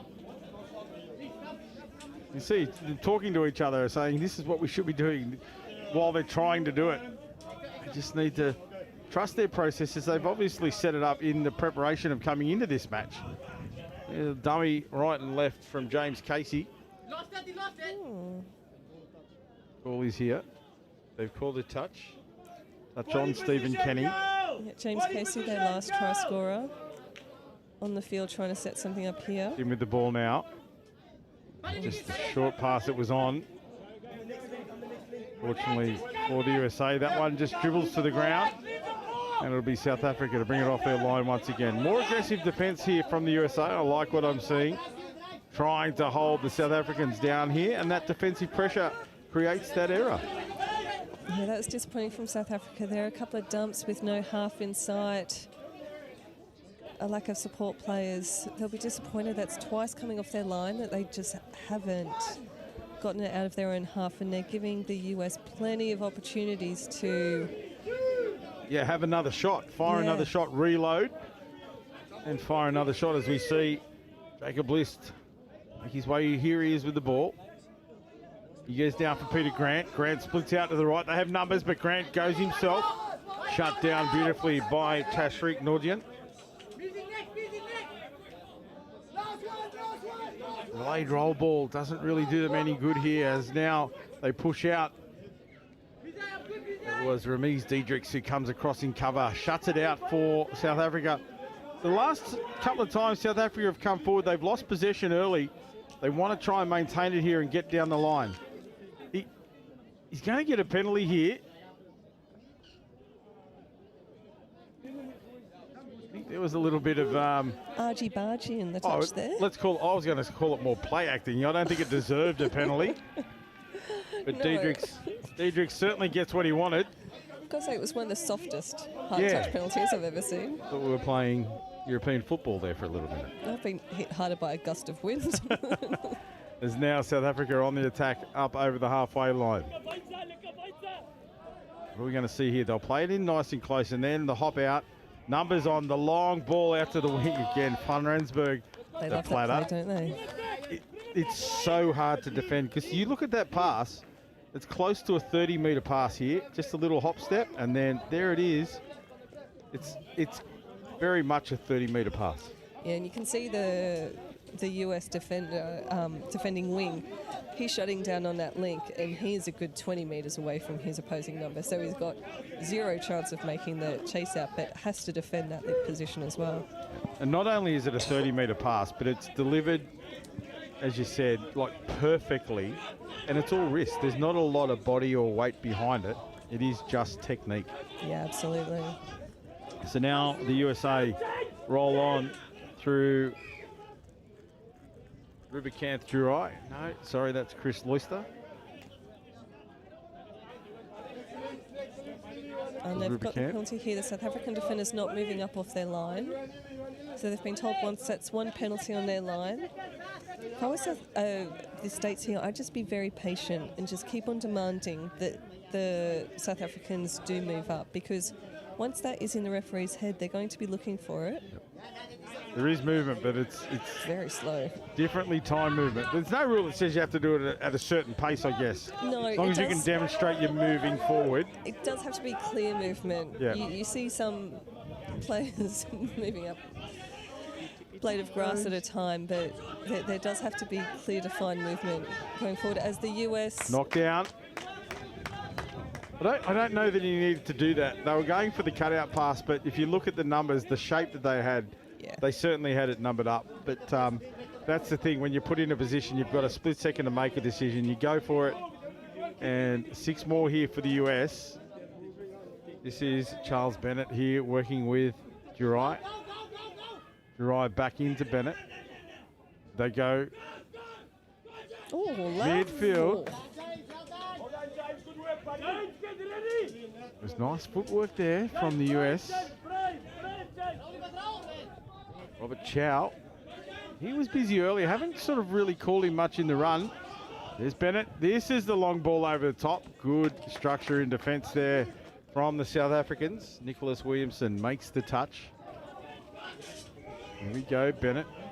Again, looking for the short ball for Jurai. And that is the end of the set. So they were having a crack there. They certainly didn't die wondering. They were moving the ball left and right. So South Africa have to bring it up off their line. Fatigue here. That's a delay in the roll ball. Just through nobody wanting to, put their hand up to carry forward. This time they do. Oh, great hands, both South Africa here. Oh, this is much There's better go forward, isn't Nordient. it? As they stop going forward. Tashreeq in half now. Look for him here. He's dangerous. He gets out to the left, to the right, moves the ball, and it will be try time for Daniel Duat. And that's, just look at it here. It is Tashreeq. He's been very impressive in this game. Yeah, just catching that US winger napping a little bit over on that far wing. And Daniel Duat, that's his first try of the game. 8-2 now, South Africa.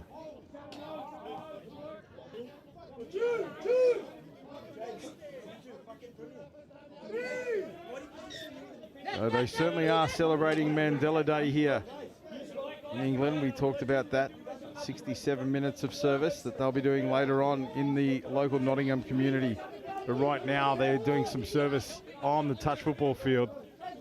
Yeah, they should count these 40 minutes as service, shouldn't they? They've been outstanding this game. Well, they have represented the touch box and South African Touch Association with aplomb out here in this one, that is for sure. Rainbow Nation should be proud of them back home. Schlemang gets that one out. I think part of the difference between the attacks is you see the South Africa defence and the plays just flow into each other. They start to condition the defence, and that's when they get those long balls away. When we see the US up at the South African line, it just feels like every attack is kind of very in isolation, and they're starting from scratch after each attacking play. Yeah, it's almost, again, like a total reset. As you said, static starts every time. See them now, they're on the halfway line here, so they've got some momentum. This is what we're talking about, the confusion, the delay, ball was on the deck for a few seconds longer than it should have been. Yep, some momentum created now This as is a they little bit pass it out better. to the right. I thought there was a... Yeah, there was a touch in there. 6 more is the call.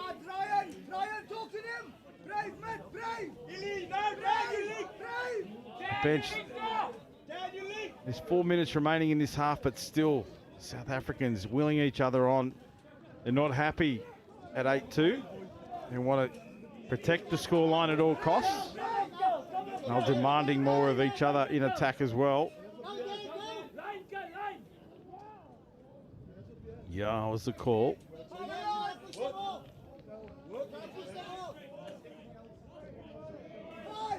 Right here in front of us, USA attacking the midfield of the South African line. And an incorrect roll ball. Just didn't put it through his legs. The referee said, you put it beside your leg. Or didn't quite step over it. We see some changes for South Africa.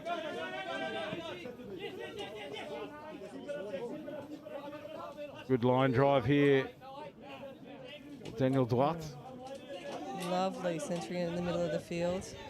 Here they go again, setting up an attacking platform on the 5th. Team Simon's in there. But no, US defenders making it back on side and shutting that down very, very quickly. Adnan Oshman it was that had a look for that one. Couldn't find a way through. Turnover here with South Africa on the back pedal now as the USA drive forward. He's been busy, the number 5 for the USA. That's Rubicanth Durai. They're saying, Tommy Ponce, I like the cut of his jib. He's done a lot of work, as has fella Bennett. And he is with the ball. Charles Bennett.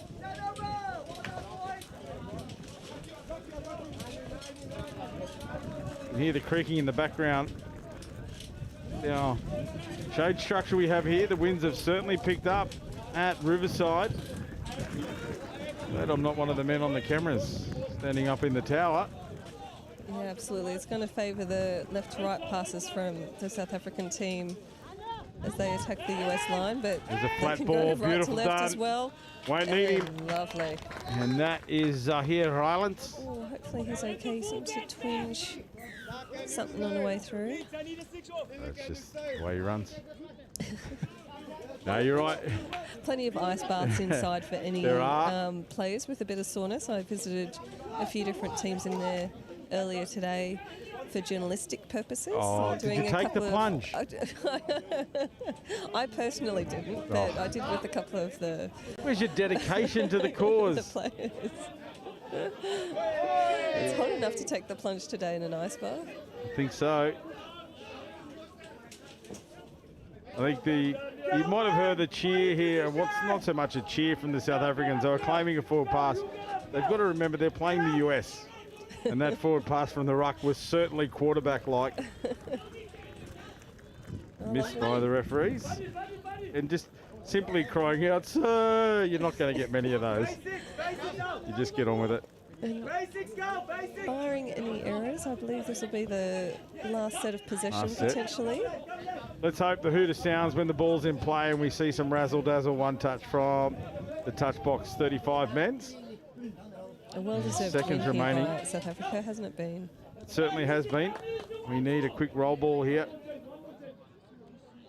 We'll get it. One final play.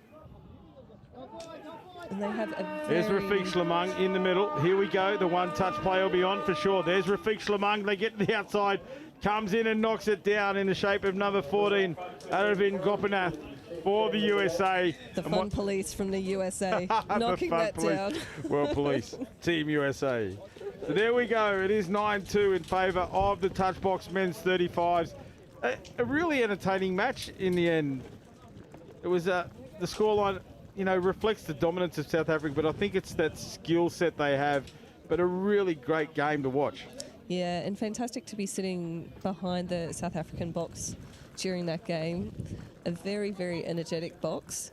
A very, very honest box. If they mess it up on the field, they'll let you know about it when you sub off. But yeah, great play from South Africa. Really, really intense driving in the middle of the field when they're not getting cursed by the commentary team. And fabulous Hey, come long on, balls. commentary team, that would be you. Anyway, 9-2, South Africa over the United States. We're going to take a quick break and bring you our next match here from Riverside, where it'll be Australia taking on England in the men's 50s.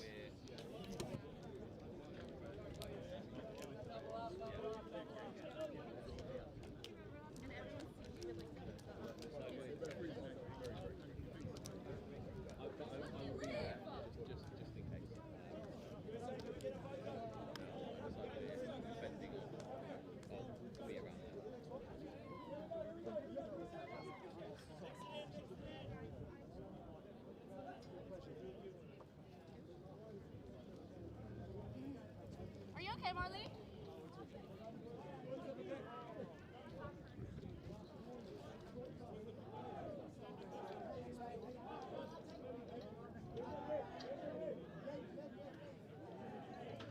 I love Nottingham, the home of Robin Hood. From the bright lights of Goose Fair to the peaceful nature of the Sherwood Forest woods. There's a feeling of togetherness, unity, pure, honest, love. And that feels great like a bright summer's day at the horses down by the lake at Colic. All I love Nottingham. The River Trent, the embankment, the Nottingham Carnival, different cultures dancing. The diversity, just walking down Columbus Street on a Saturday. The two lions in the square stand tall with pride. And when the markets in town come alive, it gives me life. Listen, as the council house clock chimes, and depending on how many times, lets you know the time. I've been to concerts at the Motorpoint Arena, and I've been to concerts at the Nottingham Caves. I've been here all my life and I'm still amazed by this place. I love Nottingham. Sometimes I stare at Hockley's graffiti colourful walls, and sometimes I gaze at the deers running round Woollerton Hall. Supreme thrills, from chilling up at Green's Mill or up at that castle on the hill. Nottingham, I love you, and I always will. Visit Nottingham today.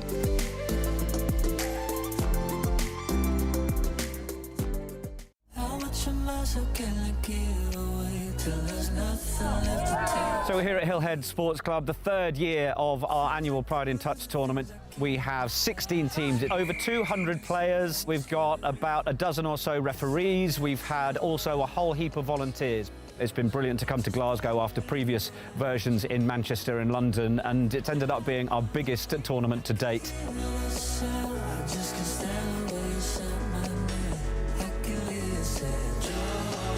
You get a lot of curious players that want to try out touch rugby for the first time, so they might be a bit nervous, but I think they come down, they hear the tunes that are playing, they see all the rainbows, all the smiling faces, and I think they realise that actually they can just have a good time.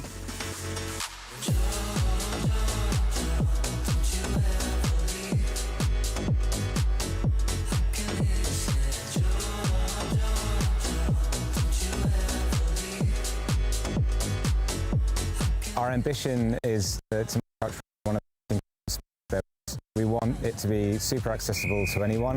We don't want there to be many barriers or any barriers to picking up the game for the LGBT community.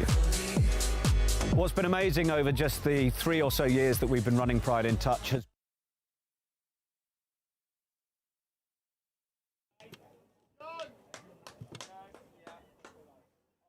Welcome back for another game here at Riverside pitch where the men's 50s, Australia take on England. Adam Collins in commentary, joined by Mel Day once again. Mel, Aussies and England, great rivalry. What can we expect in this game here? Hopefully a very, very competitive game. And looking at the Australian team list, as we've already discussed, a team full of absolute legends, isn't it? Certainly some great names in Australian touch football and world touch football in that lineup.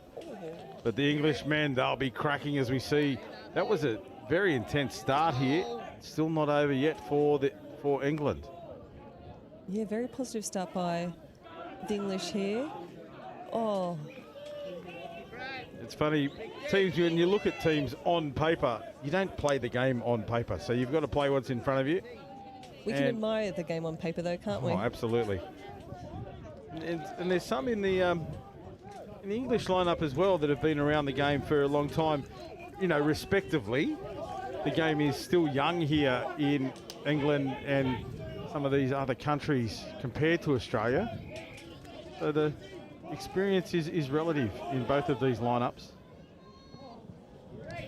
Absolutely. The number 12 for England, who I think is about to come on this set, Christian Garland. When I started playing touch in the UK 15 years ago, he was a part of the touch team and elder statesman in our club. So to see him out here now, and he's still very, very involved in his local clubs down at Horsham, I believe. So it's great to see Christian out there running around in the men's 50s division. So a turnover there. England were a little bit rattled early in that subset, but then they recomposed and were driving forward nicely. But the referee finds an indiscretion and the ball back in favour of the Aussies. So the EMU men's 50s roll up over the line, throw a pass behind play, and that one goes to ground. Confusion out there for both teams as they just, loosen up a little bit. And that's a penalty for not returning the ball to the mark by the look of that one. Which I think is ideal for England. They were rushing for a very quick restart there, but I think the fact that that penalty is just load up play and given the team a chance to breathe a bit, they're just able to get some composure. Wanted a penalty there. He said the Australian player pulled out within the 7 or outside the 7. Unlucky not to get the penalty there, but he's put it on the ref's mind that that's what they're doing, as we see Christian Garland passing it into his opposing mid. There's Lovell with the ball now. That's a nice cutout pass. Good hole running from the number 10 to Adrian Williams. The ball just goes astray, and that'll be a changeover for the Aussies. They've got it all to do in front of them here. They have to go the full length if they want to try and score. And you speak of legends, I just look out there, and Tony Tashi has just slipped onto the field quietly, and he'll just wait his turn. And what a World Cup record he's had. He's been involved in some epic, epic finals. Certainly has. Traditionally, here he is with the ball in hand now.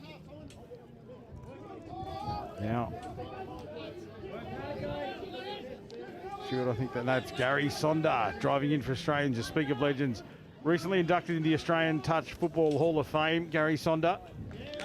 Multiple World Cups as a men's Opens representative. What a great touch. Oh, no. Score given. Call that one a try. Have a look at it. So here it is. Nice pass over the top. The Graham Knights, and he just stutter stepped there and held up the defence just long enough.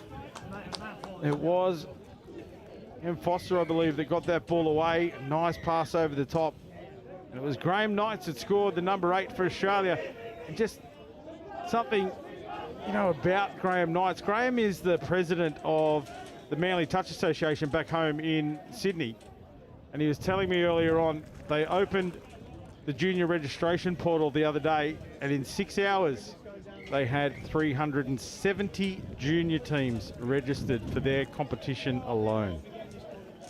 Just incredible, isn't it? It's an amazing growth of junior touch. And that's these guys here at that end, this end of the spectrum, that other end of the spectrum, that junior competition, the such healthy junior competition at club level back home in Australia. This is the result. Yeah, absolutely. And such a famous women's open division there at Manly that everyone would know. And it is a nursery, those junior comps. The next generation of Manly representatives, New South Wales and then Australian representatives come from competitions like that back home. It's also, as a volunteer, it's also a massive competition to administer. I'm absolutely sure of that. And England now driving off the line. Australia gave England a good 10-metre head start through that fifth touch play, trying to create something as England centering the ball now. Great pick up from the number 1, Simon Whitten. Whitten, now he's pointing, trying to drive Ryan Anglam into the middle. A changeover here for the Aussies to work up off their line. Another Touch Football Australia Hall of Famer out there in number 4, Gavin Shuker. Another interesting thing about Gavin Shuker is also the owner and creator of Inferno Sportswear, the event merchandise and the fit merchandise also from Inferno Sports. Oh, lovely little step back. Oh, these blokes are very light on their feet. 6 more. Got 6 again. Simon Whitten. I think appealing that he didn't have anything got to do with that, but from our vision, he had everything to do with it. Yeah. The speed of both of these teams really belies the fact that we're watching a men's 50s game. And you look at the players on the field, and they are all athletes, aren't they? Absolutely are. As a single woman, it tempts me to play up a division watching this game, to be fair. Not saying a word. As Anthony Dudek takes the ball to the line now. There's Dave Roberts. Roberts himself. Lovely set up and ball over the top. Just silky smooth. Dave Roberts. Here we see him in half. That's number 9. Nice pass. And then over the top from Alan Woods. Great take by Alan over on that far side wing as well. Woods had slipped the ball away. Try scored by Kristen Davidson.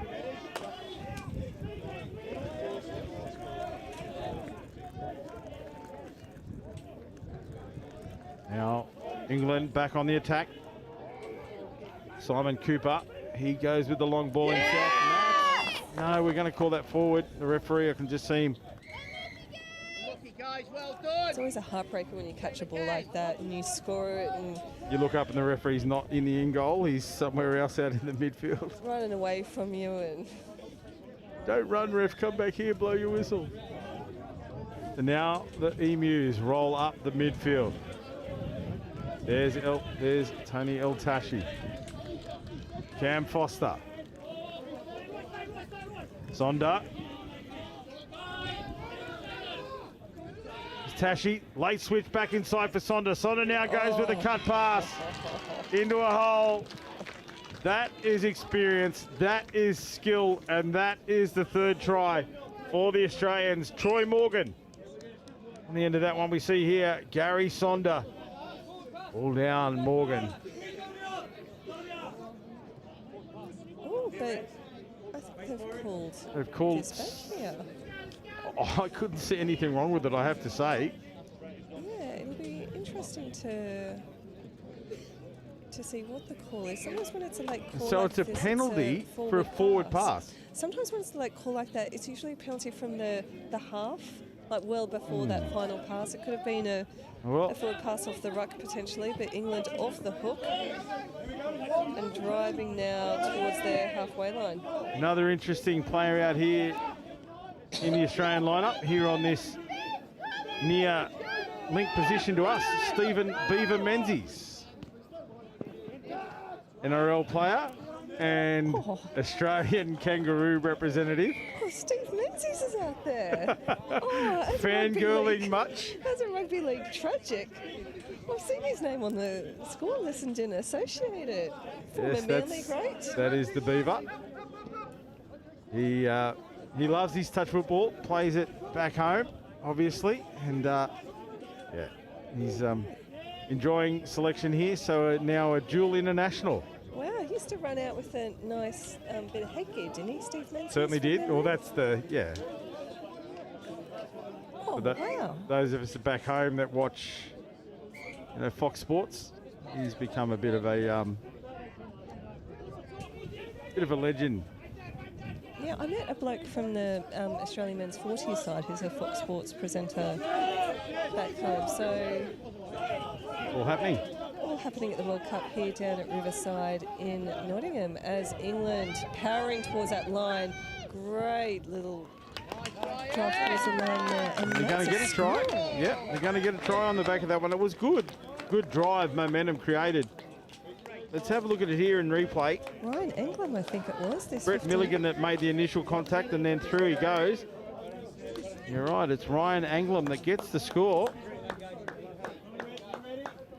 We've got a monitor in front of us, but I was watching that play, which was over towards our left-hand side, and he was going at some pace. Very well done, Ryan. 2-1, Australia here over England. It's not all the Australian way. The English team really standing up here on home soil. As we see Shuka down for Sonda. Two names we've called time and time again. And it is all clear here. Another try for Australia. And now into those two players that were called in that last one. Last one was taken away. This one will not be.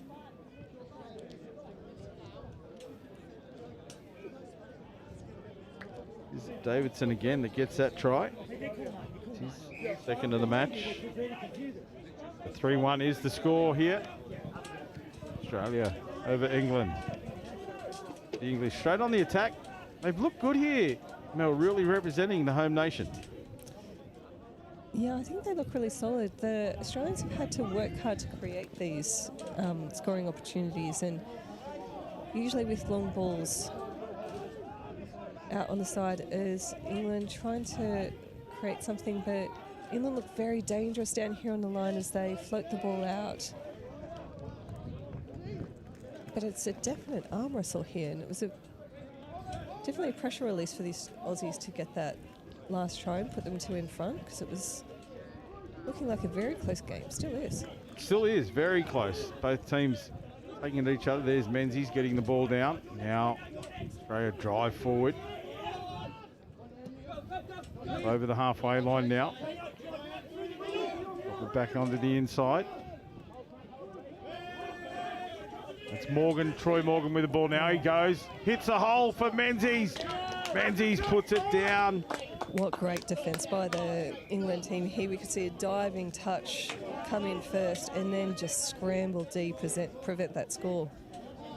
A turnover in the midfield, and it will be England who will roll here in attack. A little juggle there from Christopher Davies. Yeah, they need confusion to get some and roll ball. Yeah. And we hark back to that. This is some nice drives up the middle from England. Taking some pace off now and trying to create an attacking Anglem with platform. the ball, try scorer. Back to Anglem. Anglem goes for the line again, but shut down this time by Craig Nealon. Nealon shooting in off his line to take Anglem.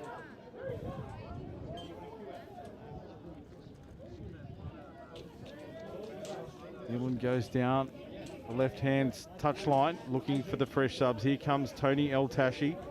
Cameron Foster with the ball now. Sonda tucks into the right position. There's Sonda to El Tashi. El Tashi at speed. Crosses over. There's Foster with the ball again. Back to El Tashi. El Tashi will cross in front of Sonda. He'll go down for Sonda. Sonda picks and goes to the left and right. Long ball to the winger. Defended beautifully by England. They turn away that attacking raid, but it certainly was some great touch football names there, all combining for Australia, but England right up to the task. Yeah, lovely free-flowing touch, wasn't it? Lots of cuts being shown by the Aussies. As Australia a bit stuck here on their 10-metre line. They're going to run out of touches not too far across the halfway. Loss of control a little bit there, but the referee says play on. England on the attack, up over the halfway line. Anil Tashi shoots in, snuffs out the attacking raid. That's the end of the set. Now they just reset here, full reset of composure. Here's Dave Roberts. Long time Australian representative, Cameron Foster, on debut here at the World Cup. Men's 50s, been around the game for a long, long time. Coached against him when he was in the under-20s many years ago. Now they move the ball to the left. Yeah, good defensive set. This is going to be fifth touch here from the Aussies. That's Woodsy. You can hear the call, Woodsy. Out to the wing, the ball is down. Big Alan Woods gets those long levers working and slips a nice pass out to Craig Nealon. You could hear as soon as Woodsy picked it up, the shout, Woodsy, I'm out here. And that ball, as you see there, great pitches from NextGenXV. Right time. The passing of this Aussie team, it is just so good, isn't it? Now, I thought England gave themselves a chance of holding them out there by making sure that the Australian team were well out of their 7 on that fifth touch, but just pace from the ruck and an excellent outball. It really is just the setup. You look at that, came from the opposite side of halfway, and it is the process that they fall back to. England here, each time they get down to the line, again, it's that reset, restart. Somebody individually creating something. Yeah. That's the main difference. But take nothing away from England. They've been strong in both attack and defence. This result is closer than you think. 3.5 minutes remaining in this half. And the drive from Australia, setting that foundation again. Here's Foster. It's going to be fourth touch for the Aussies. Once again, they're going to take Sonda, fifth. hard into the line, El Tashi. Plenty of space Can he there. create? Late switch back to Sonda. 2 drawn in. There's a short hole run. He pops it up again, hoping. But the ball went forward. But again, from nothing. 1 touch remained in that set. The late switch set it up beautifully from El Tashi to Sonda. Couldn't put an end to it, but keep an eye on that pair when they're together. Absolutely, and a very relaxed start to this next passage of play by England. Somebody went to make a cup of tea. A little bit of English breakfast. Oh, they've been saved by the referee here. There was Saved by the referee. A fumble in the roll ball, but the referee is... I thought that was an interrupt penalty actually there, so I think the English very fortunate, and they're going to want to take advantage of this now and not give the ball away cheaply again with the second touch well in the half. Backing it up through the middle was Adrian Riggs. Held out. Adrian Riggs tucks around at a link position on the right-hand side. A little bit of interchange play, you and me through the middle. There's Simon Whitten and Brett Milligan. The intercept taken. Guess who it is? Recognise that face. Viva Menzies. You hear the crowd. Hey-o. Respectable chase put on by the England team, but those intercepts, it's just heartbreaking when you're so close to scoring yourself and you just watch the other team run away with it. Yeah, great job there by the Aussies. As you said, England were pushing the passes, trying to find that weakness in defence. Unfortunately, they found an intercept taker in the form of Steve Menzies, who goes coast to coast, extends the lead out now 5 tries to 1. And a loose ball means they've given over possession very early in the touch count. And here at the far side, Dave Roberts saying, go right, go right. That's the way they go, right down through the midfield. Now to Roberts, that's the man there. It's up Troy Morgan. It's Dudek in half. Alan Woods with the ball. He was the one that threw that beautiful pass last time around. That's Morgan with the hard touch. We're going to play on. Yep, stand up. Yeah, fair enough. I just think he went into that touch just too upright. Here he is, Morgan now to Woods. Woods, short pass for Morgan. Alan Woods, he's gone long so many times that the defence just held off him, and that short hole opened up. Great heads-up touch football by the Australians. Oh, look at the space he was walking through. Could have driven a car through there. You can see, just listening to the subs for England making their way off, he said, I know, I thought he was going to go long again. Yep, yep. So 6-1 half-time here, the Australians leading England. We have a penalty tap before the match is rounded out here. As the siren sounds, a penalty awarded. They'll have to play it out. It'll slip past. He's got to initiate a touch. Trying to get the ball closer to the sub box. So that's it, half-time. It is 6-1 in favour of the Aussie Emus over England. And we'll bring you all the action of the second half here shortly. With that brings us to half-time.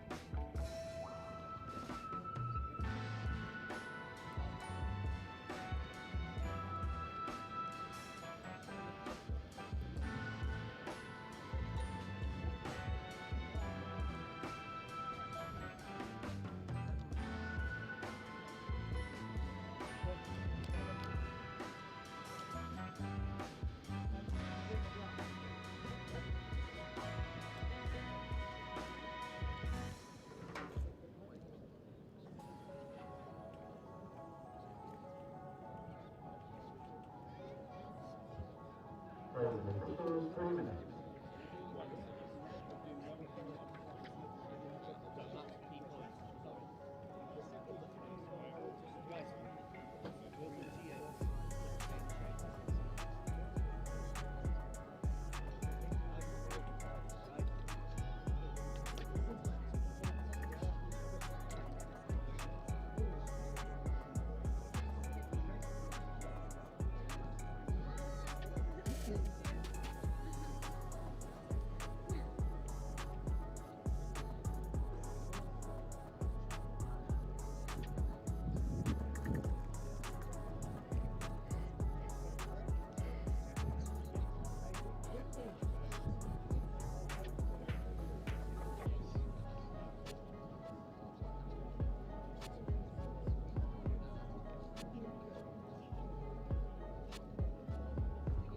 Raising officials, this is a 2-minute warning.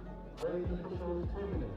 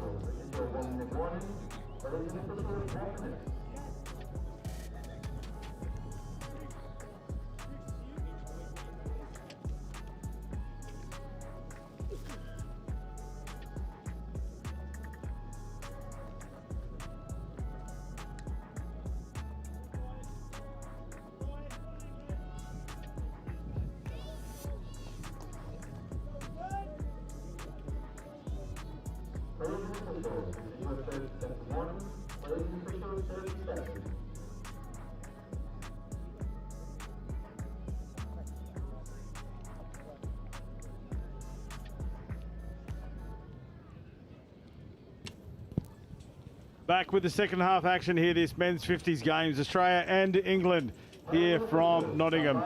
Riverside Sporting Complex, right on the banks of the River Trent. And it is Australia leading 6-1 over England. Mel, it was a great start by both teams. The score is indicative of the control that Australia had, but England have certainly been worthy opponents. Yeah, they've shown themselves a lot of credit out there today. They're definitely making it down to the Australian attacking line as there's a pick-up from half. Sonder. Lovely little inside ball. Sonder, Shuka. That's a combination that has carried Australia forward in many, many World Cups. Usually at the Opens division, here they are playing men's 50s. See it there, just a little slip pass back on the inside. And fortunately for England, there's nobody home. I was just about to start waxing lyrical about the English defence, but Australia have sliced it open through a lovely little play. But yeah, England have proven themselves really well here. They're driving the ball well up the field as they are challenging the Aussie defence here. But always going to be a challenging game with the style that Australia play. They just look going backwards now, and you saw Dave Roberts up there in the channel, threw his hands up as if he was going to touch the ball. And then as he pulled them away, the England attacker thought, oh, I should have tried and catch this one, but it was too late. Now, slow start for the Australians, making their way up off their line, but there's Menzies penetrating into the line hard. Dave Roberts now backs it up. Menzies into half, around Dave Stewart it is there with the ball. There's Roberts calling the players back on the inside. It's a bit out to the right. Roberts with a gun, bullet pass short. The winger takes that one, and that is the end of the set. Good momentum on the back of that one. Here, England turn it on the Aussies. Driving up through the middle. They have their three replacements on now. Fresh legs are there. Yeah, nice go forward Good from meters. England here. 5 coming. You can hear the call from the referees. Just so everyone knows exactly where they are in the touch count. Yeah, this is the last one. I think they've lost the count there, England. Yeah, they have. Unfortunately, they know it's the last touch now, but yeah, I think they had a chance to be able to centre that ball again to set something up. And then a penalty for not returning the ball.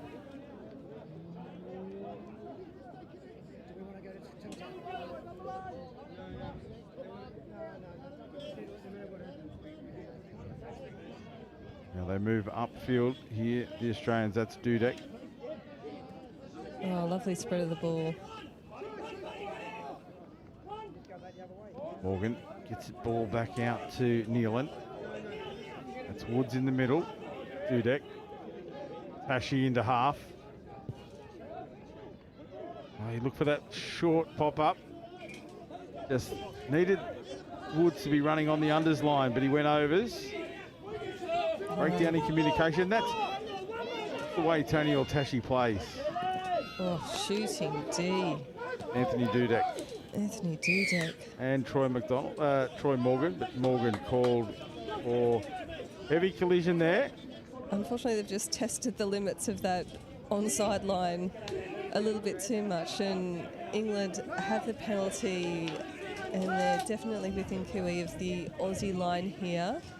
Yep, unfortunately they slipped over, so any pressure mounted. There we go, cut past, the wing comes in, shuts it down in the form of Craig Nealon.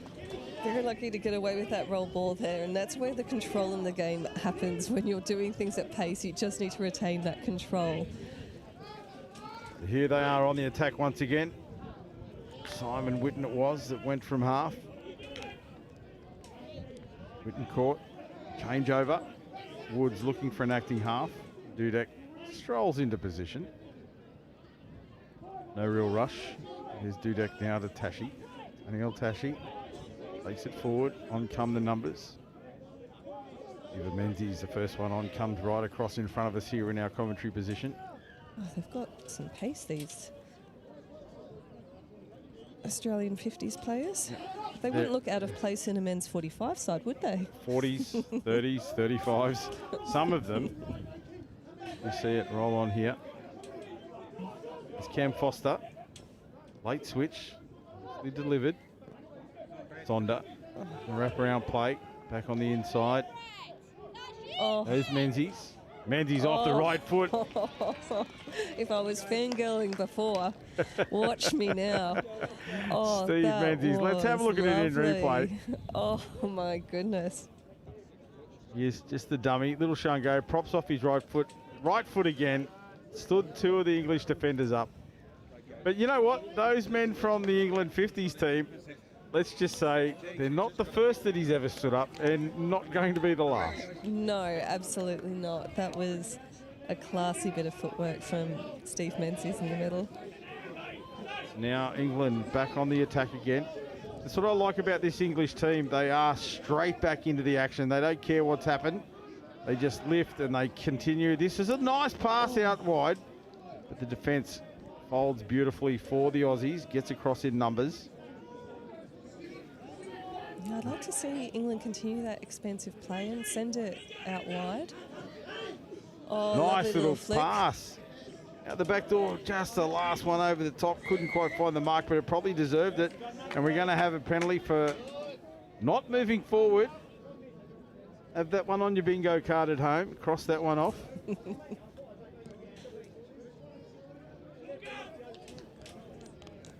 Really is football lottery here.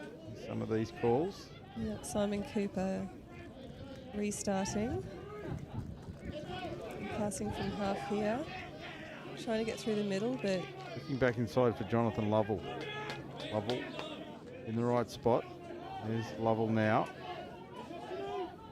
There's Cooper. Back to Lovell. Cooper to Lovell. Lovell to Cooper. Cooper to Lovell. Oh. Little juggle.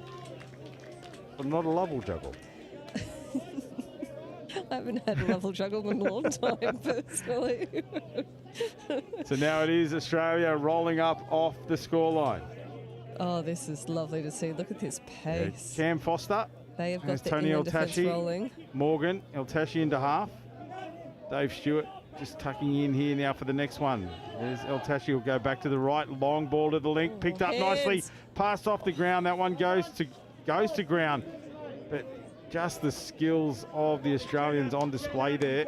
It was Mark Leonard. That would have definitely made the highlight reel if it came off. And Mark Leonard was going to ground and had to get the ball away. We hear Dave Roberts make the touch, calls out, fingertips. That's all it takes. The Aussies, some experience out there right now. Men's Opens experience right across the board here in this men's 50s lineup. Yeah, I think this is last touch here for England. They just need to get a bit more depth on their drives. They're just lacking that intensity and not making the meters that they were earlier in this game. I know they're feeling a bit tired, but it is limiting them in terms of their attacking opportunities when they do have possession. As Daniel Tashi just drops a beautiful bomb right into the lap of Dave Roberts. Roberts into half now. That's Anthony Dudek that drives forward. There's this transition of speed we talk about. Woods, who's been dangerous, just tells El Tashi he wants him to stay out there. Now Tashi drops it off. Long ball over the top. There's that platter. But the defence for England, they have to compress on those because there's so much danger right across that lineup. And when they see Tony Eltashi ball in hand, because they know he can throw short, he can throw inside, he can do so much, Tony always carries the ball out in front and leaves nothing for the players to decide. You know, he doesn't tuck it under his arm. He doesn't carry it with one particular strength. They just know it can go anywhere. And that one, he went long and just put it right in the lap.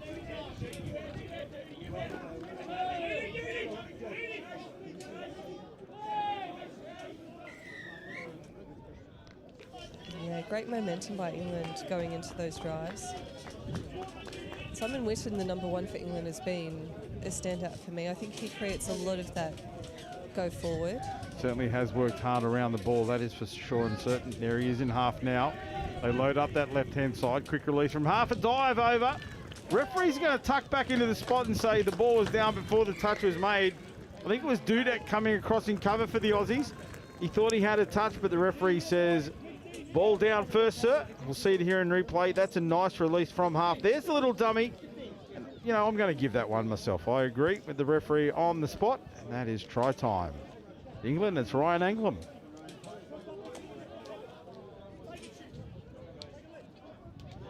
He just says, I don't care how you angle them, I'll score them. See what you did there. And it is Foster now that rolls up for the Aussies. Foster and Morgan. Sounds like a Irish musical group. Or a murder mystery duo.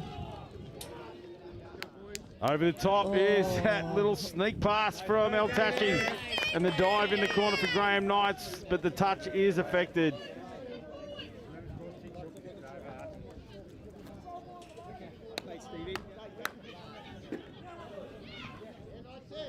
Now England come off the line. Could have been a nice pass if the winger had just held his line. Would have had some metres. Yeah, Australia just sending up the one defender there, so the offload was definitely on as they're crossing the halfway line.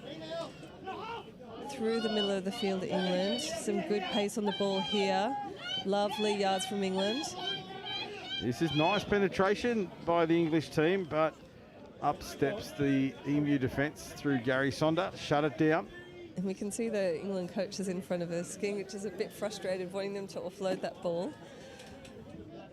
And it is Cameron Foster that drives forward for the Australians. Now Tony El Tashi will drive it again in the English defence.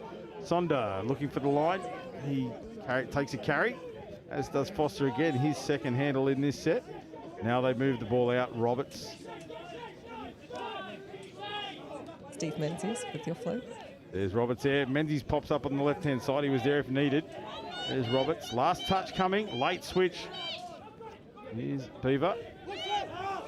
Beaver looks again. Little stutter step. And then says, I'm just going to put it right down here.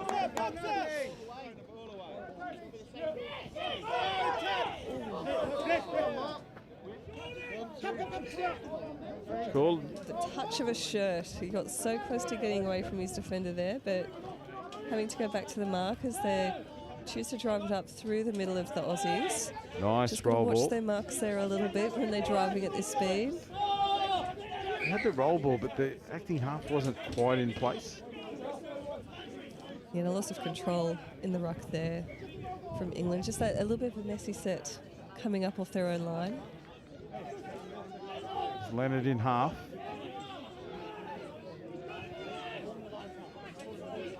Dean Mishnowitz it is that takes it forward. There's a couple of carries in this set. There's Tony El Tashi. Looks to go long, holds it in. The defence compressed beautifully there and held it up in the midfield. Tashi into half now. Does he look long? He hits the link position. Sonder. Shuka. Flips the ball back inside to Alan Woods. Thing doing. So 7 minutes remain in this half. It is Australia leading 9-2. Only 3 tries for Australia in this second half.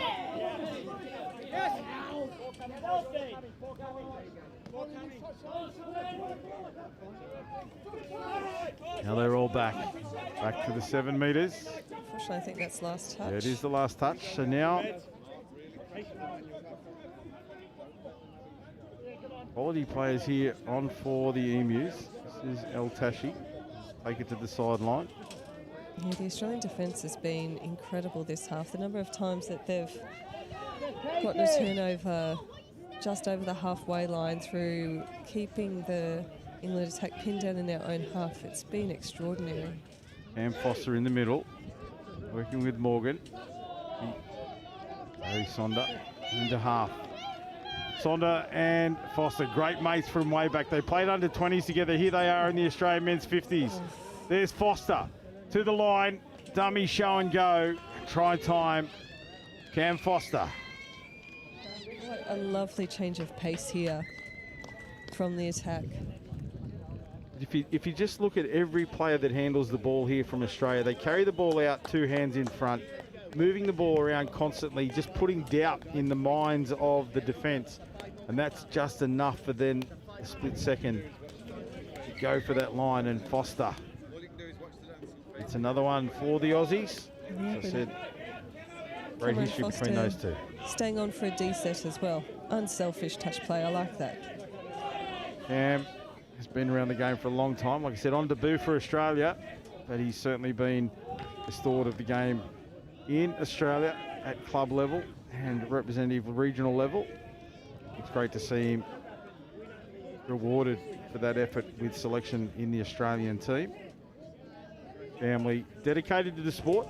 Younger brother played as well. His father coached, and his late mother, and she rests in peace, a beautiful woman, was also a great contributor to the sport. So much respect to Cam as he works to get his team up the line. One of his great mates out there, Dave Stewart as well, Harry Sonder, they all come from the same club back home. This is Gavin Shuker. Mishnowitz called around by Al-Tashi. Tashi goes for the skip pass on the outside, but shut down beautifully by England. Yep, a fantastic Nice. attack play, only matched by equally impressive defence. Very good work by England there to hold that out. And it really is display here by the Aussies, but the English team are right up on it. I love how they're taking the game at the Aussies. It doesn't matter. There's minutes left. You know that England are going to still keep cracking as we get a breakaway. The cover comes across in the shape of Gavin Shuker. If I know Shukes, he's not going to be happy about the fact he had to dive then. Yeah, Ryan Englund, that was him again, getting away, trying to skip away, but just getting ankle tapped at the last minute. Shukes might have done himself a mischief here with that dive. It looks like he started grasping a finger straight away. Could be dislocated. Going to go to the medical team. But the Aussies roll on now. Mishnowitz. Dudek.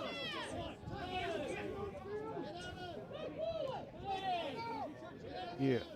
Ball of go forward. Knights. Dudek.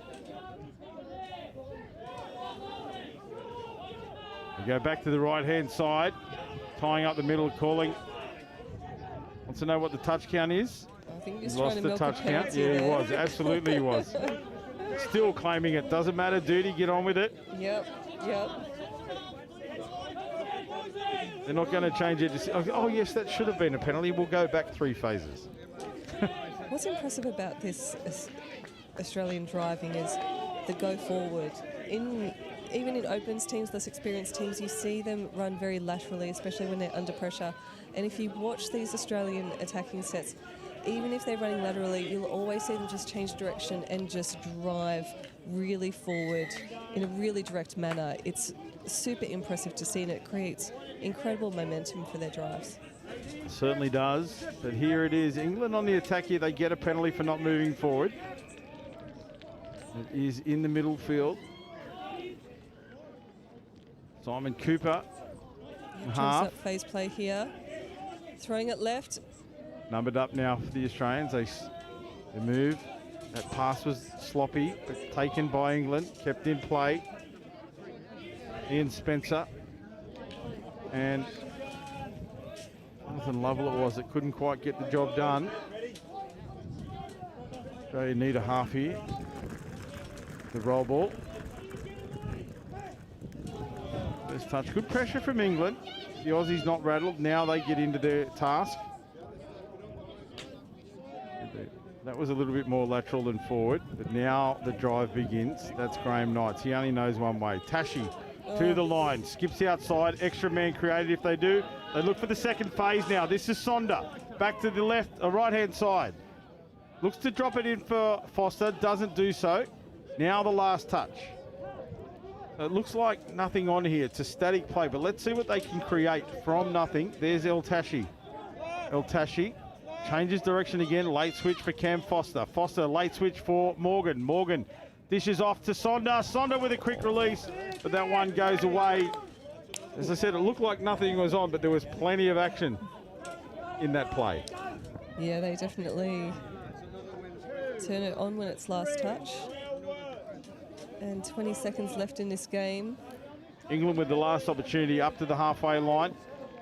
Pick and go here, somebody. Take the chance. Christopher Davies there with the ball. He's the one for mine. I think if he goes now. Thought them out a Last couple of touch. times, that touch count, hasn't it? Certainly has. And that is the siren sounding in the background. Extensive victory there for the Australians over the home team, England. 10 tries to 2. And a great display of touch football. And talking to Meeksy about it earlier on, it's one thing to watch the Aussie men's opens, women's opens, mixed opens and so forth, but watching games like this where the experience and the legends of our sport are out there plying their trade, and the skill is still on display, the process is still on display, but slightly slower and easier to watch. So that's a great game for anybody that's watching at home. Share it amongst your friends and see how great touch football can be played by both teams. Take nothing away from England. I thought they were exceptional. Yeah, fabulous to watch. So many legends of the game playing very, very high quality touch. And the control from both teams, the error rate in that game was very, very low. It was just fantastic, entertaining touch. Exactly what we come to the World Cup to watch. Exactly, and we look forward to bringing you all of the action. That men's 50s game has been concluded. Coming up your way next is the men's 45s, where Ireland take on Switzerland.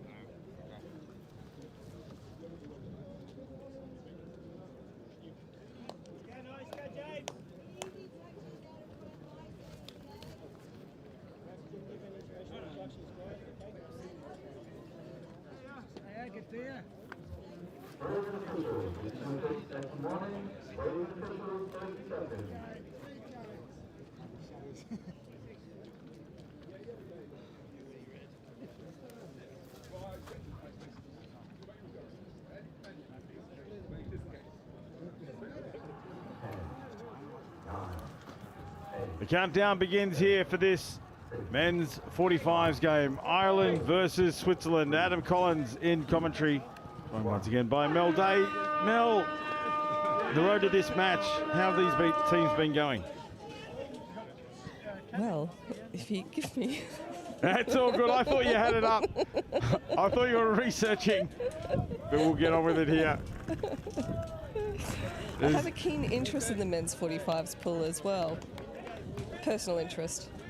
I saw a few of them in the ice baths earlier on. With you, take a plunge with Mel. The ice baths that we're doing the interviews here around the grounds, coming up through as part of the Daily Show. But Switzerland here, we're on the attack. Now Ireland make a break down the line. He's right on the edge. That ball over the top. It was a forward pass. It was a breakaway from Kevin Foley. The ball tipped over the top. He was right on the line. I can tell you in this division, so we've got a couple of pools in the men's 45s division, and in this pool Switzerland are currently coming third, and they've got a pretty good record. They've got 3 wins and just the 2 losses. One, a very narrow loss to France earlier today, and Ireland are coming in 5th place, and they've had 2 losses, a draw and a win. So very evenly poised. An important match in the pool structure as we see score by Switzerland. Team in the red, of course. The Switzerland team. See it there. Number 10 pops it beautifully, and yeah, just underneath the fingertips. Slipped the player. That is Reese Marber. So in this pool, we've got Jamie Nettleton. New Zealand, who are out in front, predictably always bringing some strong sides to the World Cup. New Zealand and England are coming in joint 2nd spot with Switzerland. So Switzerland definitely the favourites for this game, but as you say, these pool games are coming down to the business end of the tournament, and these teams are definitely going to want a top 4 finish. Yeah, with the way the pools are structured, so important to finish around the top. You go through, advance into the final series.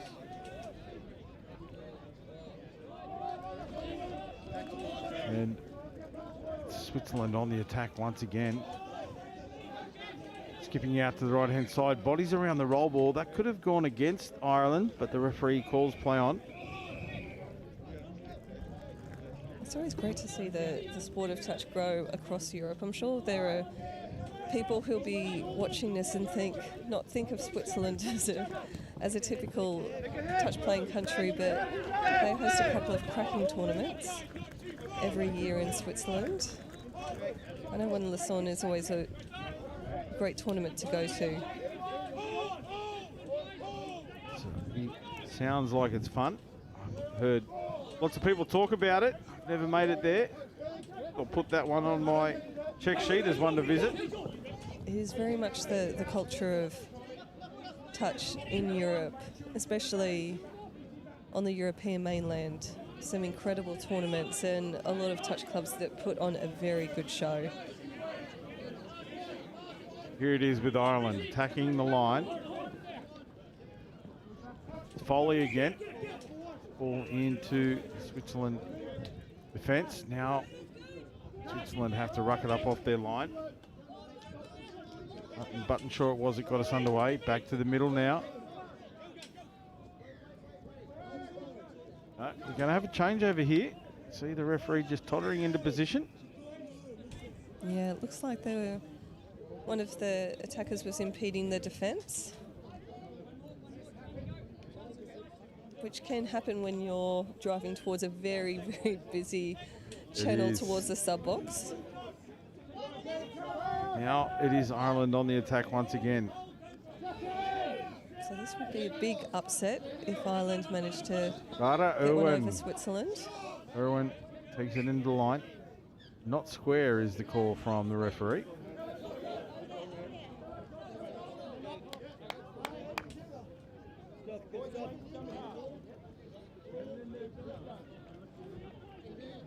English Lass refereeing. Just saying, no, it's a roll ball. Very polite. Late pass here against Switzerland. Yeah. Playing consistently in this little 10-metre channel directly in front of the commentary box. And once again, all in the player's control.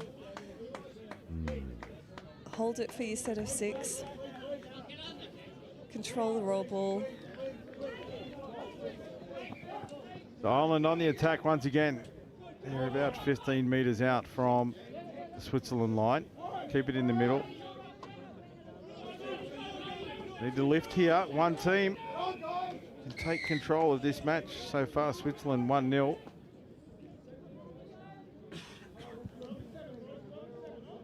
Is Ireland with a penalty. Again, 15 metres out. They restart this set.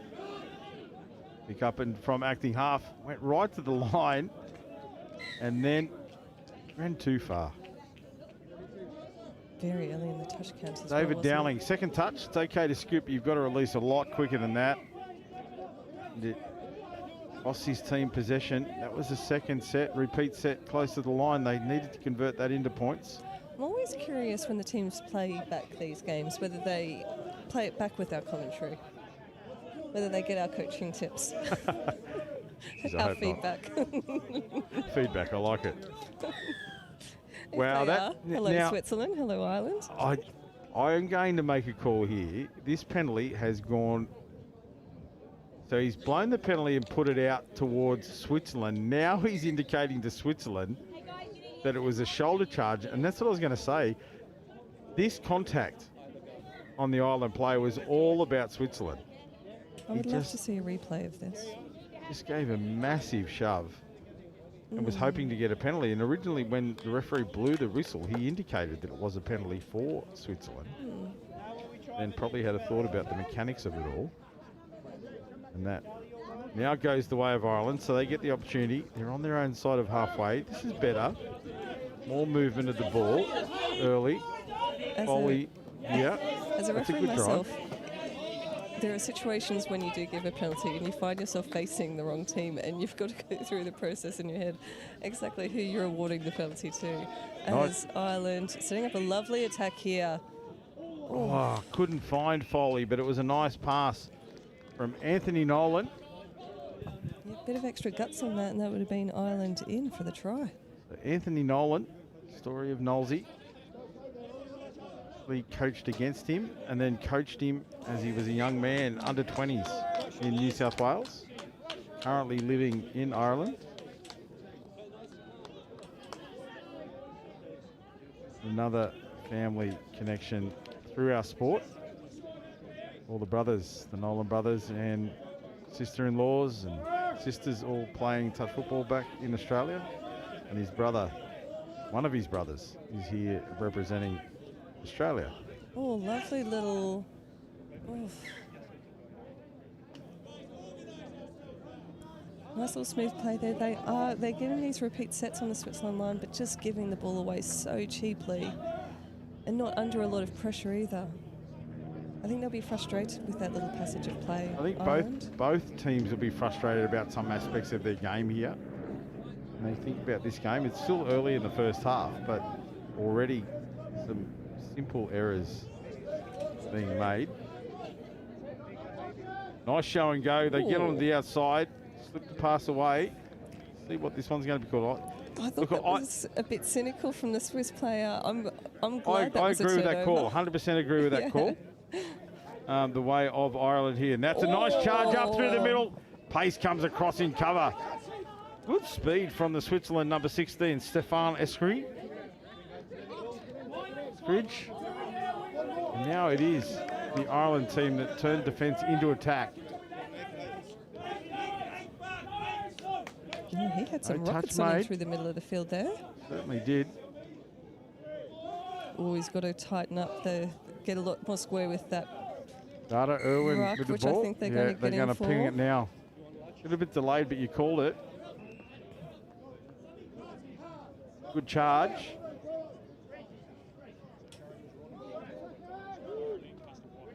And it is lovely down here at Riverside.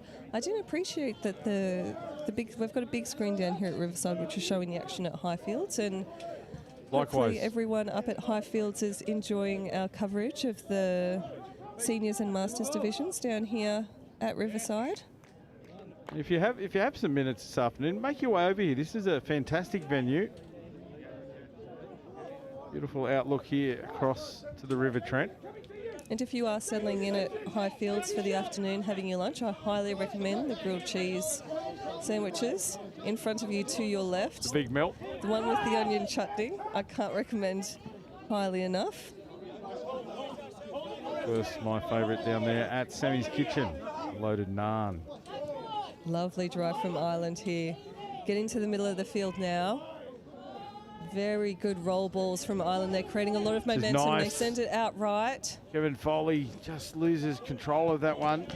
There's been a lot of trouble out here on the right-hand side for the Switzerland defence, but they've stood up every time. Questions being asked. Let's see if Ireland can convert one of those raids into a try as we see Switzerland again roll up to the halfway line, but it's two-stop start. There's no consistency. This is better. They straighten up. A couple of touches remain. Last touch now. Starting fresh. Numbers there in the wrong way. Ooh. Yeah. In there like swimwear. The Irish winger all day. The link went back inside. If he had just ran his line, they had numbers, which would have turned the winger infield, and then that one comes off. Yeah, I think Switzerland will be disappointed with this performance so far. They're not playing like their position on the table. This is good from the Irish team, working towards their sub-box, but again, another cheap giveaway of possession. You can hear the Switzerland box demanding their players to drive it up through the middle of the field, which is There's exactly numbers what here. they do. I had a late interchange. Switzerland had numbers. Now they go down. That's a bad roll ball. Yeah. Whichever way you look at it, the mechanics of that one were just all over the place. That was a bad roll ball. Sorry, I call it as I see it. As now, Switzerland looking to get on the attack again. Very static here, dragging the Ireland defence forward. Sweeper goes around, they come back to the short side. Knowlesy gets caught short. They don't collapse with him. Yeah, they're claiming the touches, but I don't think they were onside there. Darren came out the way he should have, but just the middle underneath didn't fold with him. We'll see it here. Oh, no, ball was away. Yeah, lovely call by the referee there. And right on the mark, did not have to take a sideways step, the referee, to award that. I'll point something out there as I saw it. So with Darren communicating to the man beside him, I saw his fingers go out and push him out, but I think he was asking, like, have you got him? And if there's no response, it puts you in two minds, and sometimes you go where you don't need to. Yeah. So that communication has got to be verbal and non-verbal. So if you're watching at home, make sure if somebody asks you a question that you give an answer, because it can put them in two minds and they find themselves out of play. So important. It's very true. I play wing a lot in my personal touch, and there'll be a lot of times when you're on the chase out as the winger and they'll be challenging you on the outsides and you'll be shouting to your link, have you got, have you got, have you got? And there's just silence and in the background. Correct. And that middle defence as well is so important, that communication. We're not going to harp on it because Switzerland are back on the attack, rolling over the 7-metre line now. Long ball this time out of the wing. The hands were thrown up. The ball goes away despairingly. Switzerland looking to extend the lead. And that could have been anything, but a forward pass was the call. They are looking very dangerous on that right to left long ball, aren't they, Switzerland? They are, but you called it earlier. This wind has really taken effect here. It's coming, you know, from the right to left as we look at the screen. And that would have been pushing that ball forward. Oh, lovely nice drive. And that is Carl Birrell. He has done that time and time again this game. And 6 touch affected. So the referee just indicating who was the player that was touched. And now the ball not back to the mark. Quick enough would have been the call. Yeah, this Switzerland defence looks very impressive through the midfield. They're shooting very hard and they are working just as hard to get onside to Nobody there for the ball. He has to find somebody. He does eventually. Oh, nice touch coming through the middle. But through the ruck then was the call.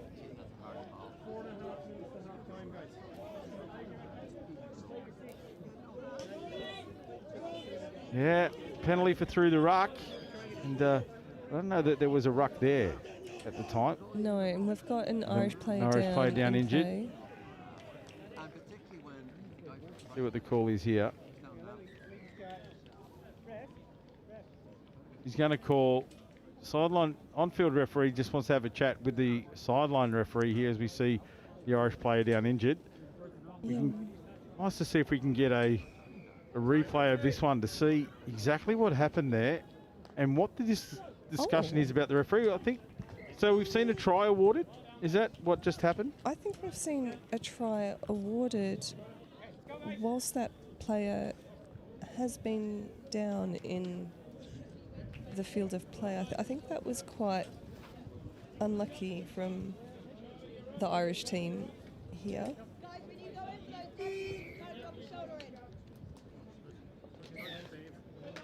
But the Irish player is walking off the field, so we hope he is okay. Yep, and it's back on the attack now for Ireland. Rolling up the midfield is Charles Gannon. There's Nolan.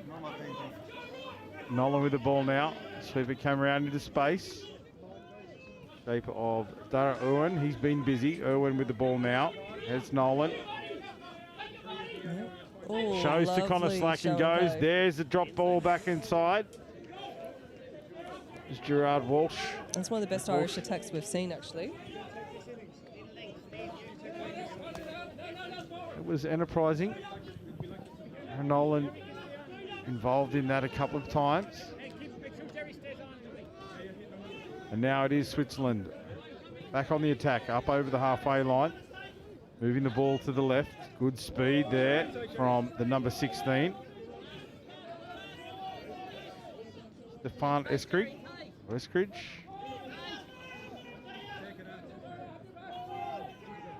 It's good from Switzerland. They go long. Intercept taken. Bring it out to the 5. But they're saying the winger was offside. So Ireland suck in the big ones here. They have to absorb this if they are to progress. Here it is. Switzerland. Get a bit tighter, Jerry. A bit tighter.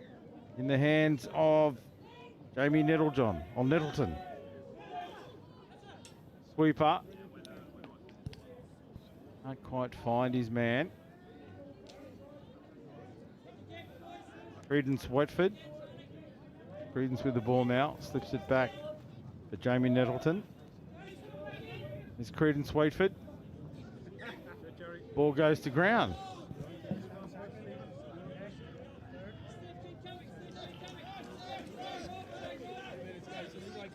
Wait for the ball to come back into play, and it will be Ireland once again to make their way off their own line. Weak.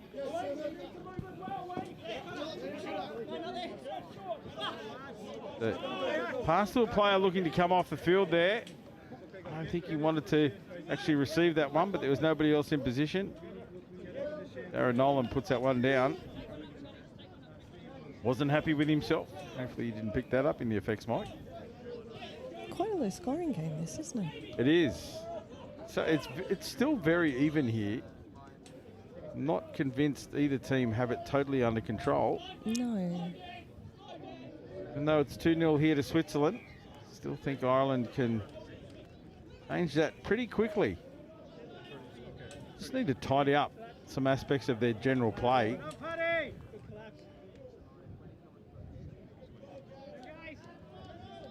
25 seconds to go. Gotta go long.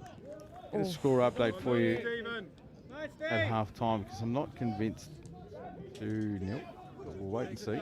Could be wrong, can't remember. Lovely Irish defence by Stephen Kavanagh in there. A lot of the Irish team are doing great work. It's just they're not getting the reward for their effort.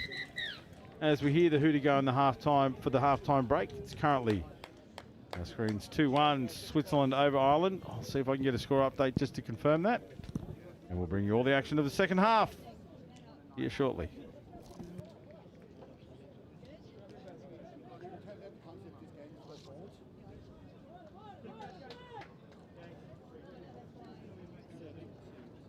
And that brings us to half-time.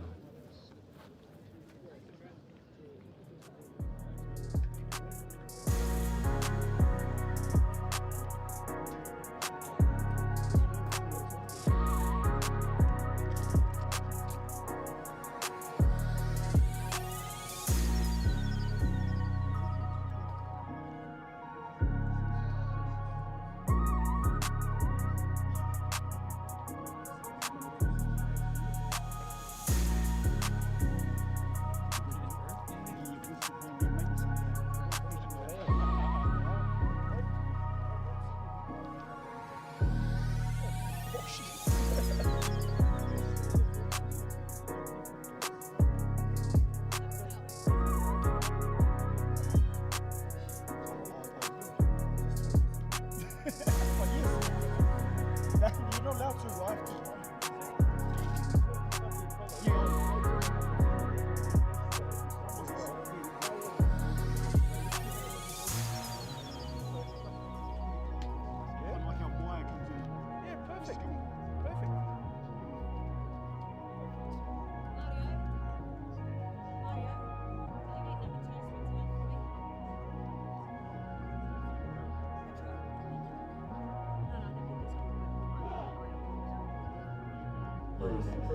Yes, I know.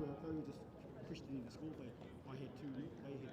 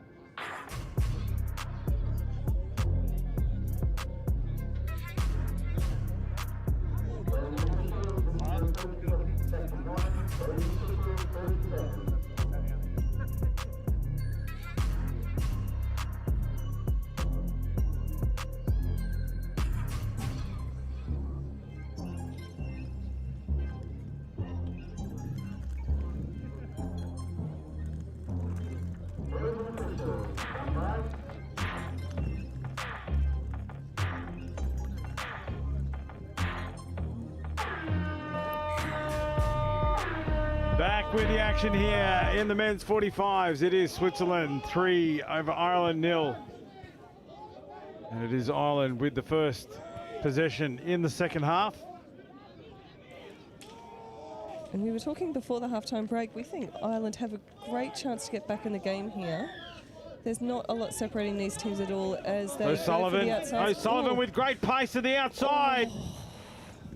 Just couldn't get the ball to ground quick enough there. I think that's Foley. A couple of opportunities, Kevin Foley, that time. The ball came out to him. Looks like he had plenty of opportunity, but just couldn't get the ball to ground quick enough. Good start as O'Sullivan goes over from half court. The ball back now for Switzerland to roll off their own line, and a quick changeover. Oof. Oh, ouch.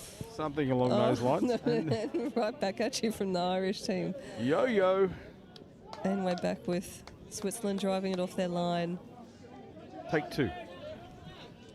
Now it is Switzerland pushing forward over the mark. Play on. And the referee has spotted it. No, she spotted it. Yeah.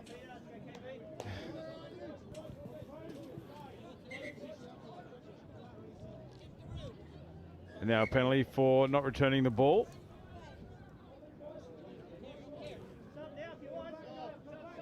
Ireland leapfrogging back up the field. 10 metres, the Switzerland side of halfway. Ball moves to the left. Again, looking for the fresh legs onto the field. On they come for Ireland. Old Birrell. It's down for Foley. Foley releases Peter Dolgarugi. Poiter. And the sweeper play out the back from Ireland, but looking very static in this set so far. If Dowling it is that drives into the line. A little bit of shoulder-to-shoulder contact. Which way is the referee going to call this one? I think it's going to be, yes, it is. It's an offensive penalty. Yeah, I think what did the Irish attacker there is just going in so upright into the touch. When you do that and you make very heavy contact, you're not doing yourself any favours. Correct. Got to have those levers out, the brakes. Yep, you got to initiate that touch the contact, with not with your shoulder. other than your chest or your shoulder. Yes, definitely. And now it is Switzerland that roll up over the line. Ball comes out to the left. Scoop. Good speed, but great cover. Great cover there from the Ireland number 5, Stephen Kavanagh. Late pass is the call on the back end of that one.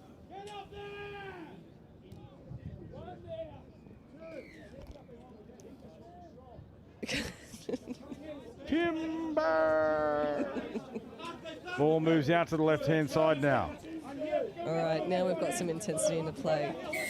Now, I think this attacker definitely led with the shoulder. This happened right in front of our commentary position here, and there's a little bit of aggro coming into this game in terms of the physicality of some of these touches, and I think the referee is doing the right thing in terms of having a chat to the players.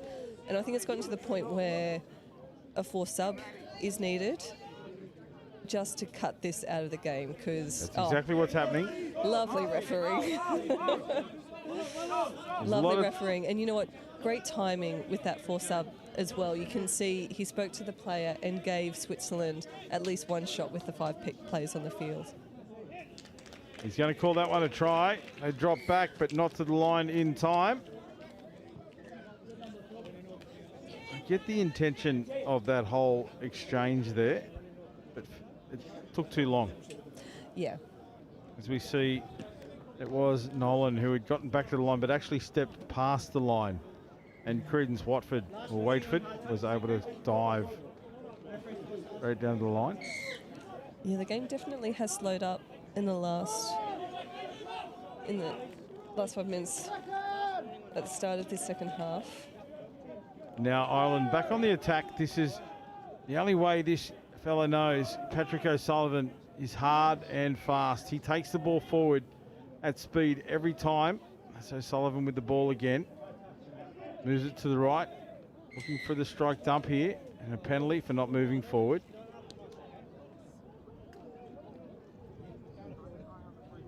The signal was there were a couple of you not moving forward. If I can Very clear, wasn't it? read that.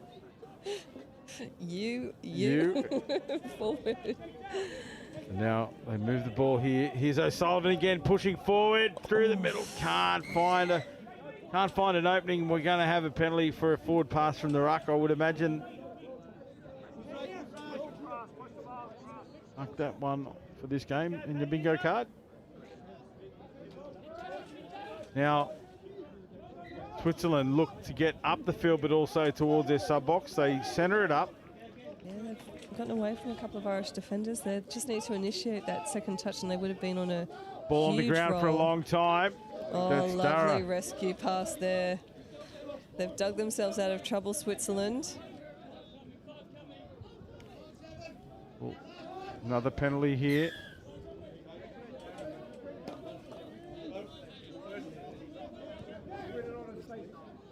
The Ireland team take us forward again.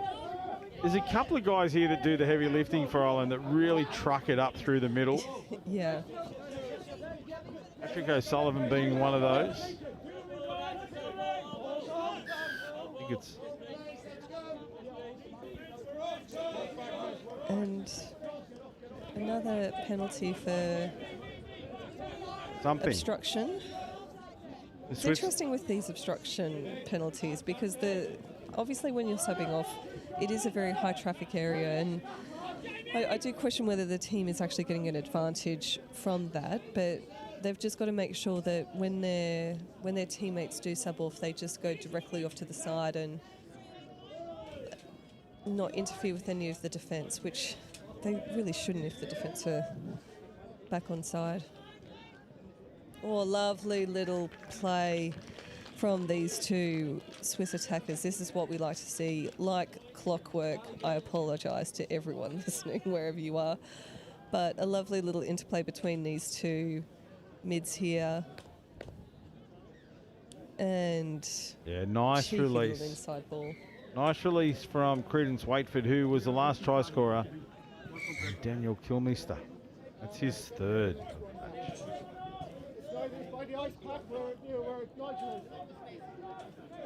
Now, it really is Switzerland with the ascendancy. I like what you did there with the clockwork. Thank you. Thank you. 5-0. Really are sitting sweet as chocolate. Oh. This is Nolan. Oh. Nolan. Lovely. Beautiful ball over the top. Finds the winger.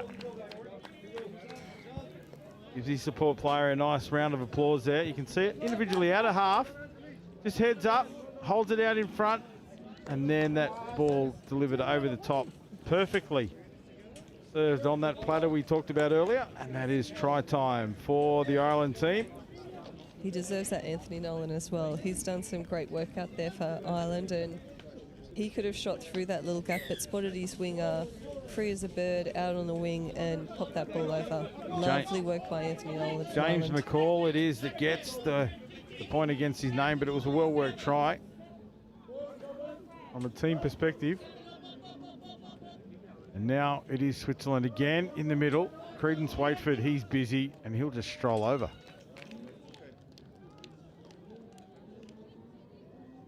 A few signals. No, touch was made. Touch was called. You hear the referees talking to the players. No penalties. Move forward, move forward. There's Waitford again. Gets it down. Pops it up. Juggles, handles. Good hands. Little flick out the back. And that was late, that one. And the referee will arrive on the mark to blow the penalty. Now possession in favour of the Irish.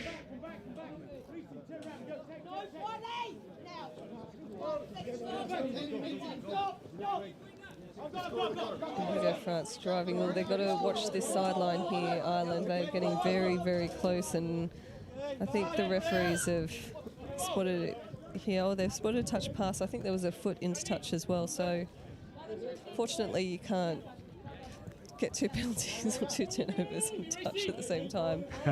As Switzerland now centering the ball, and they're going to want to create something from this. They need to take some positivity into the next game. I've just found Switzerland to be a little bit flat in this game. It has been one or two players that have worked something together. So let's see here. They need to, like you said, play a little bit more expensive, create around the middle, and then slip out if they can. Still, a lot of it is just this single dump play stuff, but it's worked. Let's face it. But when they come up against different opposition, they want to have more tricks in their book. Yeah, absolutely. And a penalty against Ireland on their line. Here, communication out there. Hold, and they all go up as one. Moving forward. Now it is Switzerland that roll into the line. There's Waitford. I think he was expecting his outside player to be hitting a different hole than he was there, but they're setting up a similar play. Credence Waitford is now, the one. through Looks the like two mids. the play will come off him. Splits to the right. And the referees judge that defender to be offside. I'd like to see that one from my vantage point, and I'm not in the most perfect position. Obviously, I'm not as close as the referee. Let's see if we can pick up the feet of this defender. Yeah, no, good call, sir. Hadn't made the line. And that is try time for Switzerland. Credence Waitford, as we said, we've called him quite a few times. He's been busy, and he seems to be the danger man for Switzerland. 6-1 now the score. Starting to get away from Ireland. This is better. He's got some pace on him, doesn't he? Yeah, that's a great call from the referee. Offside player certainly interfered with any advantage that Ireland may have had. So there's Nolan. The tap wasn't taken on the right spot. No, she wants to have a talk to somebody in a forced sub. Yeah, a forced sub there and a quick restart from Ireland to try and take advantage of this 6-on-5 situation. Waste there, no half in position. Still, they have the numbers advantage. I'm not sure if they're aware if they had the number advantage here. There's Nolan again, straightens up, runner into the hole. Yeah, touch was affected. Very slow getting their second player. Kind of slack. Kind of slack in the number 1 jersey. He had tucked himself in behind the ruck. If he had hit that short hole, he's the try scorer. Just don't think they knew they had the numbers advantage with that 4 sub. There's Nolan again, back on the inside to Slack. This time Slack puts the ball down. Yeah, defence was watching for that one, weren't they? I'll call that a wasted opportunity for the Irish team. Now it is Switzerland that roll up again. Great penetration through the middle. He's been very good for the Swiss team. That is Charles Isaac.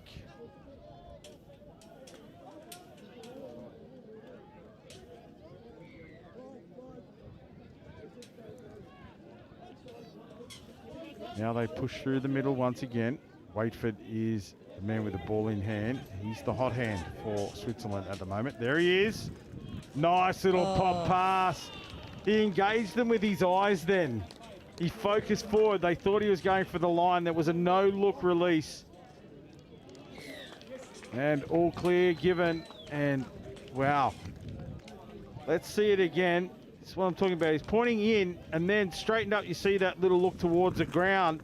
They didn't know if he was going to dive himself, so they had to hang where they were. That little slip pass was beautifully executed. Well done, Mr. Waitford. You have been the MVP out there for the Switzerland team. Yep, and Switzerland now proving why they're coming third in this pool, stretching out their lead to 6. 7-1 that scoreline, and Ireland turn it over.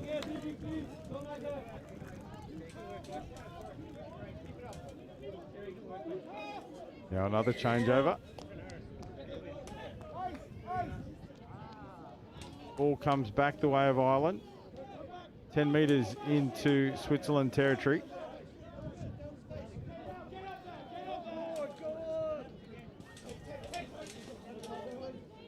McAllister was that took it into the line. That one back for O'Sullivan. Little juggle, but picked up nicely by Jing Han So. Oh, I think they're going to pull this back here. Looks like they are. Forward pass. That's unfortunate. It was a lovely little passage of play from the Irish team. He kicked it back to halfway too. Wasn't aware that the penalty had been blown. And now the ball back in the hands of the Switzerland attack. They roll forward again. Ireland here absorbing on the back foot. The back of two really good drives penetrating the defensive line. Move it out to the right-hand side here. They turn it back to the left. They center it. Oh, he wasn't happy with that one. High scorer here, Kilmister. Kilmister in half.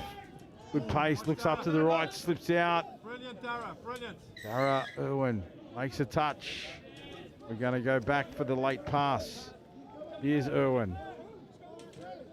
Foley. Have to give a massive shout out to Dara Irwin, playing well above his weight here.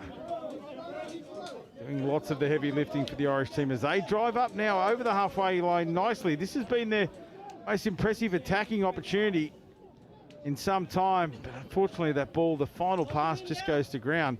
That was much better, more direct, much more penetration into the Switzerland defence. Yeah, both opportunities that the Irish have had recently, it's always come about from momentum and pace into their own line.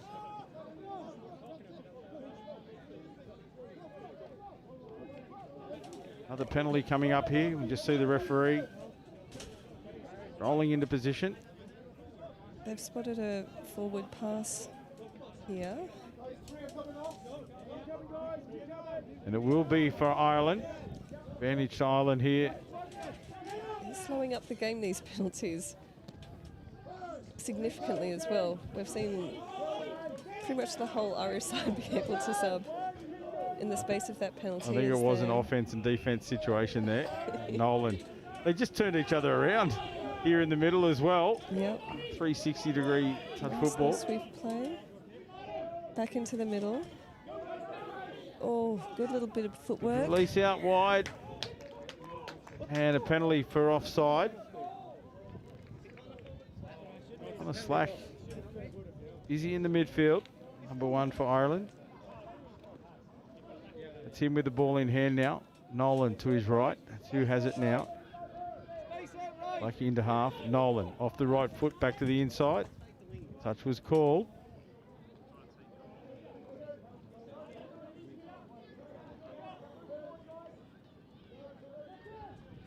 Down Nolan, slack off the deck. Long ball back inside, but space collapses in the shape of the Switzerland defence. Shuts it down nicely. We're going to have a penalty. Forward pass, I think that signal was. Yep, there we go. And now it is Switzerland that roll on. They've done this transition much better. And as I say that, there's no half in position. Over the top, dummy pass. Move it again, there's Credence. Waitford. He'll trail on the inside. Will they need him? No, they won't. Winger comes in. Thought he'd come in to shut nicely then, but just the final extension of the hand wasn't where it needed to be. Let's see it here in replay. There's Waitford. That's a nice dump. He drops it back to the left-hand side. And it's Nettleton, I believe. Yes, Jamie Nettleton. You can see the winger for Ireland put his hands on his head. He did everything he needed to do except make touch. Just take that extra step.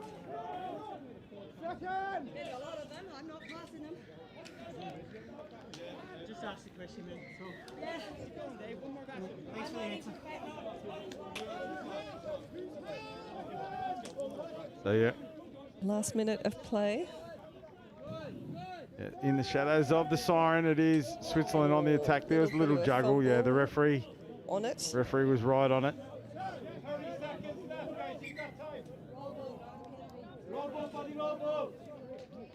Ireland would love to finish out this game with a try, don't they? And I really don't think they've been a 7-try worse team than Switzerland. No, no.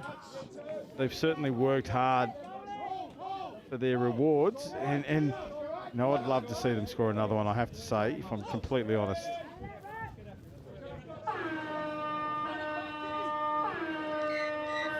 unfortunately beaten by the buzzer.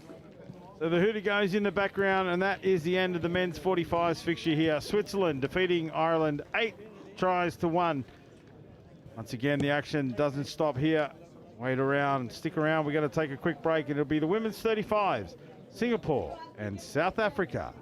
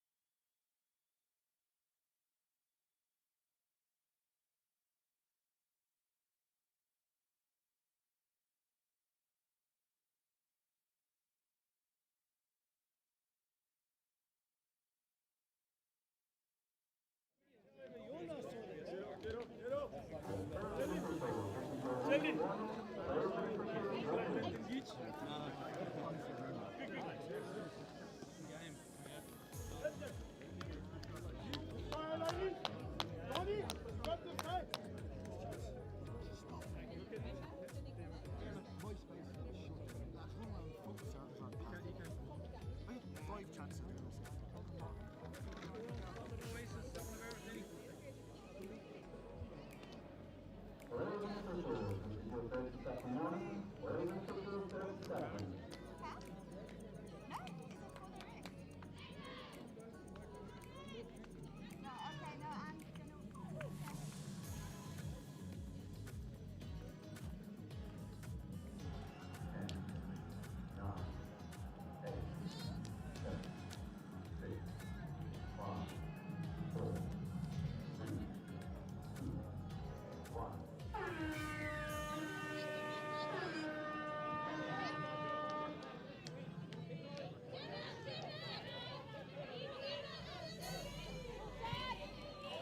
And welcome back here down at Riverside for a women's 35s pool match between Singapore and South Africa, as Singapore crossing for the first try in their first set of 6.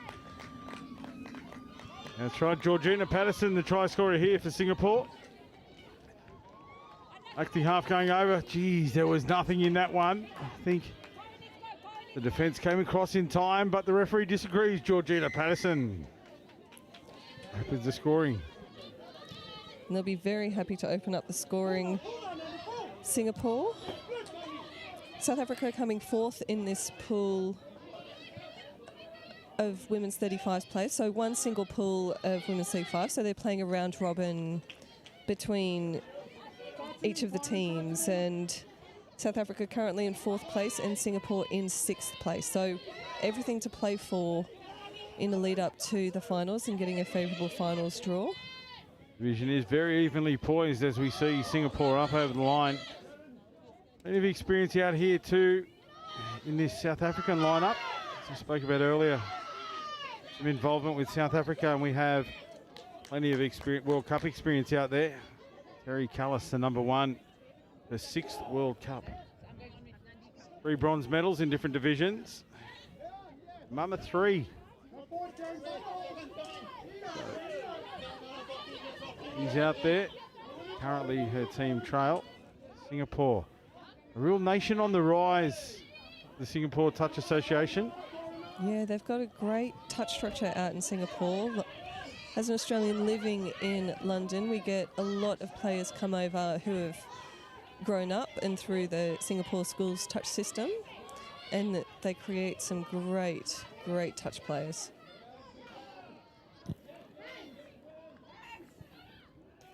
As my co-commentator delivers me a can of drink after a long day in the commentary box. We have Singapore working the way off the line after a completed set by the South Africans. There's Terry Callis in making the touch. Still presented South Africa at multiple World Cups in the Women's Opens division, and then stepped up into the senior age groups. Still plying a trade back home. Her daughter's currently playing junior South Africa, junior IPTs, and also stepping up into the women's IPTs back home in South Africa. So with the ball now, she moves it out to the right.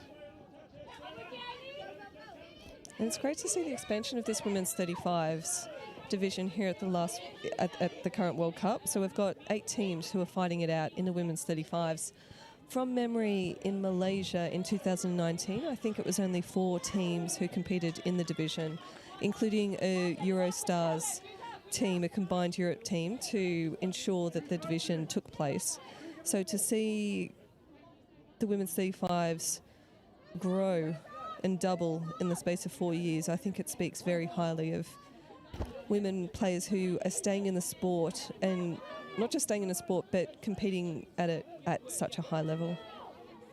It's great to see that, and also, you know, as nations go, the players stepping up as they rise through the age groups, and Singapore here. So good to see them taking it to the South Africans, who are pretty fancied in this division. Really working hard for a bronze medal, and they thought they could push for a silver. This is Di Charlton moving forward. Her 5th World Cup. She also plays Masters in hockey for South Africa. So great sportswoman, all-round sportswoman. And no New Zealand in the women's 35s division. We have Australia who have come over from the Southern Hemisphere. So a lot of teams fancying their chances at a World Cup silver medal here in Nottingham.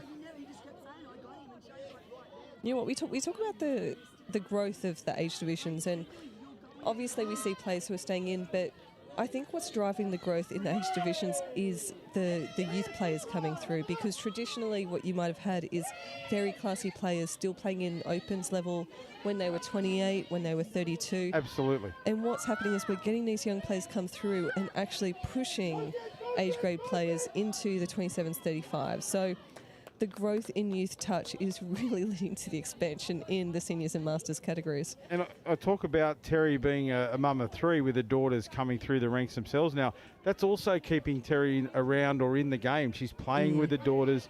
She's, contributing to the growth of the sport from a developmental level. And that keeps those players in the game as well. As we see good penetration there from South Africa, just a touch. Yeah, Tara Nell, straight through the middle. She had some incredible speed. She has a surname with my ex-boyfriend, actually. South African former England player himself. Yeah, Nell is a famous name over there in South Africa. This is Callis. She picks up and goes. Looks left, comes back to the right. Nice hands. That one goes to ground. Yeah, nice hands on the last play from South Africa there. Back to that one-touch scenario. Not played as much with the girls, but they certainly have the skill set required. Oh, and we can see we're right in line with the South African defensive line, and you can see these shooters getting set on that onside line, super keen to come up and put pressure on the Singapore attack. It's that pod work. They go up in numbers left and right of the ruck that then creates that, illusion of being surrounded, if you want, and keeps the penetration through the middle. Absolutely. Alternate defenders shooting up off the line.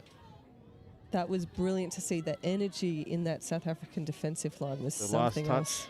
Last touch called now, I believe. There's a lot going on in that one. Yeah, that's right. Quick roll the ball on the exchange here for the South Africans. They straighten it up and push through that middle third of the field. That's a good drive. Lee Davis was here setting it up for the South Africans. Now they move the ball to the left. Jessica Brett. Oh, lovely play by South Africa here. Ball out to the side.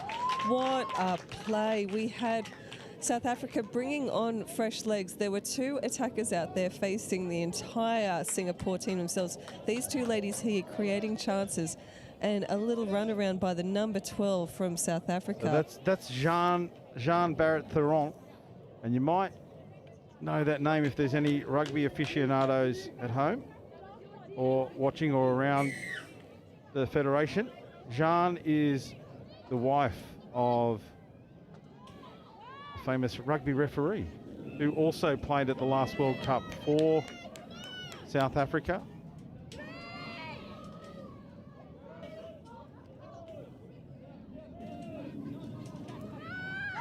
Jean, a great sportwoman in her own right. Yeah, Singapore will be disappointed with that try. Just kind of two active attackers in the middle, and I just think they need to be a bit more confident in shooting up and shutting that down a lot earlier as they've got their chance at their South African line. One apiece here, South Africa and Singapore. Of course, Amy Barrett-Theron, internationally renowned rugby referee. Read both men and women at the highest possible level, test matches. Jean and Amy, formidable sportswomen.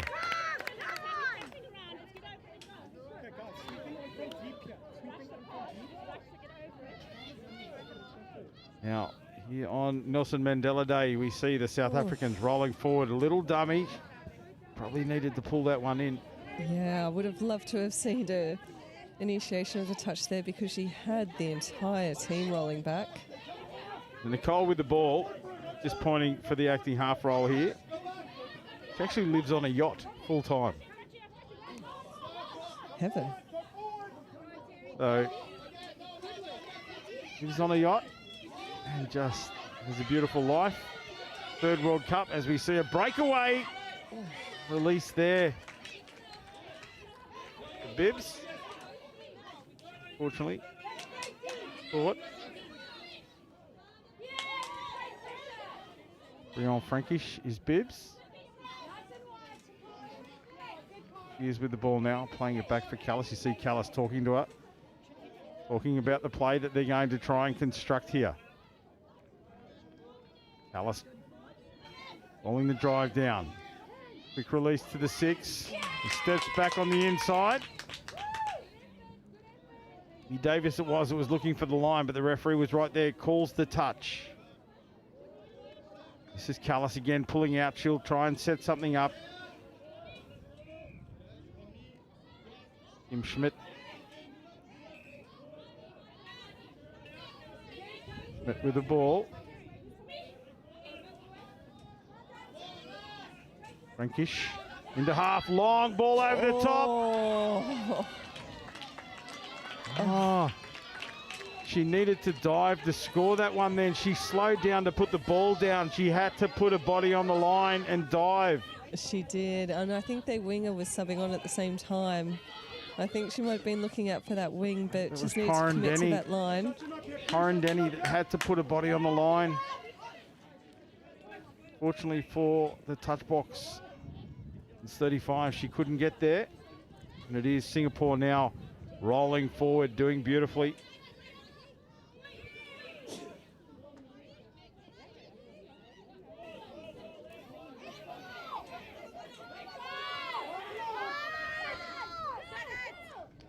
Singapore on the attack, the ball on the outside.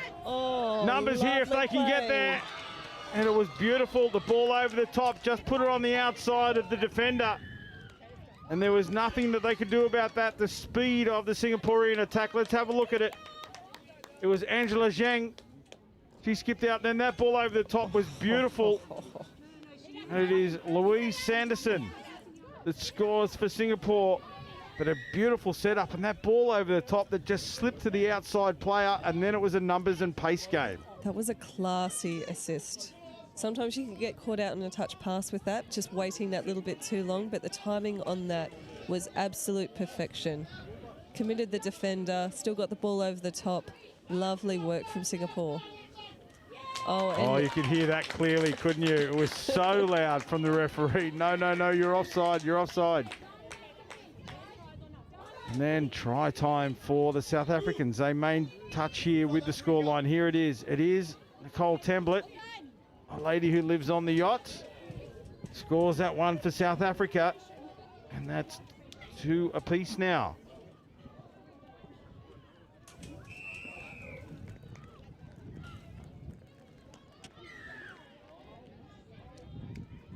Two all the score here for Singapore and South Africa.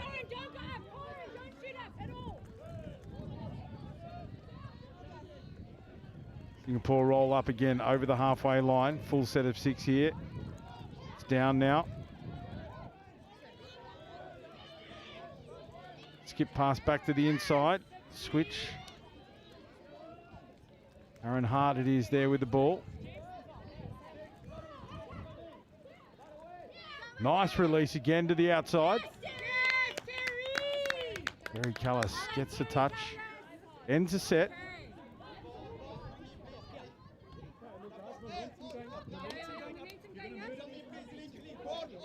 Here they are rolling up again. Terry Callis.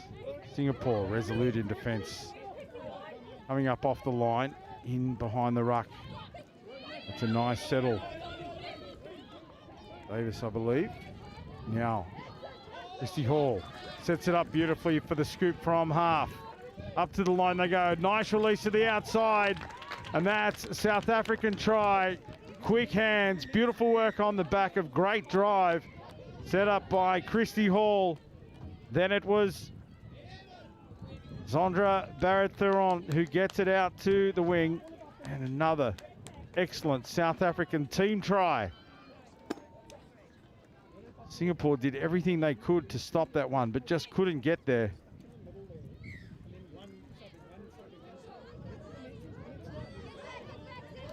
Three-2 now, South Africa, the first time they've been in front in the match.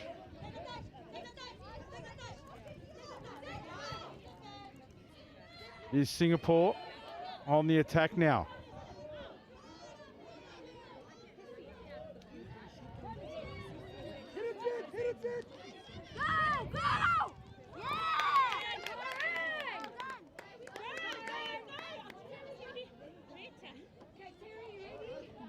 Is South Africa now coming off their own line. Warren Denny takes it up the sideline. Fresh legs on. That's Temblett. Picks up Frankish. Frankish back into Template. Nice meters here for South Africa. Through the ruck. Through the ruck was Amy Davis. And the referee tucks into the spot and calls the try. Let's have a look at it here in replay. Could have been a skew dump there, but she went to the left, threw a dummy, and then the late call for touch. I think she would have been It was a very late call. She may have been offside. May have been what the referees decided. She may have later withdrawn the touch call. It was definitely a late call. As we see now, Singapore rolling forward. Apologies if we're not calling many of the Singaporean players. It's tough to see their numbers from where we're sitting. Yeah.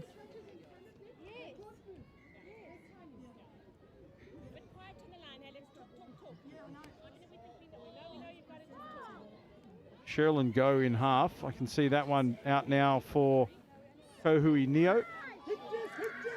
Very close to the line here, Singapore. That was Karen Hart that was attacking the line, but shut down.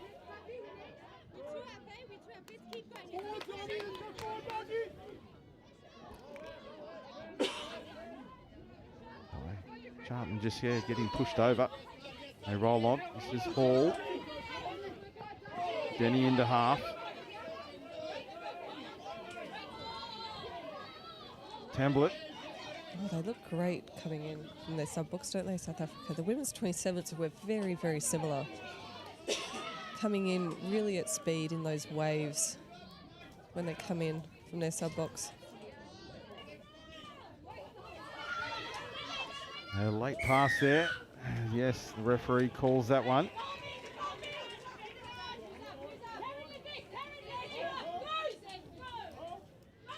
Roll ball here for Singapore. They take it forward.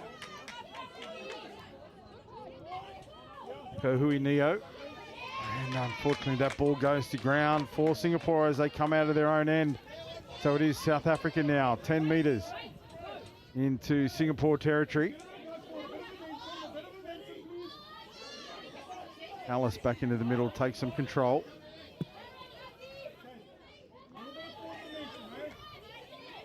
Aaron Nell in the middle. Callis.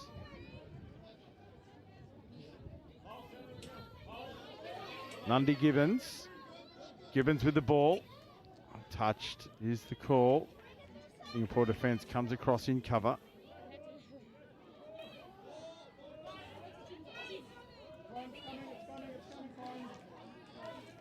There's Callis driving in behind the line. Defenders offside here. Can they exploit it? That's a beautiful ball from Frankish. Beautiful pass from Bibbs Frankish. And they still had someone to sub on to the field, so they scored that with 5 on the field. Let's have a look at it here. You can see there's Frankish into half. Heads up, touch footy. Beautiful delivery right into the hole. And the finish of Kim Schmidt. What a great completion. They skip out now to a 5-2 lead. After being behind, they've really hit their straps now, the South African touch box in the women's 35s. Celebrating Nelson Mandela Day. We spoke about it in an earlier match, but if you weren't around then, Nelson Mandela Day is a day celebrating the sacrifice of the great man Madiba in the Rainbow Nation. And it's 67 minutes of servitude for all South Africans. And the men's 35s here at the World Cup, they're going back to their digs to make some food, which they're then going to take out into the community of Nottingham. And the less fortunate and provide it through a community group. And I'm sure all of the South Africans here, their teams will be doing something to recognise and represent their nation and their culture as they celebrate Nelson Mandela and his contribution. Oh, so we've got to break through the middle. Oh. Almost made it all the way through there. It's good penetration. Hall will take the last touch of the half as the siren sounds in the background. But it is South Africa who had a scratchy start, down 2-0 to a gallant Singapore. And it is 5-2 here as we make our way into the halftime break.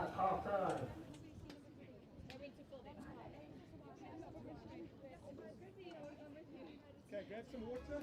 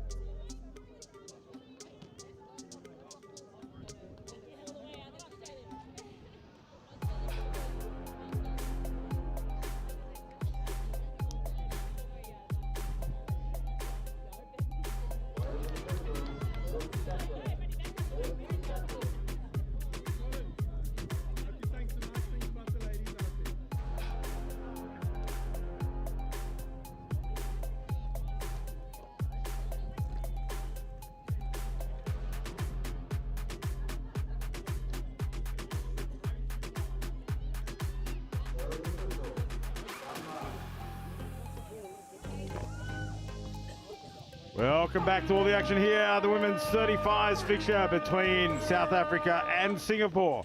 It is South Africa currently leading 5-2, and they get the opportunity to start us off for the half as they make it up over the halfway line convincingly through Kim Schmidt. And now they are centering it up, just pulling back from the line, trying to drag the defenders up with them. That's Lizette Porter moving the ball to the right side now. Change of pace. Coming on a sweeper play, Tara Nell, she is on fire today. She's got such pace. She's broken through the Singapore defensive line on more than one occasion.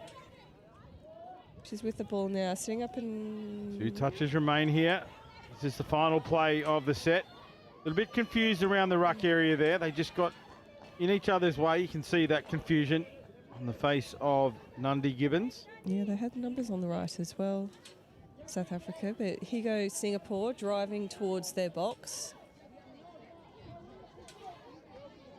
Karen Hart it is there, taking the ball forward again. Tough to see the Singapore numbers, so we do apologise if you're watching back home in Singapore. Oh, nice breakaway scoop through the middle. And that was Anita Perry. You saw that number come into focus. Anita looked like she was gone, but the defence closed in upon her. Yeah, she got past 2 offside defenders, but then someone got her in. That's Nicole Temblett. Just a stumble from the chaser. Looked like she had it covered. It was Temblett. Got him behind the line. The chaser's come across. She was so close. I think she was just reaching out for that touch and threw her off balance, and she never really regained the balance, did she? It was an outstanding chase. You have to give great kudos for Anita Perry, but Nicole Temblett. You can see her drawing in the big ones there.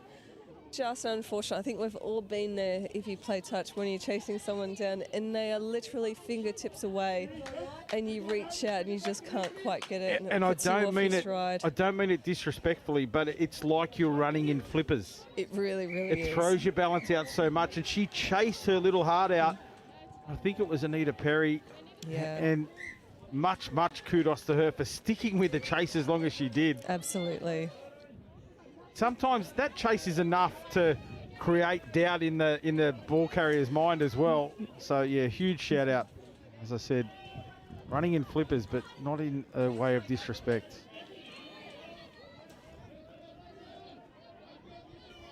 Now Singapore back on the attack. Yeah, a little bit of miscommunication Maxine between the Lamb girls it there. was there. There's a split to the left now.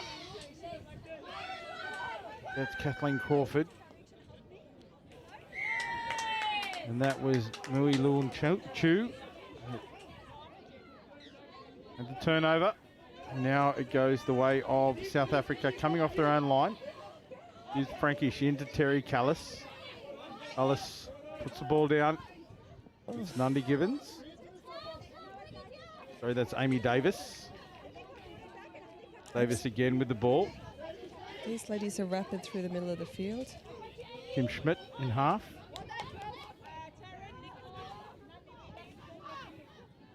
Sandra Barrett-Theron centers it up. Now they drive forward on the back of that one. Here's Barrett-Theron again.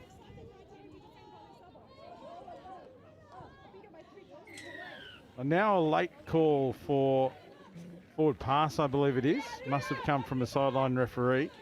You saw the Singaporeans put their hands up and claim it. Didn't look like it was coming their way, and then the referee blew the whistle late. As again, they roll up over the halfway line. Just turned sideways there in the contact. Referee says play on. Very nice driving up the wing by Singapore, and just a fumble taking that ball up. Looks like she almost tripped as well. Marlena Maud-Cusby, that was it, took the ball into the South African line well, but unfortunately, as you said, just that last step created an error.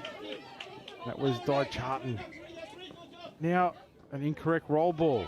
Turnover for Singapore. 10 metres inside South African territory. Yeah, this is a great platform for Singapore if they can drive it up on the first 3 touches. And Georgina Patterson it is that got that one down. That's Louise Sanderson. Patterson. Angela Zhang. Zhang gets it down. just a tired pass. Yeah, and they were shaping up for a very strong attack. You could see the depth that Singapore were standing at in attack, and they were ready to really run onto those balls, but just a loose pass robbed them of an attacking opportunity. Up there as South Africa come through the middle of the field again. And Davis. They love this little check back. Yeah, Davis back to Callis it was there. Hayley Landau had a nice break down the wing. I thought she was away. Oof. This is Davis. She'll put the ball under the arm and go all the way. She has raw speed. Here come the spot. Wow. Lekker. Yeah, lekker. Lekker play there from the South Africans. Look how fast she is. As soon as she tucked the ball under the arm, I didn't think there would be anyone within Kui. She got it to ground. Came out a little bit screw-if, but she definitely had control as she dropped it to the ground. Yep, Amy Davis. Amy Davis. Second for the game? That's correct. Quick photo opportunity in the sub box. That's always nice. They do love a photo. And that's what this World Cup's all about too. All the photos being taken around the venue. You see some of these legends that we've talked about. Doesn't matter what country they're from. Stop and have a photo. I'm sure everybody's happy to take photos. My co-commentator here, Mel Day, if you see her floating around, I'm sure she'd love a photo. All the legends. I wouldn't want to ruin anyone's World Cup experience. Beaver, if you're out there watching, come and have a photo with Mel. We see Singapore back on the attack, shut down by South Africa. Multiple defenders up out of the line there. It's always risky when you're on your own scoreline. Certainly taking the opportunity to get up. Here goes Singapore again, driving it in. Sweeper comes around. It is Sherilyn Go. Sweet, setting up for... Back to the middle. And 6 touches. And Maureen Thompson didn't look real square there. The end of the touches. Is Hayley Landau. Slip ball back on the inside.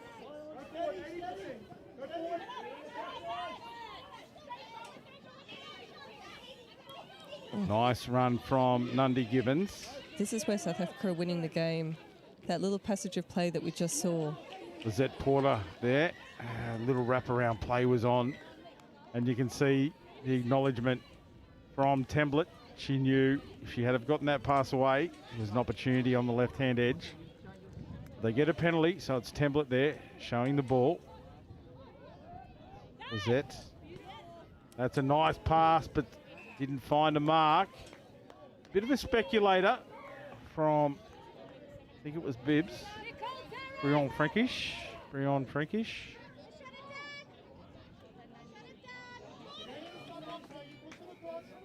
Lazy pass, a little bit tired now. It appears that fatigue might be setting in here for the Singaporeans. Just not getting that normal penetration from this drive that they had earlier. But that's a nice screw up. Yeah, that's much better. I think that's Marlena Maud Cusby. And on the back of it, they go deep into South African territory.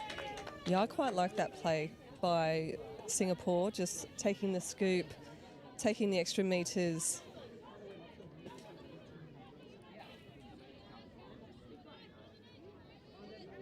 Putting the South African team on notice that they're willing to do that on their drives. Templett getting through a ton of work in the number 2 strip. There's Lizette Porter.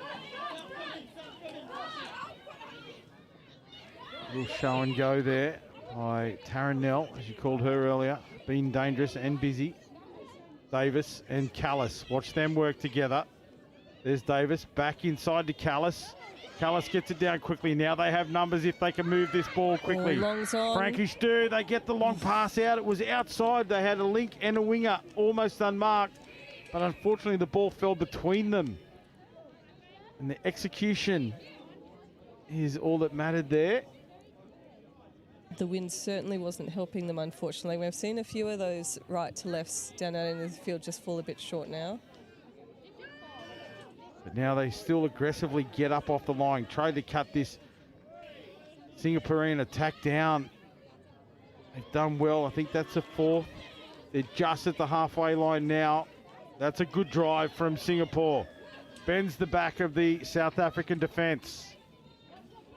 Release. This is the last touch.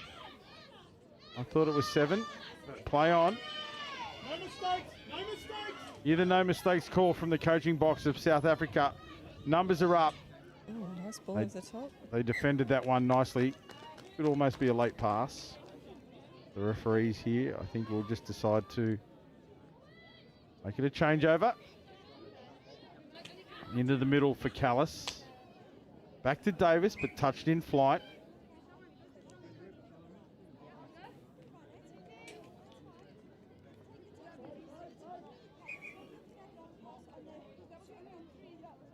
Just one of the things here the players needing to know.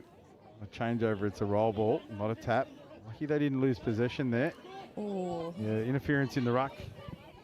The play on is the call.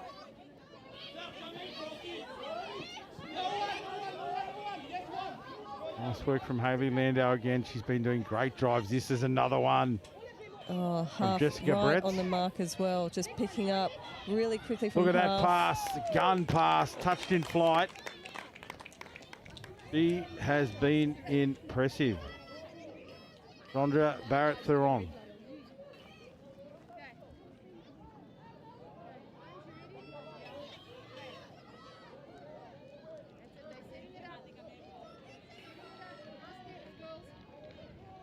South African team, they were 2-0 down. Let's not forget that Singapore started on fire, and they've certainly kept the guns cracking.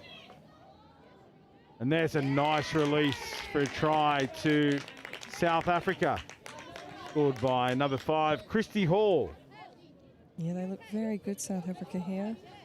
I'm looking at their past results. The only team they've lost to has been Australia, which they lost 10-0.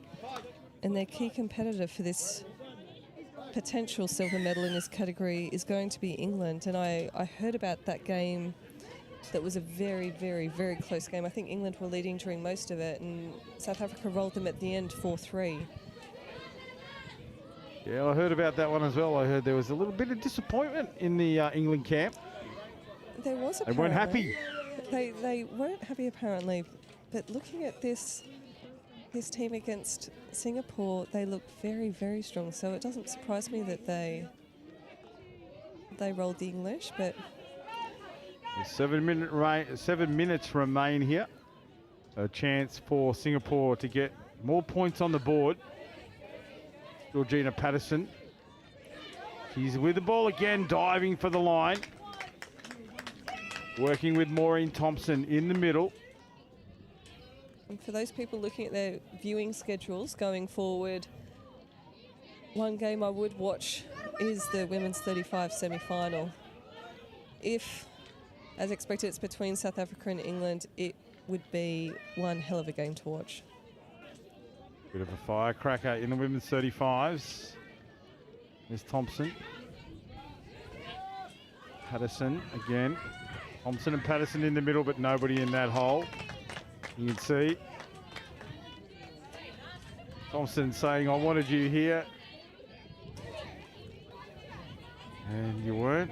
And just confusion. Not quite sure what was happening there. There's Gibbons getting a good ball down. This is Landau again. A little bit slow here from the South Africans. This is the first time that interchange has looked a little bit sloppy. There's Davis straightening it up again. She steps away. She is something else. Just a touch on the foot. She slipped out of that one. Just a diving defence right on the boot.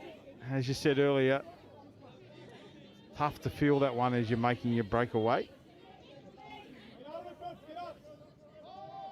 Kim Schmidt puts that one down. There's Callis. Skips away to the left. Numbers now. Hands from Frankish. Hands from Frankish and finds the winger, Hayley Landau. Landau deserves to have a name in the scorebooks here. He has worked tirelessly on this left wing. Great team effort here from South Africa. There hasn't been, I mean, there's been a couple of notable performances, but no real standouts. It's been a team victory. Yeah, it has been very consistent across all members of this South African team. They just look very, very, very solid. And they're making the other team work incredibly hard. Karen Hart there in the middle of the field. There she is with the ball. And half court. 4.5 minutes remain here. South Africa coming off their own line. They still want to get it done. Barrett Theron with a beautiful offload.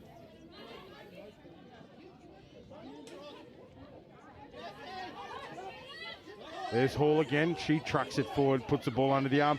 Christy Hall, funnily enough, came across from South Africa and lived with my family for a few years to learn the game of touch. Also studied while she was in Australia. She's gone back to South Africa quite a while ago now and is now currently the secretary of the South African Touch Association. So she's putting back into the sport. Third World Cup here. And mum of a couple of kids and just loving life here at the World Cup, as are all of these South African girls.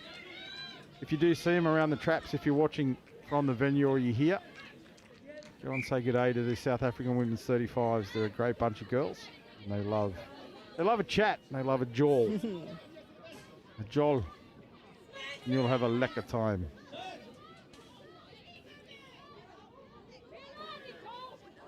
Lizette Porter through the middle. Nicole Temblett. Yeah, they love going into these attacks at pace, don't they? As they hold the ball up now, pulling out the Singaporean defence. Big Gibbons. Singapore need to stay up in that defensive line. This is a little bit clunky here. Most success for South Africa have been as they've had momentum. And there's Callis, just a little step off the left foot. She straightened up beautifully, just swung the hips and evaded contact from the defender, who was reaching out despairingly. We'll see it here. There it was, the number 11. That is Marlena Mods Casby, who's worked hard for Singapore. Unfortunately for them, Terry slips away and gets a well-earned try. She has worked incredibly tough through the middle of the field. Terry Callis. I mean, we talk about the consistency of the South African team, and the scores are fairly well spread across the team. I think we've got 7 try scorers. 7 try scorers. Across the 14 players, which is quite unusual considering there were only 10 scores on the score sheet. Sharing that workload as we see Singapore going for the line again. 1.5 minutes remain here. Both teams want to keep ticking the scoreboard over.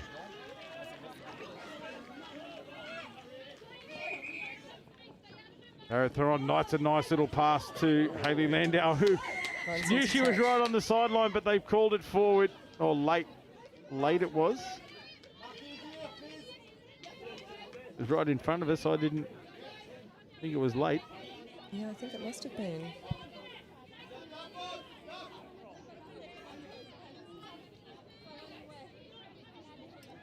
We'll go forward here. Chasing to the middle.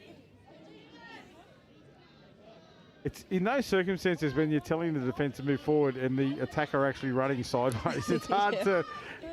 What do I need to do here? Yeah, especially when South Africa only had one defender up. I think there was opportunity for the go forward, but I think they were just very focused on bringing their subs on the field. As Karen Singapore Hart attacking dump. Great defence by South Africa. Yeah, Karen Hart it was with the ball. Number 8 here for Singapore. She's busy around this midfield when she's on. Here she is in half again. Comes to the right, goes through. Now she's broken the line. Can she find a support player? Here we go. Be patient. There's bodies. Lovely. I think that was in. There's bodies everywhere here. And we're going to call it a try. I don't have a problem with that. I'm giving that as a try. I think she was touched before she had the ball. That she was on the ground. Oh, what a great way to finish. Let's have a look at it here. That's the patience of the half just to hold. I don't know that she was taken out, actually. When you look at that. Lovely. Oh, look, we're going to call it a try, but when you look at that, it was actually friendly fire. The first one went down herself, and then it was, as she was trying to regain her feet, she actually took out the player that eventually scored, and the ball found the mark on the ground, and that is a great way to end the match. Congratulations to both teams.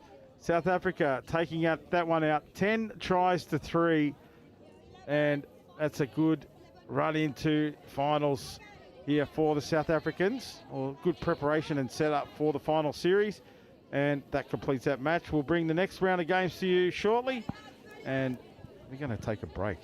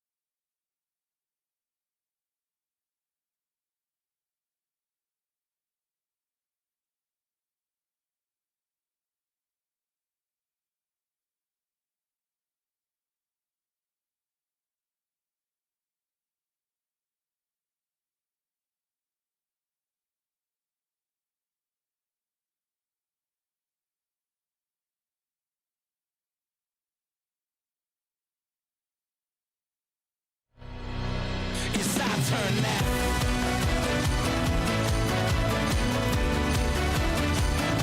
It's our turn now. Yeah. It's our turn now.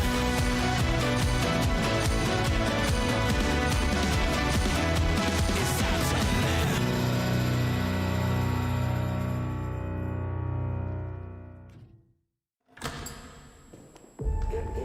So what does it mean to you? The time, The sweat, the passion, The thrill. The determination. the support, The camaraderie.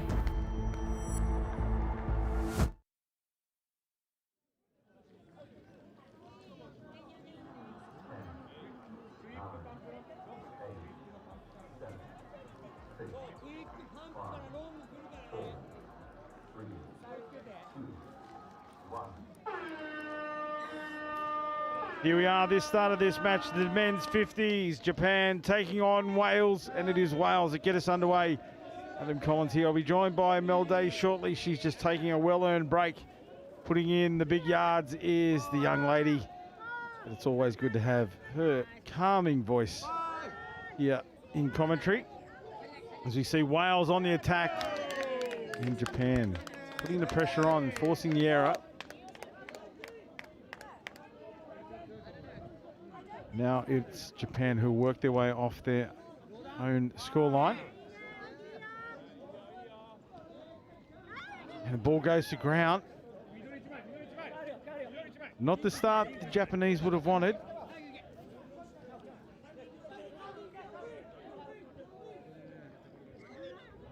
As Wales moved to the midfield. Garwin Willington. Willington gets it away.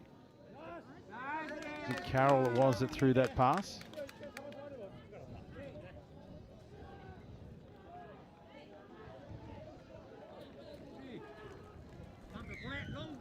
Going to play in the middle, out to the wing, attempted intercept.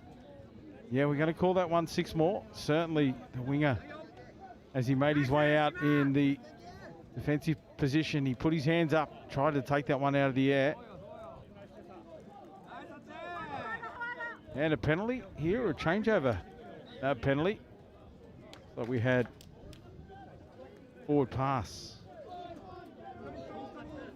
from the Wales attack. So relief here for Japan.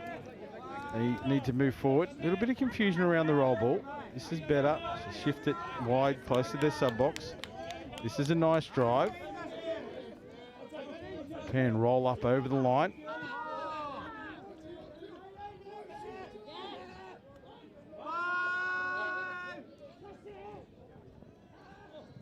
There's a hand in there from Wales as well. Referees didn't spot it. It'll be play on. Change over here for Wales. 2 Japanese in the touch there, so now offside. Good meters for Wales back through the midfield. This is a good drive from Dylan Adams. Stephen Higgs with the ball now, gets it down. In half is Dylan Adams.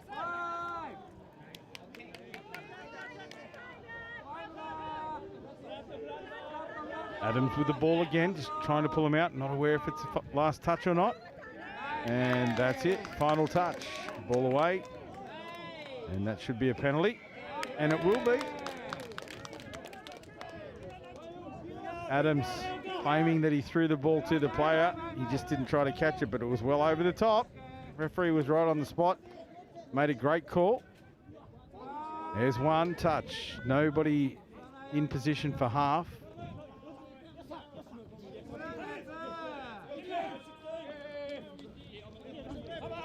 Yoshizawa moving forward there. Kawada. Number 1 is Yoshiro Kawada. That's Kawada. Out now for Mine. Ifumi Mine. To work with Kazuya Ogiyama. Oh, nice touch. Defense comes across beautifully there, shuts it down. Was Akafumi Mine looking to exploit a weakness, but shut it down quickly. Sweeper coming through the ruck was one of the Welsh defenders. Referees call play on. Tough call there for the Japanese. I thought that could have been a penalty. It was definite interference through the ruck, but we play on. Long ball out to number 9. Yuki Hamada. Hamada touched in the corner. The ball comes out for Japan now.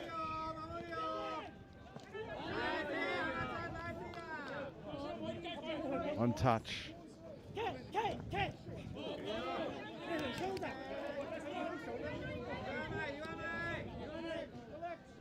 A bit of contact coming in play here. There's another one in the ruck. This time the ball is away from the Welsh team. The referee judges there was no interference. It was an error. And now Japan center it up, fresh legs.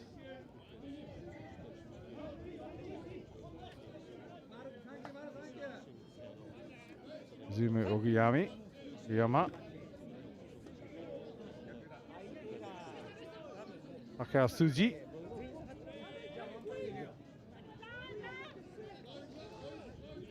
Will carry Takaki Ushiyama. Tsukiyama. Takashi.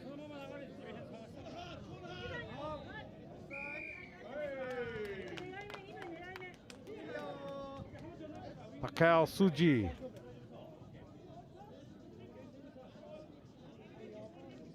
All in stature, big presence out there in the middle of the field for Japan.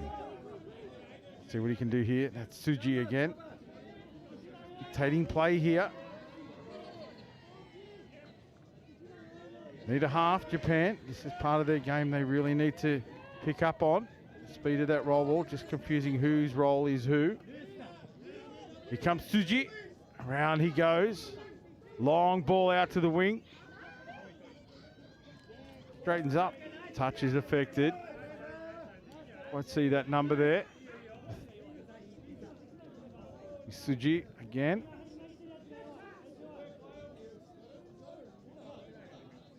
Final touch now for Japan. Tsuji.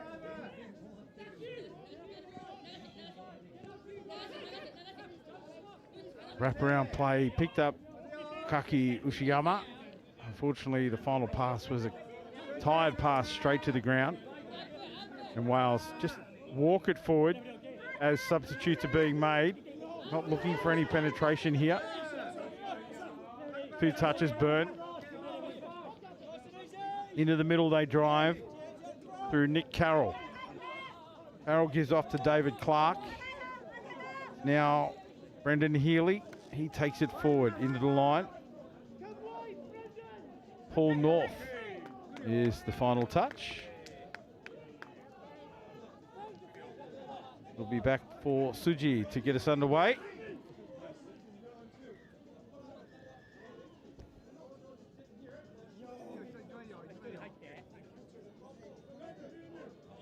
It'll be Tsuji that'll get us back underway again. The referee having some comms with the Welsh defence. One of the Japanese players that was coming through the ruck either lost his footing or didn't think it was meant for him, and he tried to duck underneath it, and that meant that the ball went to ground. So it's been a turnover here for the Welsh team, right in the midfield. And it is Carroll and North working together. Ball over the top. They get it ground in time, but they don't think they can. Touch was affected. No, the referee's going to call that all clear. Okay. No complaint from the Japanese defender. Let's see it here in replay. See it here. It's Carroll and North in the midfield. There's the split.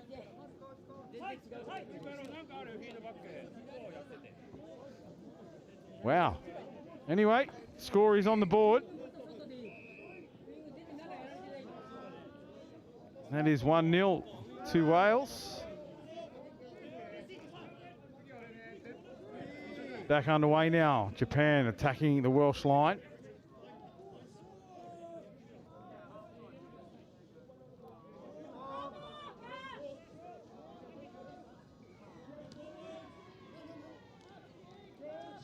Katsuyoshi Kashiwagi. It's with the ball now, diving over Kashiwagi.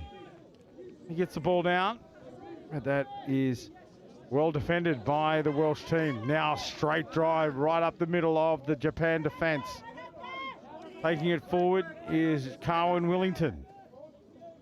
Another nice drive from Guyon Kennard. And unfortunately for Wales, that ball just evades the grasp of Hap Wharton. And a changeover in their own territory for Japan, who take it forward now. Transition speed of Japan, very important part of their setup.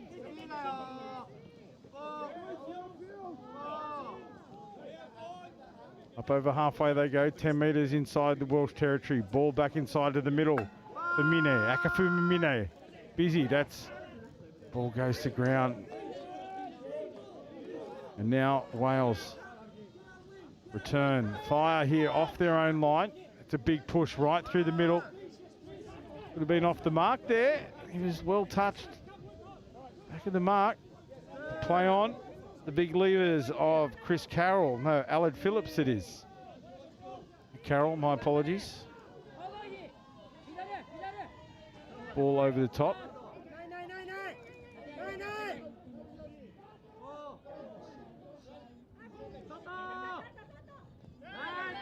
And nice defence from the Japan winger, diving desperately, getting his man. Final play through the hands of Nick Carroll. And now it'll be Japan to come off the line again. In behind the defensive line, that was a big touch. Thought he could have given away a penalty there. Another body collision initiated by the defenders. They'll need to watch this here. Smaller stature of the Japanese team. That's just a pass to a tired support player. There was no chance of him getting up in the line then. Clearly some big touches here from the Welsh defence. Very physical presence.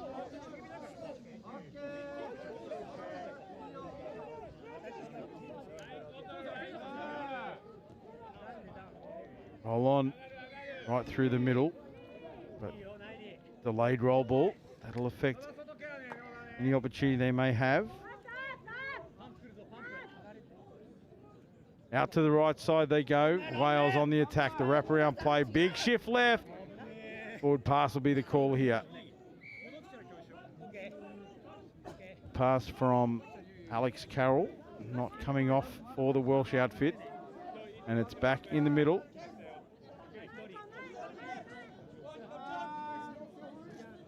Again, forward pass off the ruck.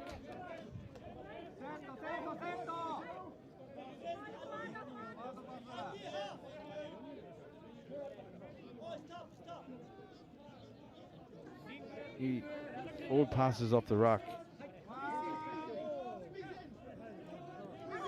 Often called, but often let go as well. It really is the lottery. As we see Wales on the line attack. And the defence of Japan being asked to hold firm here. Wales set. Looking for a penalty then for pulling out. Hands for the winger. Just a beautiful time pass. But now the referees are going to call it forward. Forward pass against Wales as they look to extend their lead by another try.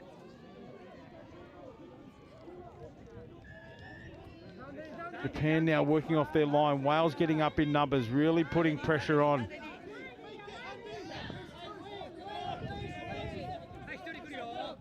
And here they come now.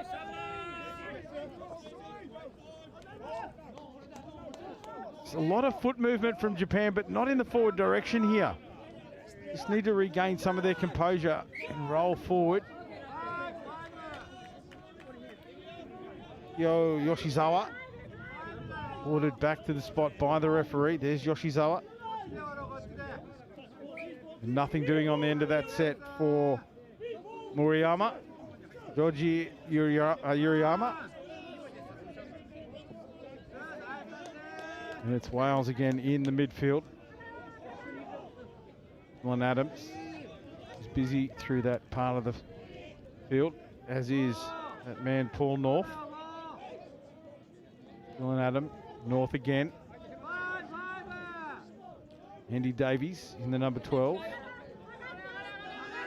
Around the ball. Carroll there. Alex Carroll. Final touch, nothing doing. That was, and then just flicking the ball away, giving away a really, really cheap penalty. I'm actually going to call it a silly penalty. Not what your team wants from you.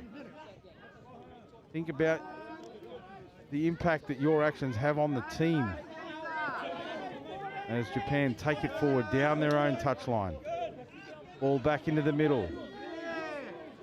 That's Kazuyu Ogiyama. Ogiyama with the ball. Kafumi Mine. Dangerous out of half. Finds a winger. Dummy. Over express dummy, you'd have to say. Very theatrical, this Japanese lineup.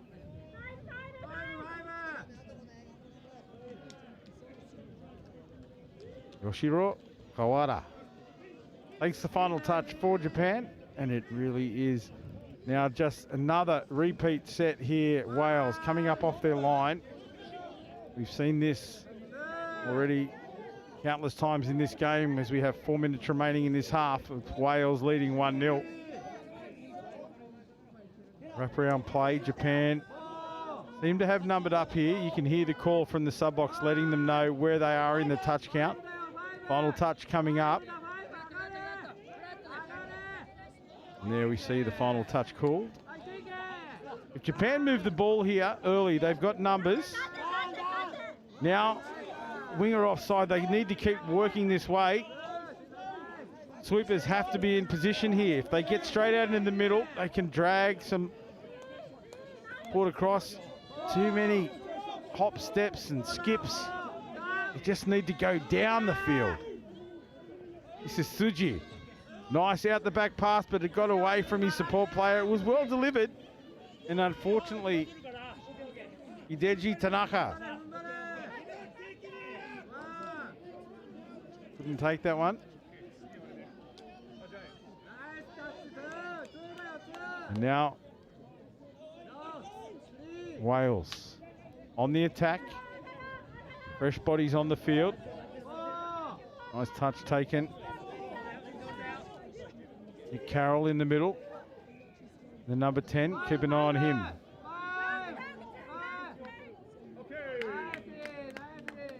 Ball, lots of ball movement here from both teams, but only one try on the scoreboard after 17 and a half minutes.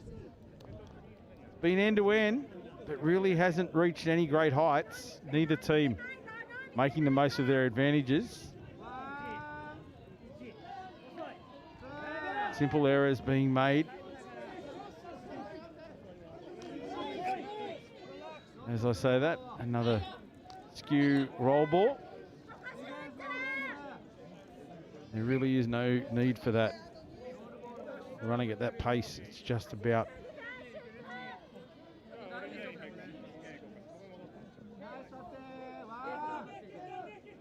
As now Wales roll on. 2 minutes remain in this half. And Wales on the attack again, working through that middle. That's Carolyn North, or North and Clark, my apologies. Little juggle, Paul North. And a penalty given against the Japanese defence for not moving forward. Obviously the touch made, they were onside, but they just weren't moving forward. So that penalty indiscretion, the first one in this sequence of line attack here for Wales.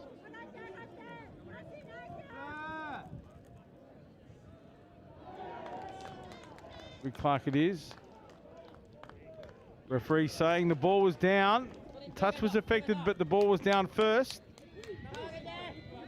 And the line of Japan gets fractured again, as we see. There's the dive. Yes, we have to agree the ball was down there. David Clark it was. Big step off the right foot and got down low and went as fast as he could. And it was fast enough. 2-0 now for Wales.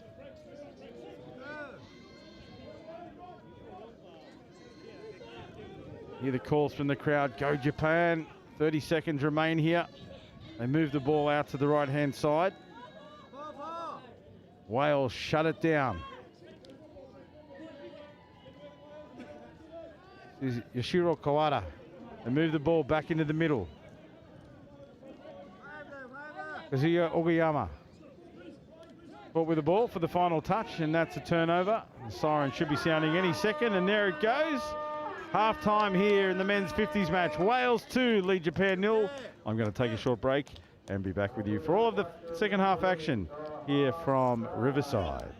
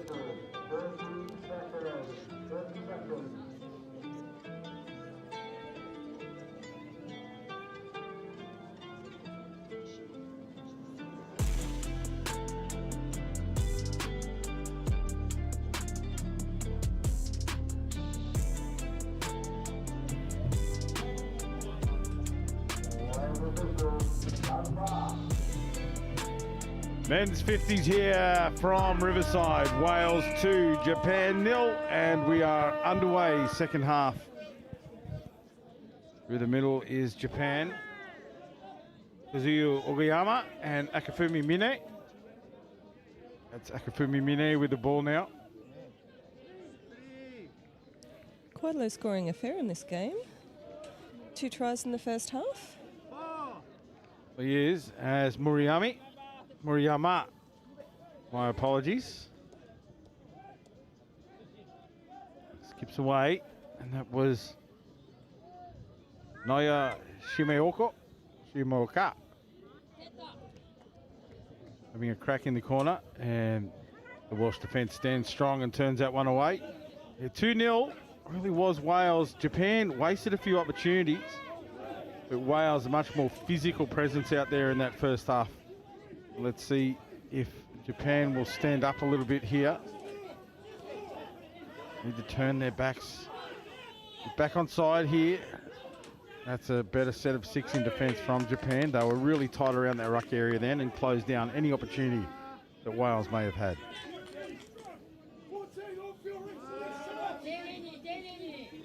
Now they roll forward. Japan, and another loss of possession. It's been the story for Japan. They've turned it over quite a few times there in the first half, Mel, and you can't afford to give away like that when you're trailing. Yeah, I was watching some of their driving sets in the first half, and I know what you mean about the Japanese team. Just a little bit too much footwork rather than just driving in hard, especially on those first 3 drives. Ooh. I think he's caught an offside defender there, and the ref's playing advantage, and a score for Wales. So Yoshiro Kawada, it looks like, was the player called offside. It's number 9 for Wales, is David Clark. Scored one in the first and gets another one there.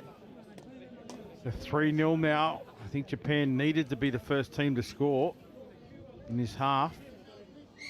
They trailed by 3, only 2 minutes into the second half, but doesn't look good for Japan. They need to lift here and change their structure a little bit if they want to trouble Wales here in defence. Yeah, the Wales defence is looking really strong, isn't it? They're shifting across with each other really well and just shutting down all of these attacking plays from Japan. They're one up out of the line there. Now they have 2 men up, but they just fold in around them, and it's almost like you said earlier on when you're talking in defence and you're calling, have you got trail? They seem to be communicating very well around that, or just even, watching the heads up stuff. So this fella that's chasing across, he's just always Hap Wharton it is. No matter what his position, that's him diving there. I think he covered the whole field in defence then. He's tired now, but he's in there half, working hard. He'll tuck it here. That's a lovely in-ball from Wales, and they've made a good 10 metres from that little pass there. There's Wharton, now driving into the line, bending the back of the Japanese defence. He's surely tired enough that he'll need a break here. But no, he's... Oh, and he is through. Break away from half through the shape of Dylan Adams. He's been dangerous throughout. Referee's got to have a check of this. I think the only question is whether there was control in the put-down, but he definitely celebrated like there was. Justifiably so. Let's have a look. I couldn't see it live because I had a referee's water carrier standing right in front of me. Here we go. Ooh, wow. I think that's one of the Carroll boys. Alex Carroll gets the ball down. 4-0 now. Wales skip out to a 4-0 lead. And if it was tough before for Japan, it's even tougher now. Absolutely. 2 scores in the first 20 minutes of game and 2 more in the first 5 minutes of this one. Now this is good for Japan. Left foot step back in underneath the defence. Excellent play for Japan. That's better ball movement as well. It looked like it was going long, and as soon as he took it, Kazuya Ogiyama, see it here, took it nicely. Hands up, out in front. The defender's eyes locked on it. Then he stepped off the left boot. Beautifully done. Ball to ground. Kazuya Ogiyama. on the board for Japan. Lovely score, that one.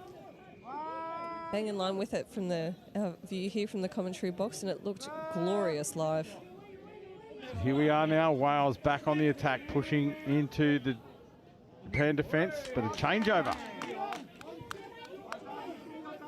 Takao Suji in the middle. And they're risking a penalty here, throwing the ball away, but I think they've gotten away with that. Yeah, you're 100% correct. They've gotten away with it because that was an absolute. And they've done it a few times and then claimed to the referee, oh, but sir, you know, I tried to get it to them, or they're too short or whatever, but they are milking that, and that occasion they got away with it. I heard you called them a silly penalty in the first half, and I'm going to say they're indulgent penalties. It's just losing your own head and giving away cheap meters to the other team, and you just can't be doing that at a World Cup. That's a good release here for Japan if they can shift it. We see a player down injured. He took some heavy contact. See what happens now. And he's walking off the back of the field. It's good to see him up, but it looks like it's either an arm or a chest, but we hope that Japanese player is okay. As Wales play it off their 7-metre line, driving it through the middle of the field first. 2 drives right up the guts of Japan. They're going direct here, Wales. They're making a lot of yards, and they need to make a lot of yards. A good 20-metre run from the number 5 for Wales, Dylan Adams. They are on fire with this subset here. Off their 7 metres, they're up to the 7 metres of Japan. Some quick hands here, and I think the referee has spotted an infringement. Yeah, look, the way the body positions were there, I think that was forward. He was actually in behind the defensive line when he took the ball. So it was a nice pick from the referee there, forward pass. Well spotted, sir. Kudos to you. And now Japan back on the attack off their own line. This lateral movement, they need to be more direct. That's beautiful. Now in behind the line. 2 players offside. That's the numbers they exploit. This is good penetration here from Japan. Up over the line is Shinji Tsukamoto. Now they drive through Georgi Murayama. He's been dangerous. That's Suji. Murayama, ball to the right side. Much better drive there for Japan. Deep into Wales territory, attacking the line. They have to get the ball back in play here quickly. Little flick pass from Georgi Murayama. Murayama has thrown a couple of those. Not always the most perfectly timed when he's thrown them, but executed them quite well. So maybe, if thrown at the right time, they could be dangerous for the Welsh defence. And it is now Wales rolling up over the halfway line. 15 metres into Japan territory, and the final touch. Carroll takes that one out on the wing. Alex Carroll. This is better now from Japan, more direct. Good shift. Yeah, this is good from Japan. They need some runners here, though, to take it up. All desperate to get off the field. You can see they're starting to blow now. But this is where the physicality of Wales comes to the fore. Whether they, I'm going to say they intend to do it. Whether they intend to or not, they are a much more physical side, and it's just putting Japan off balance somewhat. As we see almost a breakaway there from Akifumi Mine. Didn't result in a try, but definitely got his team like another good 10 or 15 metres up. The penalty the field, against Japan. So sorry, Mel. It's just a penalty against Japan.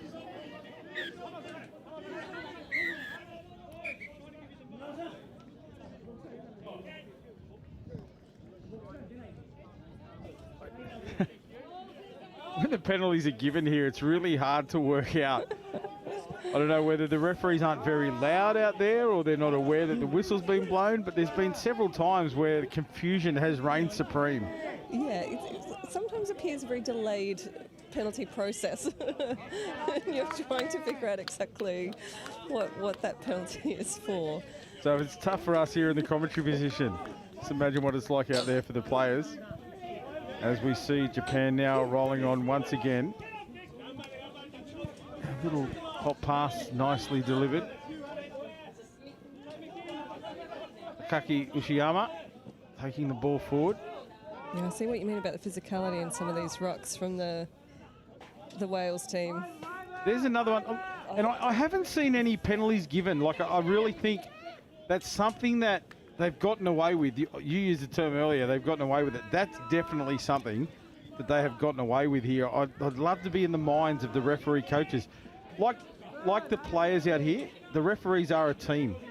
And when they work on a field, they have a coach that sits there and assesses them. And at the half-time break and then at full-time, they basically get coached, just like the players do. So I'd be interested to get some insight into whether that's been picked up by the coaches as well. Yeah, that last touch that you identified where the Japanese player fell backwards, for me, though, there was too much force in that. Through the ruck, there's a penalty. That's great refereeing.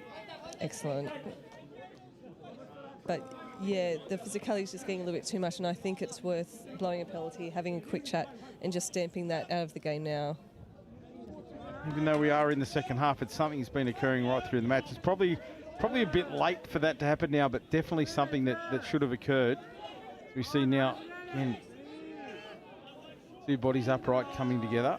And now it is Japan. That's Akafumi with the hat on backwards, number 4. He's been dangerous for Japan. That's a nice shift. If the pass could be done, it couldn't get it away, but a penalty.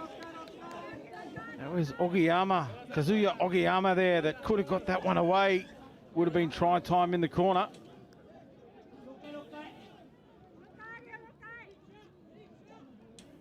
Fumi at half. There he is. Quick ball off the ground. Dive over.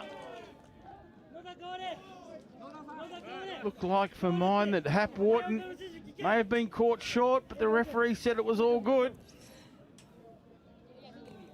Yeah, I fancy Japan's chances here on the Wales line. They're looking dangerous. There's Akafumi.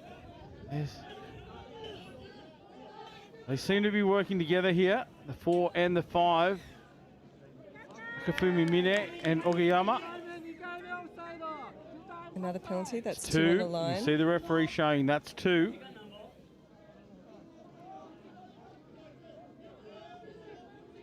There's a dive under. Ball was on the ground. The referee right there on the spot said the touch was affected first. I'd be very patient if I was Japan. I wouldn't try any risky plays and just try and milk that third penalty. Akafumi Mine there in the number 4. It's Ogiyama. On the sweep play was Hideji Tanaka. Tanaka rolls the ball now here for Mine. That's Tanaka again. Mine in half. To Ogiyama. And just a loose pass.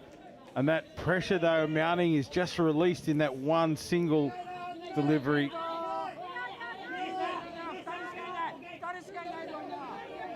Out to the wing. Wales come. Numbers run on. I like how they do this. 2 players remain on the field and absorb a couple of rolls. And numbers come on from their box, and then they feel that's far side. They look to stretch it, and on that occasion, it just went to ground. Again, a little bit of fatigue slipping in, but I really love that setup from the Welsh team here. Yeah, the volume of players that were coming onto the field, I just assumed they had 7 or 8 on the field because I just saw this wave of red sweeping across and realised, yeah, there were just 2 players punching up the field on this side. And roll the ball here for Japan. That's Tsuji. Ushiyama. Tanaki Ushiyama in the middle with Tsuji. Tsuji with the ball. Tsukimoto. Down for Tsuji. So, an incorrect roll ball. No advantage to Japan, and the penalty for not moving forward. So that's 1 now. You said earlier, this is where you just want to keep possession and try and draw the penalties from the Welsh defence. Don't force any passes here for Tsuji, and he certainly gets that memo. And you can see Wales are starting to move up a lot more positively to make that touch. Ushiyama. Tsuji, nice ball for Ushiyama there, pushing through the link hole.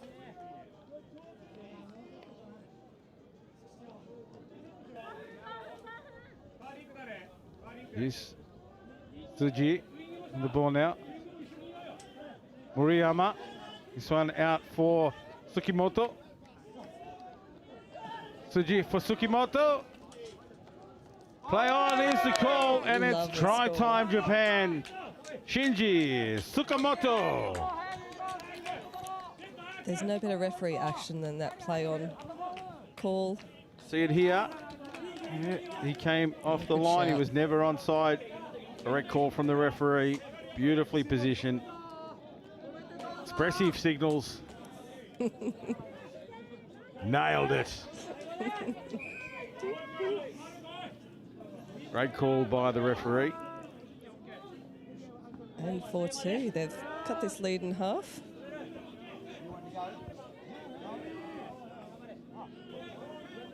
Back now in the middle with Wales on the attack. 4 minutes remain here. Ball out to the right. Diving try scorer for Wales. Defence came across, but not in time. Now, hang on, what's happening? Referees have blown a penalty. Shoots a forward pass. Japan working up off their own line now. Lovely drive here from Good Japan. meters. Takao Yoshizawa. The try scorer, Tsukamoto. This is our passer, Joji Maruyama.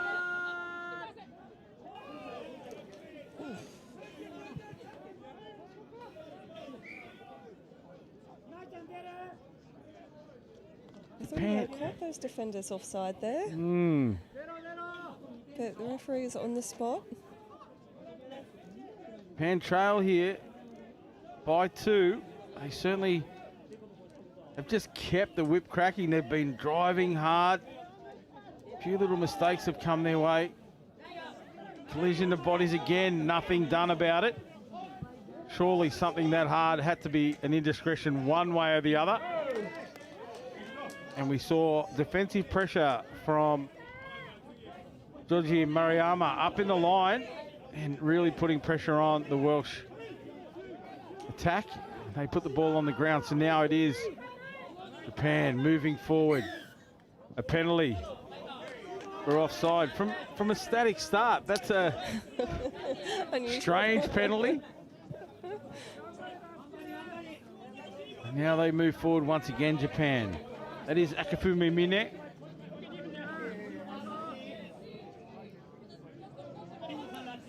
And there's some space opening up in the... Kaki Ushiyama. Tsuji. And the ball from Tsuji finds the ground. Bodies in red shirts all on the deck there. There must have been some space available. Unfortunately for Japan, the ball was on the ground first. Yeah, they're definitely testing the Wales defence in the last part of this game. Less than 2 minutes on the clock now. Japan know one pace, and it is fast. They never slow down. It's just relentless. And it must be burning Wales a little bit, because they are working hard themselves in attack. And of course, when they turn around and Japan just keeps coming at them in a blue wave this time, they've really toughened up here in the second half, Japan.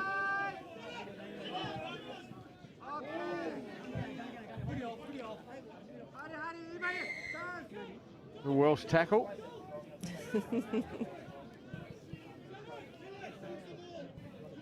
A turnover, or a penalty, sorry, the way of the Welsh for something.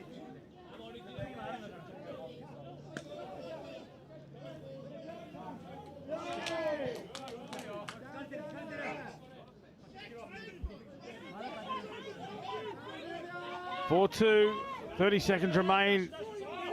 Japan working hard out of their line. Kawada, Yoshiro Kawada drives forward. This is Tsuji. Tsukamoto. Yoshizawa gets pushed over in the roll ball again. The siren about to sound here to close out this men's 50s game between Japan and Wales. It is Wales that are ahead on the scoreboard. Just as we say that, the hooter goes. Wales 4, Japan 2. This men's 50s game. Japan very gallant. It was Wales that led 2-0 at half-time, and then Japan scored 2 in the second half. But so did Wales. 4-2 the final score. We look forward to bringing you the final match. The men's 45s here, England and New Zealand.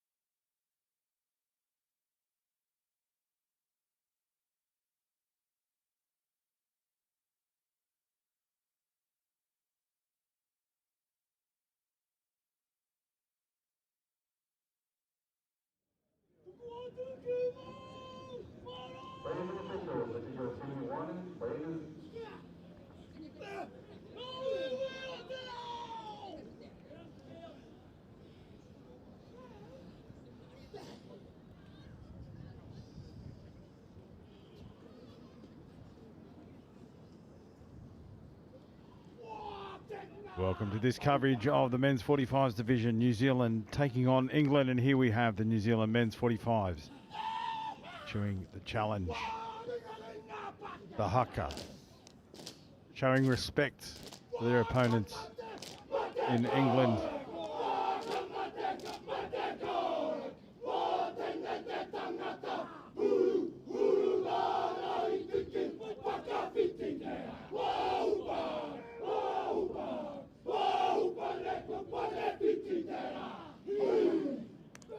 Great tradition of New Zealand sport, the haka.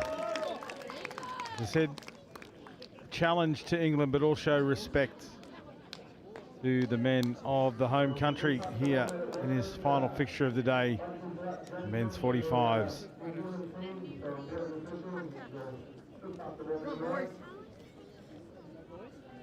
Off in 1 minute. Look forward to bringing you all the action here in this final game of the day. Been a fantastic spectacle right throughout the tournament. Today, the final day of action here at Riverside. And tomorrow, everybody moves across back to the main ground, the Highfield Sporting Complex, in what is an amazing venue for the World Cup, the biggest in the history of our sport. Tomorrow, all the action coming your way from Highfields. Hooter sounds in the background. We are underway. New Zealand with the tap. Adam Collins in commentary. It'll be our Mel Day, and we may have another guest commentator coming over to take over from Mel, who has done the hard yards today. Mel, you've earned your $1 billion that we're all being paid to do this. Absolutely. No, it's been a great day on the comms down here at Riverside, and for everyone watching, this is going to be an epic match in the men's 45s, England and New Zealand, and I'm going to sub out so that everyone can enjoy the expert commentary of the men's 50s coach from England. So I'm going to tap out now and enjoy the rest of the afternoon, Adam. Great to get some insight from Mark. We'll welcome him aboard here as we see England just being turned away from the New Zealand line.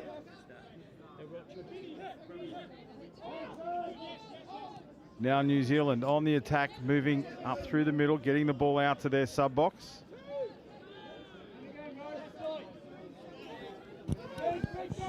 So welcome aboard, Mark. Thanks for joining us, mate. You've come in at late notice. Yeah, Just tell us a little bit about yourself. Oh, no problem at all. So I'm the coach of the England men's 50s. We've just had a cracking win against South Africa, hence why I'm puffing, because we're just across on the other side of the pitches. I appreciate your effort, mate. We really do. But yeah, this should be an absolute cracker. From an England point of view, we do a lot of training against the men's 45, so it's you know, it'll be an interesting tussle this. And so a little bit of insight, mate. Who are some of the players we should be on the lookout from a home point of view? From a home point of view, the mid who just made a touch, Dale, he's lightningly quick. He's a relatively new to touch, but he's lightning quick. And you know, if they get him on a latch, he will cause some damage. They've got quite a lot of experience in the squad. The likes of Mike Rower, who's been around for a long time, Greg Cropper, they've all played, Travis Kenny, they've all played a lot of touch, played in 2-3 World Cups as well, lots of European competitions. So yeah, it's this will be really interesting. Yeah, looking forward to some of those names there, and on the flip side, the New Zealanders, George Janke. The great George Janke playing in this men's 45s competition, named in the Federation's Hall of Fame the other day. Absolutely, yes. And well-deserved. Great service to New Zealand and international touch.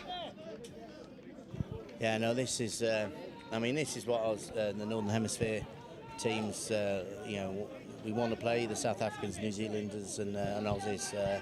You know, this is our only opportunity that we get a chance to. So, you know, it's really good to see the development within our country, but also development across the world. Yeah, when you measure yourself against some of those outfits and, you know, play aspirational style of touch, as we see a beautiful long ball delivered out to the winger. Yeah. And it'd be Lewis Hapu that scores that one.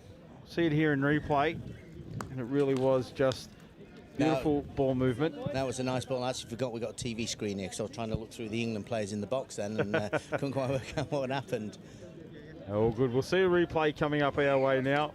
Here it is, out of half. A nice little pick up. David Edmonds. Created a 3-on-2, and a nice easy ball over the top. So now it is England on the attack, 7 metres out from the New Zealand line. A little bit of a breakdown there, but they're just moving the ball around, trying to draw the defenders up off the line. James Malik popped up, gets away from the secondary grab, but we're going to have a penalty for New Zealand here for a forward pass. That's a bit unfortunate, because they've got 6 again on the line, and England would always fancy the chances. Well, most teams fancy the chances if you get 6 more on the line. You know, it gives you a chance to build a nice platform. Don't want to give away repeat sets, that's for sure. Now we see New Zealand roll up the field. Stephen Wall, another great name of New Zealand touch. Here he is, Wall.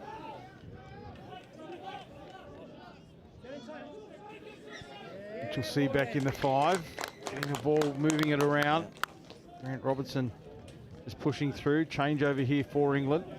Now what the New Zealanders did then is they got on the pitch with some nice driving and making sure they were just hitting off the England players and was able to get plenty of yards. Again, the England have now done the subset, and you know, this is something they'll have practiced a million times. I'm not a massive fan of the subset play. Like I found there were too many people in too little space there. A lot of confusion around the ruck happens.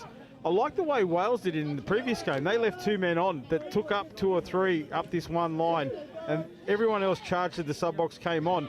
And by the time it was all over, it was almost exactly the same as a subset, except they had a full back line lined out. Yeah, they did that a couple of times. So it's become more popular now, leaving 2 or 3 on and then taking almost changing pods, an offense-defense type structure. Yeah.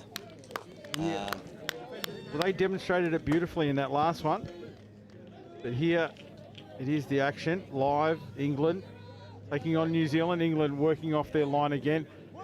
This is better, more direct now. And then they need to set off the back of this. But they shifted a little bit quickly. Now numbers in movement. Slow transition. Cropper now. And it's too lateral then. It's across field. There's no options left and right. Yeah, you're not as much on the front foot when you go laterally. You're not making the opposition go backwards. I'm sure everybody appreciates running backwards is a lot harder than running forwards. But you know, it's if you can keep on the front foot and make that defence start to roll backwards, it certainly gives you a better platform to attack from. Now New Zealand do it well. Up through the middle, they push. Big crop of hair for Matthew Withers. It's a ball down for a nice roll ball. That was George Janke. Janke. And his team a penalty. Yeah. Holding shirt. Pulling shirt.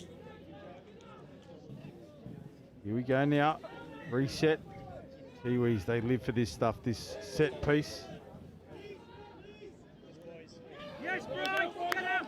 Long delivery off the deck from half. Just great skills from the New Zealanders. From a static field position, just a quick roll ball, acting half right on the spot that it needs to be, and then the dish straight off the ground. Here you see it, look at that.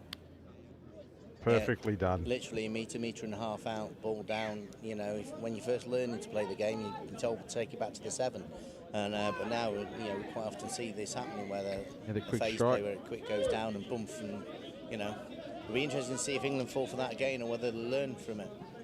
It's tough to stop because it all is about speed and momentum. Mark Elliott was the scorer, but now England striking back right through the middle. That sort of came from nowhere. Let's have a look at it here. Malik was it drove it in originally, then just the cut pass. Yeah. Good pass, good line by Mike Rower, but it was actually the inside player that attracted kept the link the defender up. Yeah, that's right. Yeah. Nice work from Michael Rower there to hit that overs line. And yeah, great play for England. Way to strike back almost immediately, or actually immediately. In the first set of 6, 2-1. It is New Zealand leading.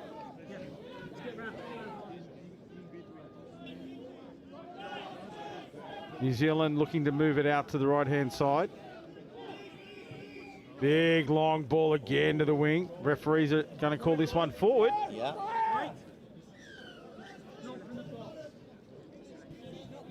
The penalty the way of England here. They'll have to work hard. It's slow. New Zealand pushing up hard here. It's 2 touches. They've only made about 2 or 3 metres. Moving the ball sideways again, jamming up. This will be 4 touches, still their own side of halfway. What a good transition again, driving laterally through the middle. Last touch coming up. Proper, good hands over the top, no look pass, but a late one called in midfield. Yeah. No, they started to get momentum and then they lost it by moving laterally. It's interesting that New Zealanders are putting using a bit of a piston set up in defence and putting 2 up. If England spot that, they can try and exploit it by a few more passes and moving around them. But the New Zealanders are closing the space down very quickly, so England are going to have to react on. It eventually became nice movement there on the back end of that one, but was that, timing is all it's all important. And New Zealand now attacking the line out of half. There was no space to go there. England had shut it down nicely, but the referee's indicating here that not moving forward. He just pointed 1, 2, 3. I'm not sure whether it was offside or not moving forward. So another set of 6 here for New Zealand on the line. Nice touch. Nice touch there by Travis Kenny. New Zealand here trying to pull these defenders around, up off the line and move them sideways as well. Able to do that. That's it. As soon as a man goes down there, as soon as you lose your footing on the line and get caught. It's 65 and you've not got much chance if you're spotted. Good heads up touch there from New Zealand. Let's see it again in replay. Just was, it really came from this man falling down. Yeah, I don't think he would have got there if he'd got down. Oh, absolutely not. But it just means that the defensive line then has to change their movements. Where they should be, they have to be there now, and they couldn't do it in time and shut it down. So Kiwis back out by 2. That's good defence. Good defence with the mid just shutting in there, stopping the link-up play. On the attack, England. Pass out. Tried to tap on over the top, but the defence was up. Aggressive defence from the New Zealanders, but there's going to be a penalty. Not getting back. Getting back. No advantage the way of England, so a penalty blown. 12 minutes gone here in the first half. It's 3-1, New Zealand leading England.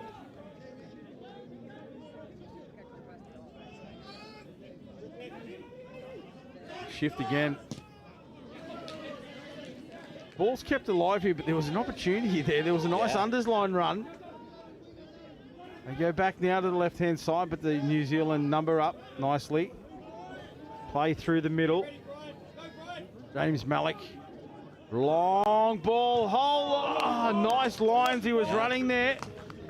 Fortunately, the ball just didn't find the mark, but nice lines from number 12, Brian Sibthorpe. Yeah, I thought the Kiwis were defending really well then, and they were staying nice and compact, and England spotted it, but unfortunately ball didn't quite get there.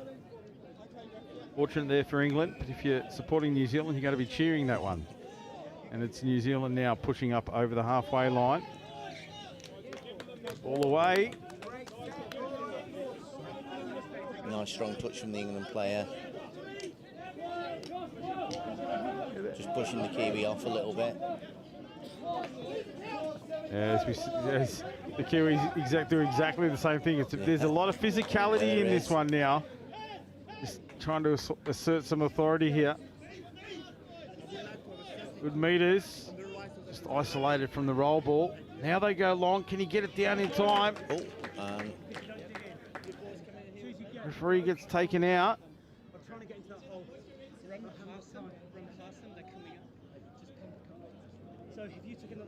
Referee right on the sideline. And taken out by the player coming across in cover. There's no intention of just two bodies being where they needed to be at the same time. Yeah, absolutely, and I think that's Fiona Quinn over there. It is. Yeah, so I met Fiona at the last World Cup, and we had a conversation about the fact that I was eating curry at 5:30 in the morning because I was still in UK time. And, you know. I didn't know that there was a wrong time to eat curry. Well, there isn't, but, you know. But it was just one of those things where, you know, still trying to get over the jet lag. The jet lag. Yeah. And the hotel had curry on offer at 5:30 in the morning, so that was fantastic. You might have been in the same hotel I was, because I certainly enjoyed that. Yeah. And now it's England rolling up over the halfway line once again. 5.5 minutes remain in the half. It is New Zealand leading 3-1. Nice release and a little slip pass as well. Good skills here on display by England. They haven't got the rewards for their effort so far, but the skills are smooth. No, they seem to be playing well.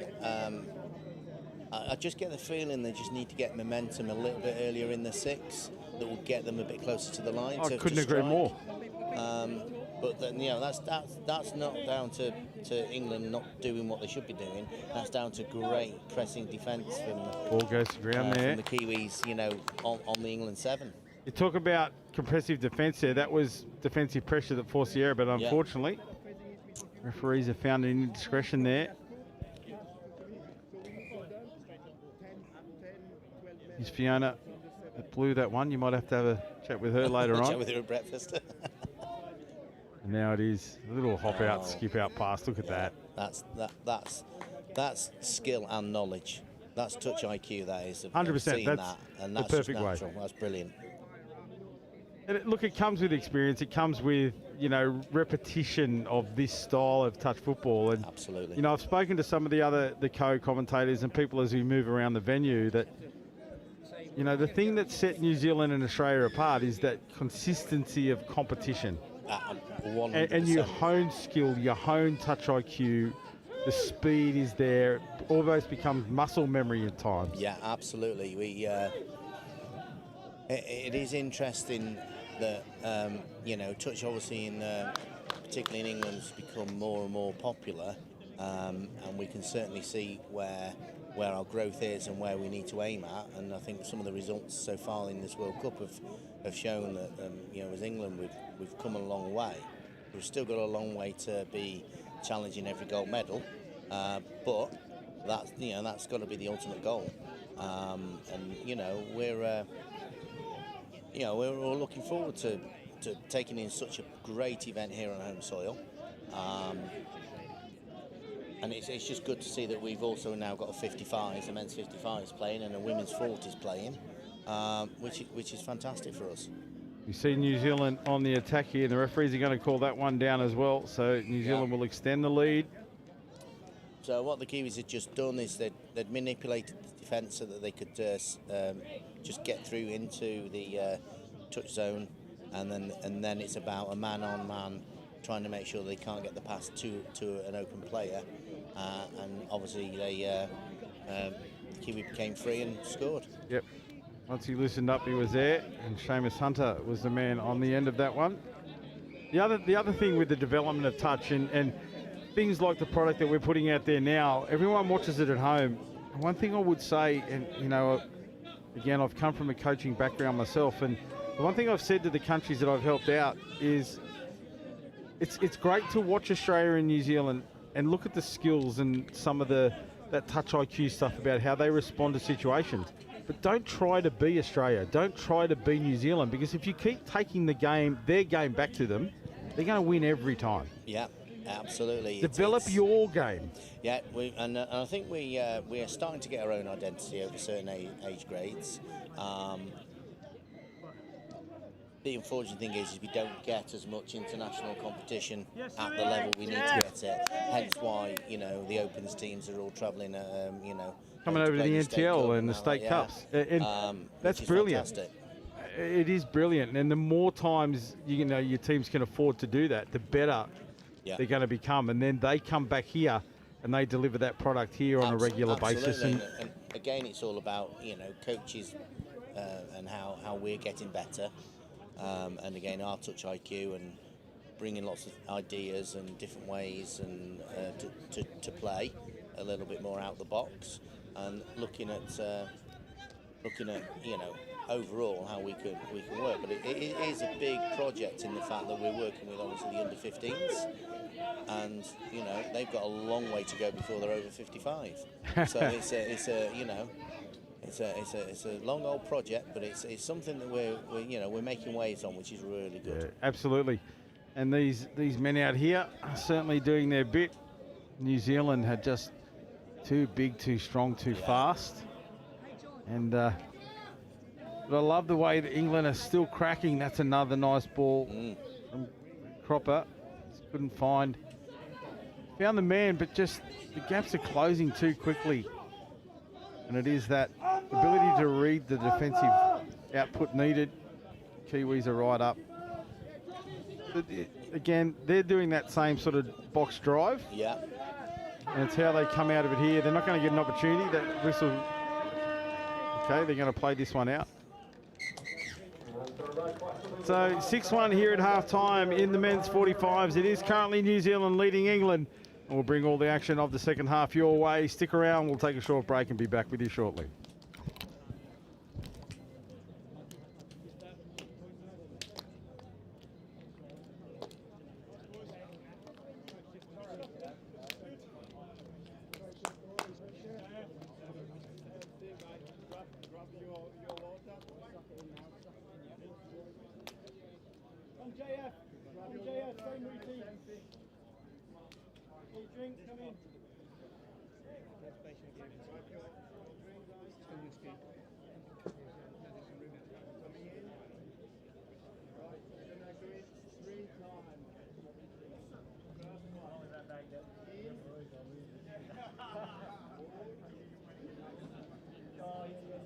Put the knife in, twisted.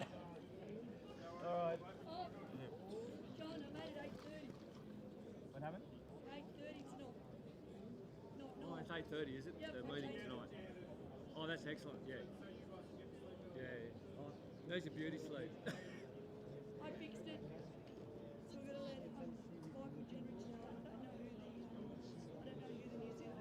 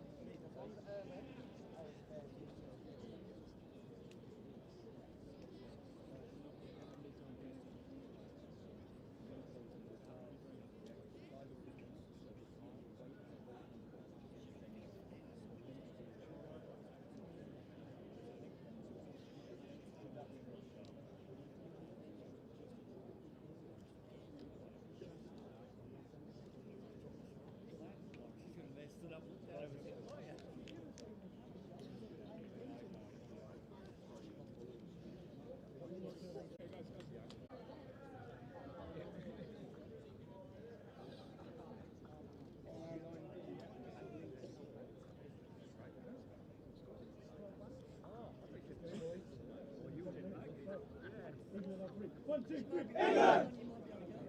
Shot, boys, 20 minutes. Well done, guys. It's a great game. Finish this, boys.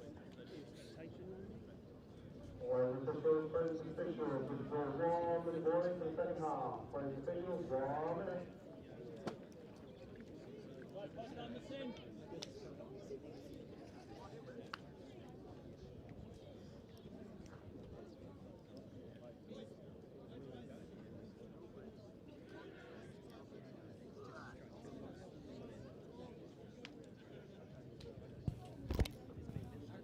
Welcome back to Riverside for this second half of the final match of the day, the men's 45s, and it is the home team, England, taking on New Zealand. It is the black and white of New Zealand that are taking it to England, 6-1 currently, and they've just been very impressive, sticking to their patterns and running through, as you called it earlier, the touch IQ showing to the fore there, just putting the ball where it needs to be, players in space. Just England have been working hard. I'd like to see them get a few more rewards for their effort. Yeah, I think the Kiwis are looking like they're in control in defence. They're making it look a lot easier than it actually is, I think. An England player's got a knock there. I'm not sure what's going on out here. I heard the whistle and it looked like England were going to be penalised because they were in attack.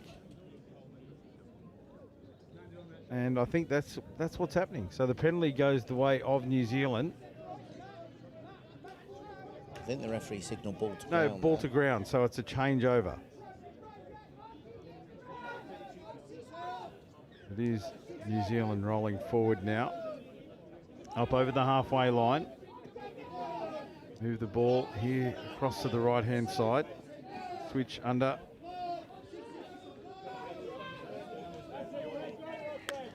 Big mop of hair of Jason Kawhi. Can't be missed out there in the middle. For 11 for New Zealand. So an injured player here. They're going to stop play for the injury replacement. That was the player you called earlier, Mark, that looked to be down. Yeah. Obviously, could be shoulder, I think. Shoulder injury got the better of him.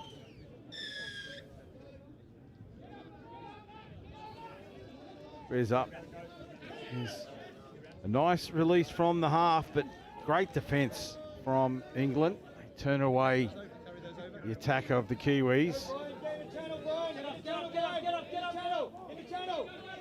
The channel, you can hear the call from the bench. He's going to call it down. No touch called by the England defence. It looked like he came across in cover, but maybe just didn't have the balance. He seemed to be struggling to get across. Yeah, I thought he was going to be there for that. I really thought he was going to get there. It was a big body. It was coming over, but unfortunately for the England defence, touch not affected. Another try here for New Zealand. And it's a shame there because we had Greg Cropper and Matt Hall working hard in mids in defence then.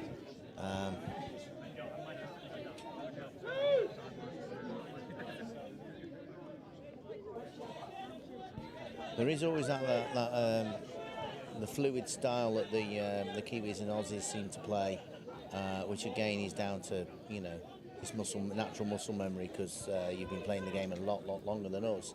But it seems to sort of flow a little bit more in transition into strike, whereas we can be a little bit clunky at times. I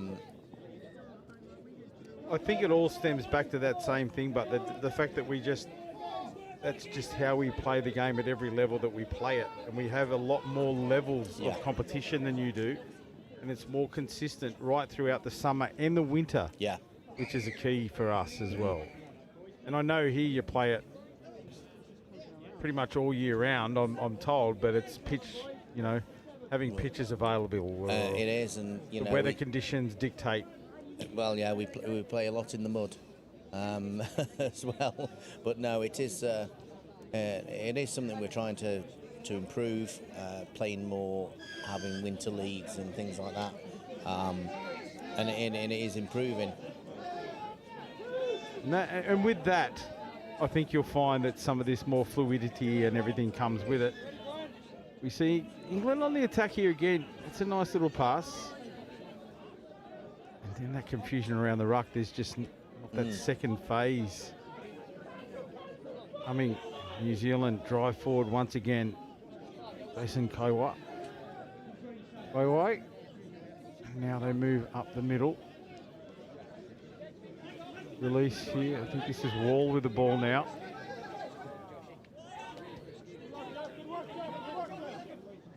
Stephen Wall working hard in the middle in the number 3. Opposing physical figure. Certainly been stalwart of New Zealand touch for a long time. Grant Scott. There's Wall. The line, Jenke. Wall gets the ball over the top. Oh. Those coach killers, the frustrators.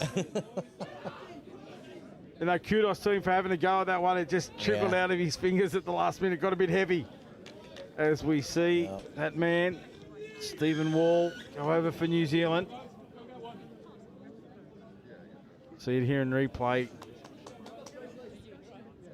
Breakaway, that's Jenke back on the inside trail and just, too easy. Yeah, mids are separated there.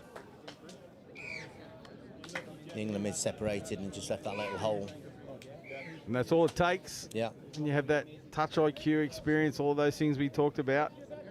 That heads-up touch footy, as soon as a hole opens up, those players of that calibre seize on it and make you pay. Absolutely, 100%.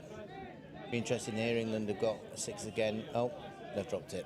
They did have 6 again in a great opportunity to strike. Unfortunately, drop ball. Again, the ball carrier running across field. Yeah. Putting his runners just under pressure. There's no need for that. Deliver the path, tuck him behind. And this is something that coaches do talk about, is, you know, when you've got the ball, if you just straighten up, you fix the defence. You fix the defence, and you can go on either side of them. If you go across the pitch, quite often the defences slide across or drift across. Another one, ball down. The defender was right there on the spot again. Yeah. Looked to be onside. Let's see how close this one is here. Looks to be very close. 2 in the touch. This is where it all starts to fall apart. Back of number 3. And this is where teams need to reset. They just need to readjust and say, look, this game may have gotten away from us, but let's not let it blow out. Yeah. Let's change what we can change, control what we can control. Yeah, I'm going to go through the processes, gain the confidence of having a good set of 6, getting up there, you know, and build from there. So now the Kiwis roll into the line once again.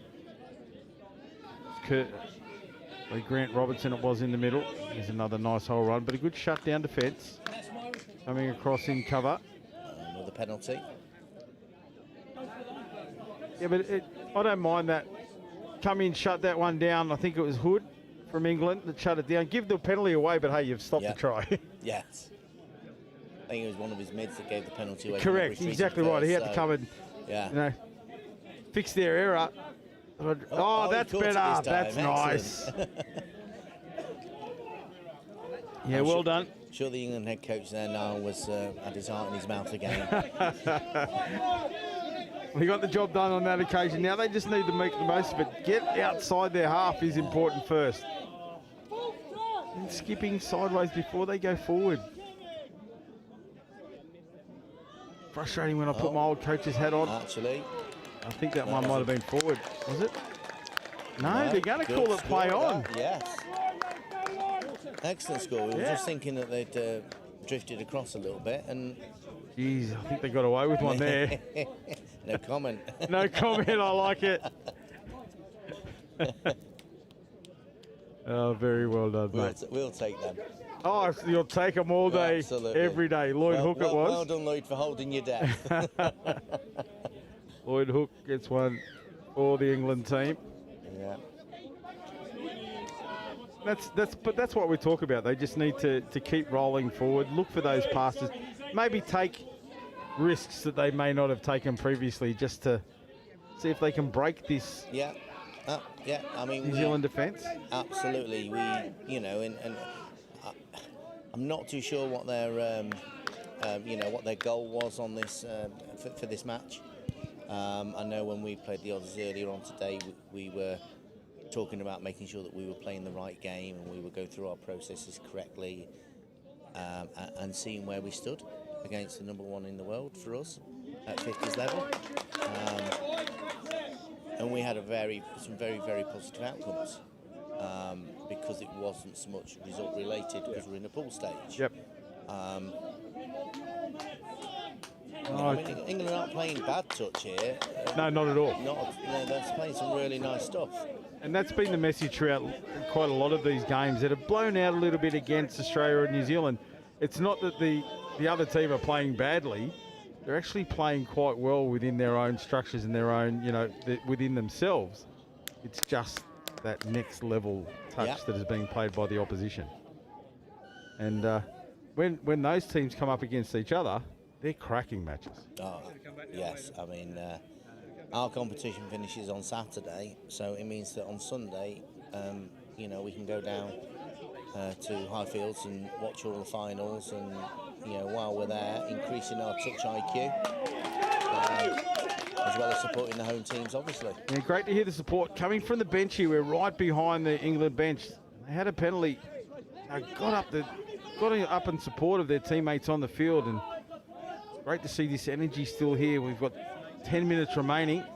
Cropper again taking the ball forward. Little jackrabbit that he is. Into half he goes. Looks left, and then delivers a short ball to the right. Referee was right there. It's a nice defensive touch, that. Good play from Cropper and also Matt Hall. The defence was right up to it. Now they just turn defence into attack very quickly, New Zealanders. You've got third touch just over halfway there. There's some good meters gain there. There's no delay at the roll ball. Even though they were all condensed around that structure, there was one man put his hand up to do a job and he did it regardless. Absolutely. He wasn't trying to get off and, you know, save himself. He knew that he had to take a roll on and he just did it. Then he stepped off. But I think that's one of the key aspects about touch is that you know your roles and responsibilities, and you've got to trust in your other players around you, that they know theirs and that they can, you know, and it's about sorting it together like a jigsaw. You got him. Go hard. Nicely played from both there. The attack was right up it. Defence read it nicely. No, it is just... He's running laterally there. It's fifth, but I think they've got a penalty. penalty. Yep. Yeah.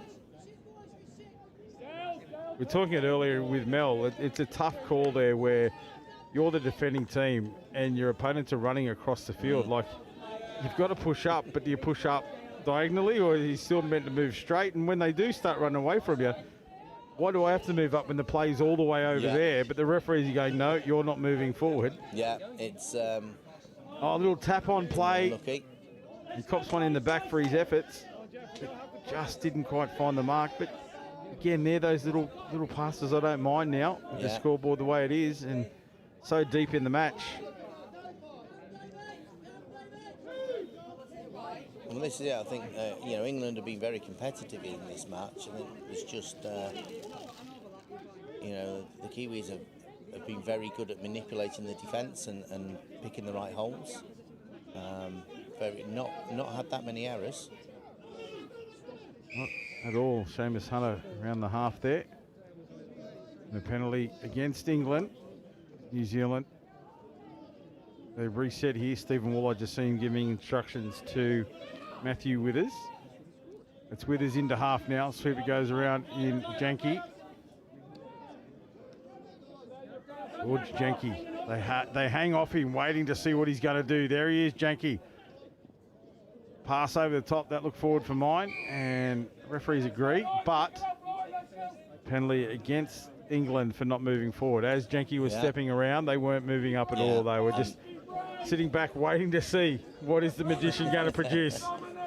There's going to be some tired legs out there as well. Here he is again. From Withers, there it is, the long pass. Yeah.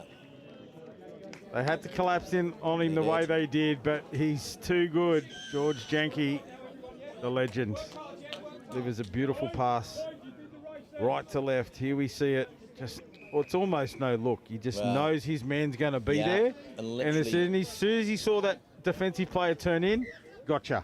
One step and away the ball goes. Yeah, let it go. Louis Harpur on the wing for New Zealand just collects another one. That is our New Zealand roll here in the men's 45s.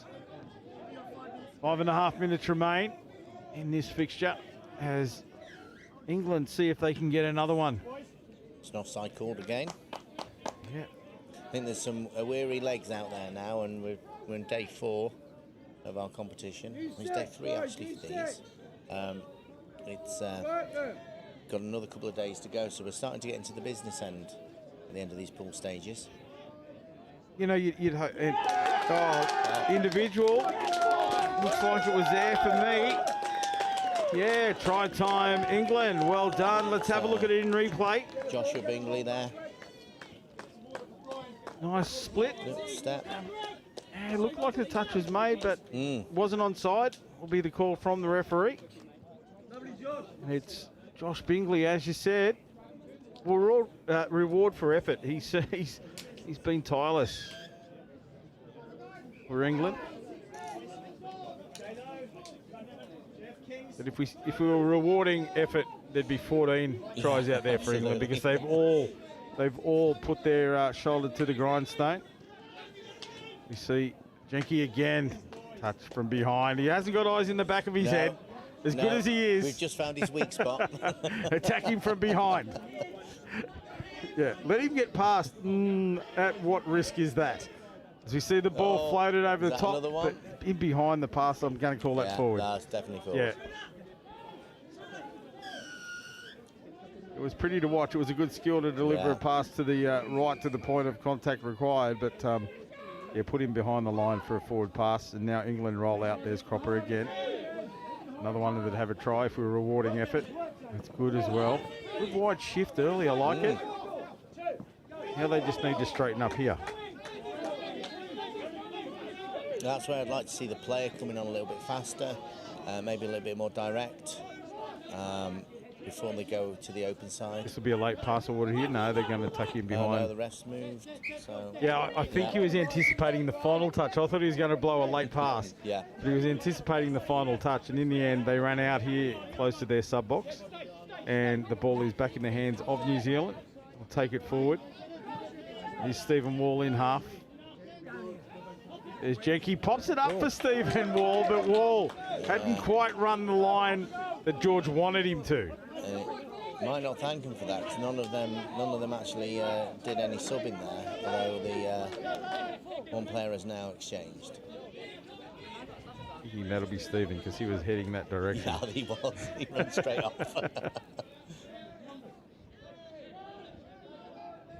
And now England back on the attack. There's Bingley pointing. I know what he was pointing at. Might have seen a squirrel. Now they come back to the left. A little short ball back on the inside. Oh. I don't know. The body language of the number 2 for New Zealand. Scott Grant. JF nearly got in there. He definitely made a touch, but I'm not sure whether, the English player actually had the ball when he made the initial touch. And now it is New Zealand who will bring us back under attack. Exactly. Just 12 metres their own side of halfway. So what the New Zealanders did then was, whilst waiting to take the penalty, they exchanged 3 players straight away. Yeah. So bringing fresher legs on. Here's Kauai.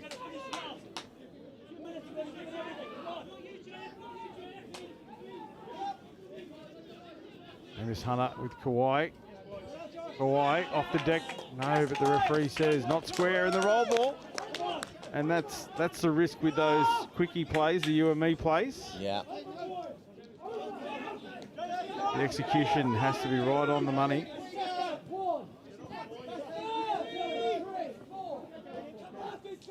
Now it is England. Cropper back on the inside, then into half. Greg Cropper off the left foot, finds a runner. Here he is again. Pushes up through the middle. I thought the line might have opened up for Greg then. Yeah. There was a bit of space in front of him. But New Zealand now, they turn it over. Kauai holds on. Amos Hunter in there. I think certainly New Zealand will be, in the last 5 minutes, will have been watching the clock and just, winding the time down. No need to exert too much if you can just manage the time to see the game out. I mean, there's Seamus Hunter. Yeah, exactly. They're well and truly, winning this one. I don't really think, as important as for and against is and statistics for World Cup records and the like, I don't think it really troubles the top 2 nations. Yeah. But the siren sounds in the background, and that'll close out day 4 of this World Cup. What a great venue it's been here at Riverside. But tomorrow, all of the action moves across to the main field at Highfields Arena. And it is New Zealand 10 defeating England 3 here in the men's 45s. Mark, it's been a great pleasure having you with us. Thanks for your insight. No problem. And we hope everyone at home's enjoyed hearing your dulcet tones and not having to listen to mine for the whole game. But, no problem. Been a privilege. Thanks very much, mate. And we'll see you all back with plenty of action. Still stick around. There's one more game over at Highfields, I believe. So plenty more coverage coming out of this World Cup. We hope you've enjoyed it. We've enjoyed bringing it to you. And stick around for more action from Highfields and plenty more action over the next few days.